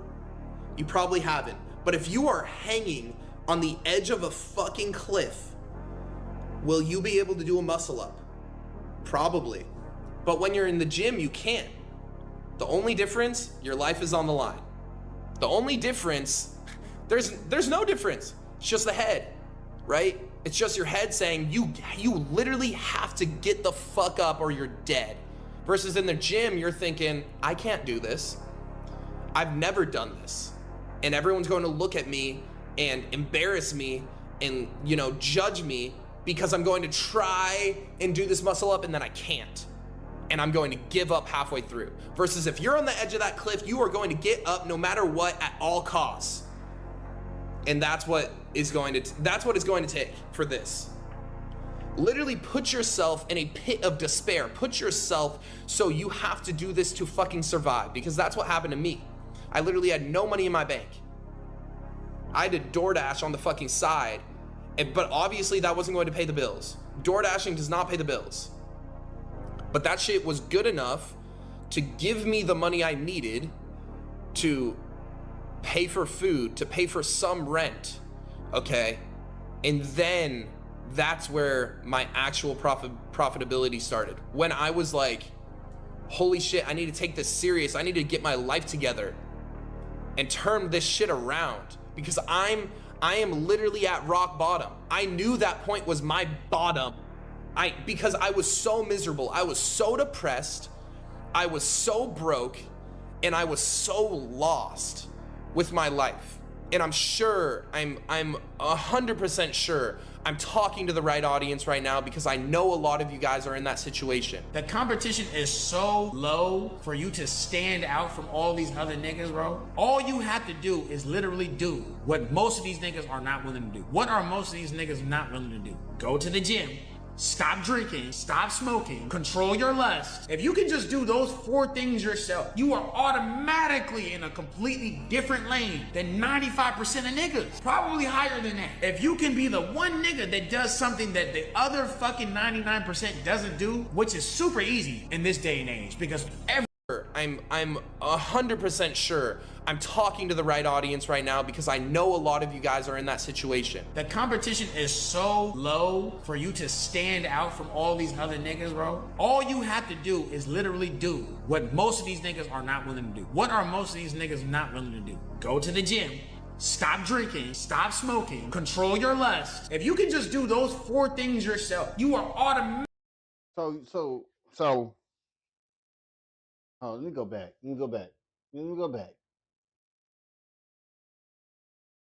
Smoking, control your lust. If you can just do those 4, competition is so low for you to stand out from all these other niggas, bro. All you have to do is literally do what most of these niggas are not willing to do. What are most of these niggas not willing to do? Go to the gym. Stop drinking, stop smoking, control your lust. If you can just... So, I'm a man. I'm in a happy marriage. I don't drink. I work out. No lust. So I do gym work. No alcohol. No lust. And what's the third one? Low for you to stand out from all these other niggas, bro. All you have to do is literally do what most of these niggas are not willing to do. What are most of these niggas not willing to do? Go to the gym. Stop drinking, stop smoking, control your lust. Okay, yeah. Stop drinking, lust, the gym, and smoking. I stopped smoking. I seldomly drink alcohol, but I rarely drink alcohol for real. I do gym. Like I have a gym membership and no lust. All my lust is for my wife. Simple.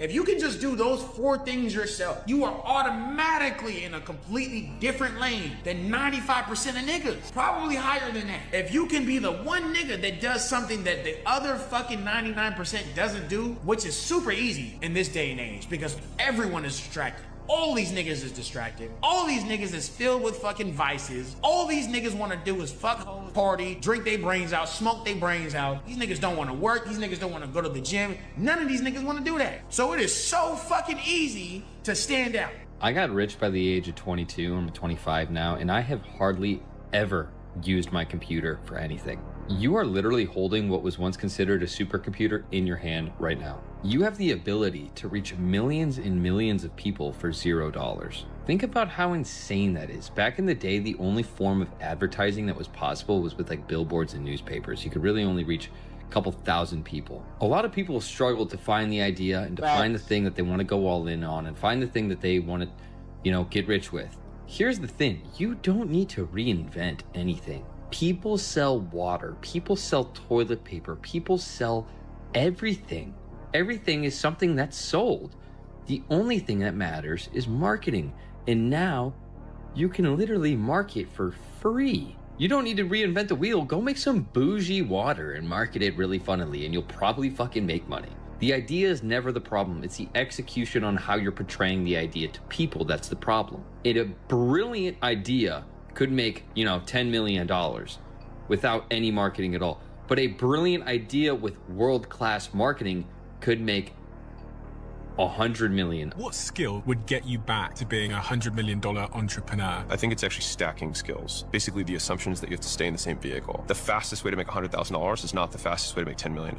And so if I have zero, then I'm going to do something that costs zero capital and is pure skill. We need $1,000. I might drive Uber for $1,000, get my 1,000, then spend the 1,000 on ads to make my 30,000. And during that process, I can reinvest that to get the 100. Okay, great. Now I've got the 100. Now with the 100, I can flip that into, and the key of each of those is that none of those are really businesses per se, and that like I can just walk away from them whenever. I don't have ongoing delivery or ongoing commitments. And so that gives you a lot of flexibility. Stay away from the haters, stay away from the losers, stay away from the people with weak minds and weak mentalities. And find those people that empower you. Find those people, elevate your spirit and your soul, and understand that your potential, my friend, is limitless. You, my friend, are limitless, but you must believe. And if you can believe, all things are possible. The focus for young people that seems so painful, God damn it, everyone else is having so much fun and I'm having to learn this. Just keep telling yourself that you're doing something that your brain is going to reward you with several years down the line. So that friend of yours that seems to be having so much fun, in 3 years, they're going to be sliding down the ladder, working at some crap job, whereas you're going to be rising up. So just keep your mind on the larger issue there, and know that working with what your brain works well with will pay incredible rewards down the line. Every billionaire is a bigger thinker than every millionaire. They simply think bigger. And they started thinking big when they were just starting off, when they were broke. Don't imagine that they started thinking big when they started making money. When they were in high school, when they were in grade school, when they were in college, they had big dreams.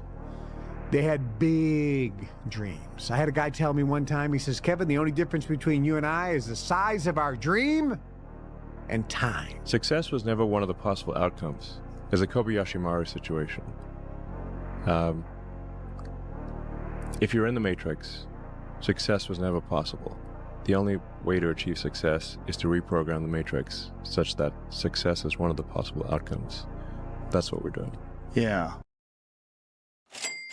Yep, that's the sound of 100% match from the Kentucky Lottery. We'll match 100% of your first deposit for online play. That's right, 100%.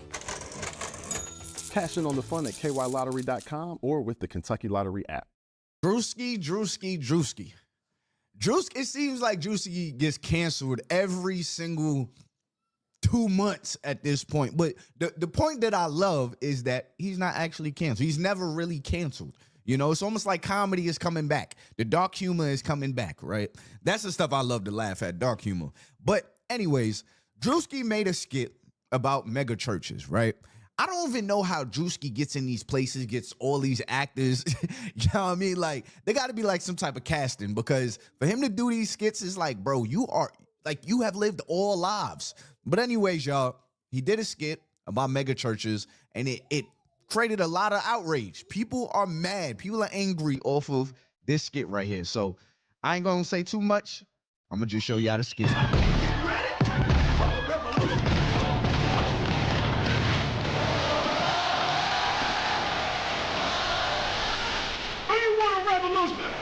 I'm gonna have Wanda stand up here. Wanda, please.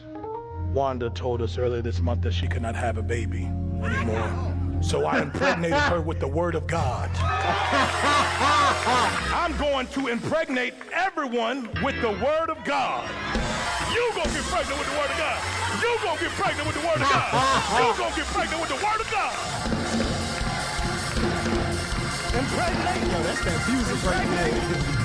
I had somebody in the congregation ask why I'm wearing Christian Dior and Christian Louboutins. Because I'm a Christian and I walk in the blood of Jesus. Give him some praise. I'm a Christian first. And I walk in the blood of Jesus. Give him some praise. Give him some. It's like if a pastor could figure out a riddle or a metaphor for it, they'll say it, and then the crowd will go crazy. It's like, bro, nah, bro, you can't keep getting away with this. What do you mean you're a Christian rocking Christian Dior off our offering money? Like, that's because I'm a Christian. Like, and the crowd goes crazy. Like, So we are raising funds for a project in Zimbabwe. Yes, we are trying to get our congregation over in Africa. Amen. We wanted to raise $4 million for that. Amen. Hallelujah. That needs to appear today. We are not letting anyone leave until we reach our goal. Amen. Hallelujah. Life savings here. Give him some praise for that. Give it his life savings of it. Life savings. Apostle Richie says, baby, can you help me? I said, can you help me? I said, can you help me? I'm gonna finish this word here, and I'm gonna do the Christian version. Don't worry about it. I'm gonna do the Christian version. I'm driving this Bentley Bentayga because I believe in Christ. Can you leap on your legs like a survivor? Can you leap on your legs till the money fall out your pockets?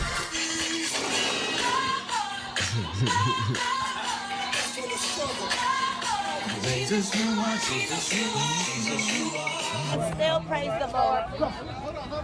I need you to pray for my wife. Hey, come on, man. Hey, get your hands off my car. You gave tithes and offering? No. Back the fuck up, man. What's wrong with you? So that was the skit, y'all. He was basically playing on mega churches, right? And and the whole premise of the skit is a lot of these churches just making money, asking for a whole lot of money, and their congregation's quick to give the money. But then when it's time for the pastor to give back to the people that gave them the money, they're looking at you crazy. So like I said, there are people that are mad about this skit. So let's check that out. Drewski is constantly mocking God. His recent skit about the pastors at the mega churches are not funny at all. If you think about it, Drewski never claims that he is a believer of Christ, that he believes in Jesus Christ at all. And it's not like that he's trying to shed light onto the situation about what the pastors at the mega churches are doing. He's actually making a mockery of God and making humor out of this, and it's not funny. He's not making a mockery of God. You're dragging it. You're super dragging it. Making a mockery of God would be him doing something on the cross, him pulling out a scripture and talking about how that's a joke. No, he's talking about the people that are supposed to be God's leaders. You know what I mean? Those people that are making a mockery of God. You know what I mean? Those people that are sitting there trading money, and Jesus walked in and flipped the table. Those are the people he's making a mockery of. You know what I mean? What he's speaking about is truth.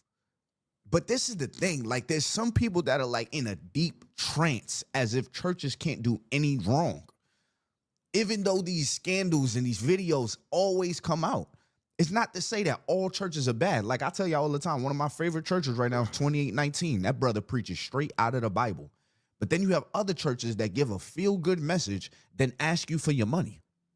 I went to this one church, and the whole message was giving. And then at the end, they said they were trying to raise money. And I couldn't help but to say, what if this was that one church service that somebody walked into and was like, yo, I need a message that's going to save me from jumping off a bridge. And the message they got was all for benefiting the pastor.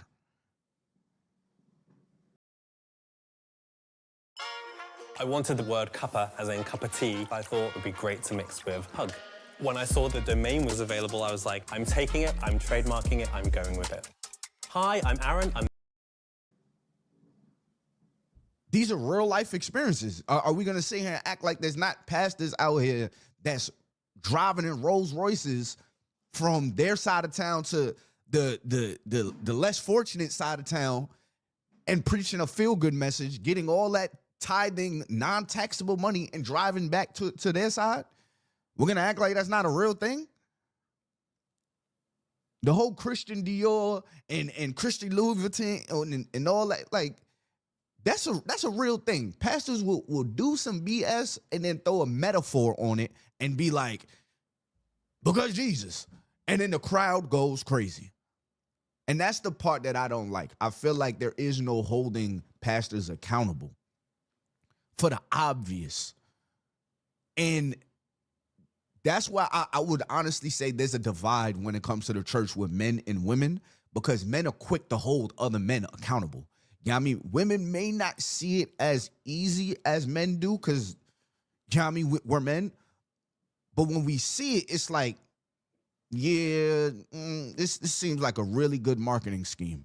You know what I mean? You give me this feel-good message. You know what I mean? Tell me I don't have to do nothing. You know what I mean? Because the work has already been done. And then ask me for some money at the end. And somewhat even make me feel bad if I don't give my money.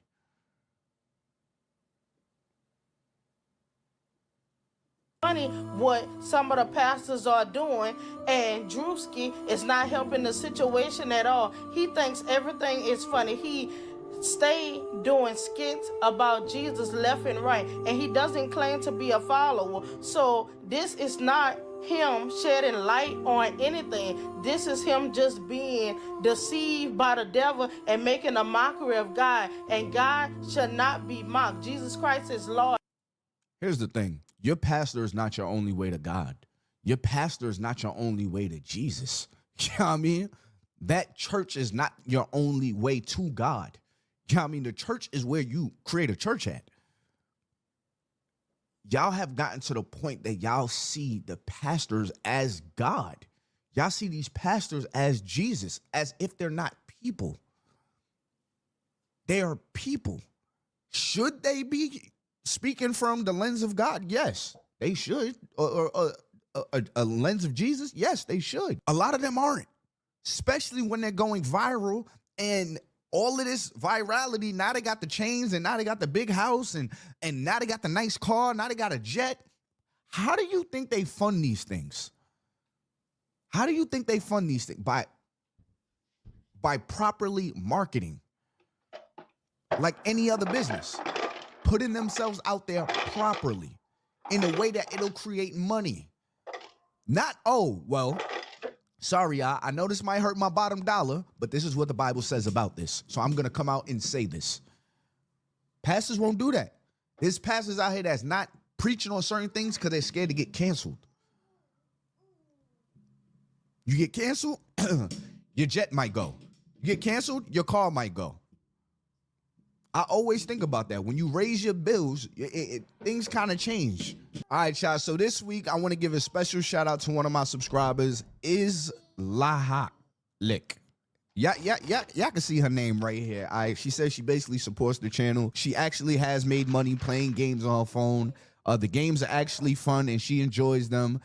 She feels guilty playing games at work and at home. Again, this is not somebody I know personally. This is one of my viewers. You can see by the message, right? She made $100 and also $25.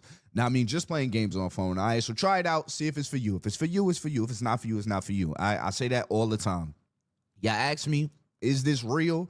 I'm showing y'all real life people that have DM'd me saying they have made some money. If you have made some money, send me a DM. Now, I mean, just like this young lady did, and I'll put you in my video, all right? Yo, if you want to try it out, click the link in the description below, the link in the comment section. I always leave the links in my descriptions, all right? So try it out for yourself. It's an easy side hustle just to make some extra money just playing games with your thumbs. All right, so anyways, y'all, back to the video. And Drewski just released a skit, and of course it has the whole internet talking. Now, this skit starts off real wild, okay? He's mocking mega churches, and he's in this contraption. You know what Chris Brown is performing, and like he gets all strapped up. I don't know what they're called, like the harness, and then they start flying in the sky. He's in one of those. That's how the video starts off. Then it pans to the crowd, and he's in a mega church, and there's actually a crowd. I immediately laughed so hard because I already knew what was going on for first 3 seconds. because I think it's true art. I know a lot of people are angry because, oh, he's mocking God, he's making fun of God, he's making fun of churches and the congregation. But to me, I felt it was very necessary because one thing about art and Drewski is actually an artist. He knows how to make people laugh, but also give us the ugly truth.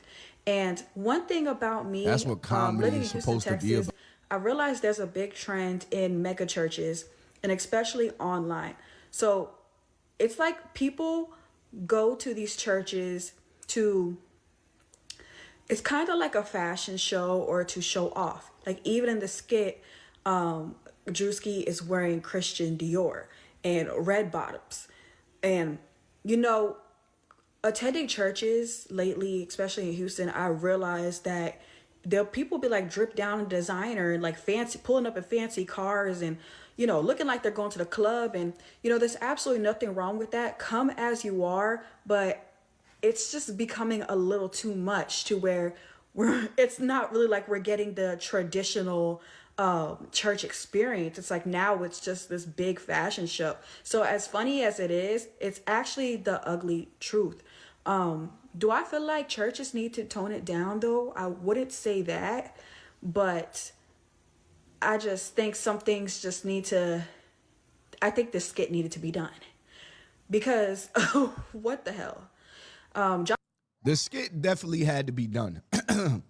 Comedy is supposed to be the one place where the ugly truth can be said, but it can be laughed at. This is a truth that needed to be talked about because there are a lot of people that are stuck in a trance and act like they don't see these things. There's nothing crazier to me, and I say this in my videos all the time when I speak on this topic. When we see a video of a pastor saying something crazy, right? It was a video, I'll give you a perfect example. Y'all could go look for this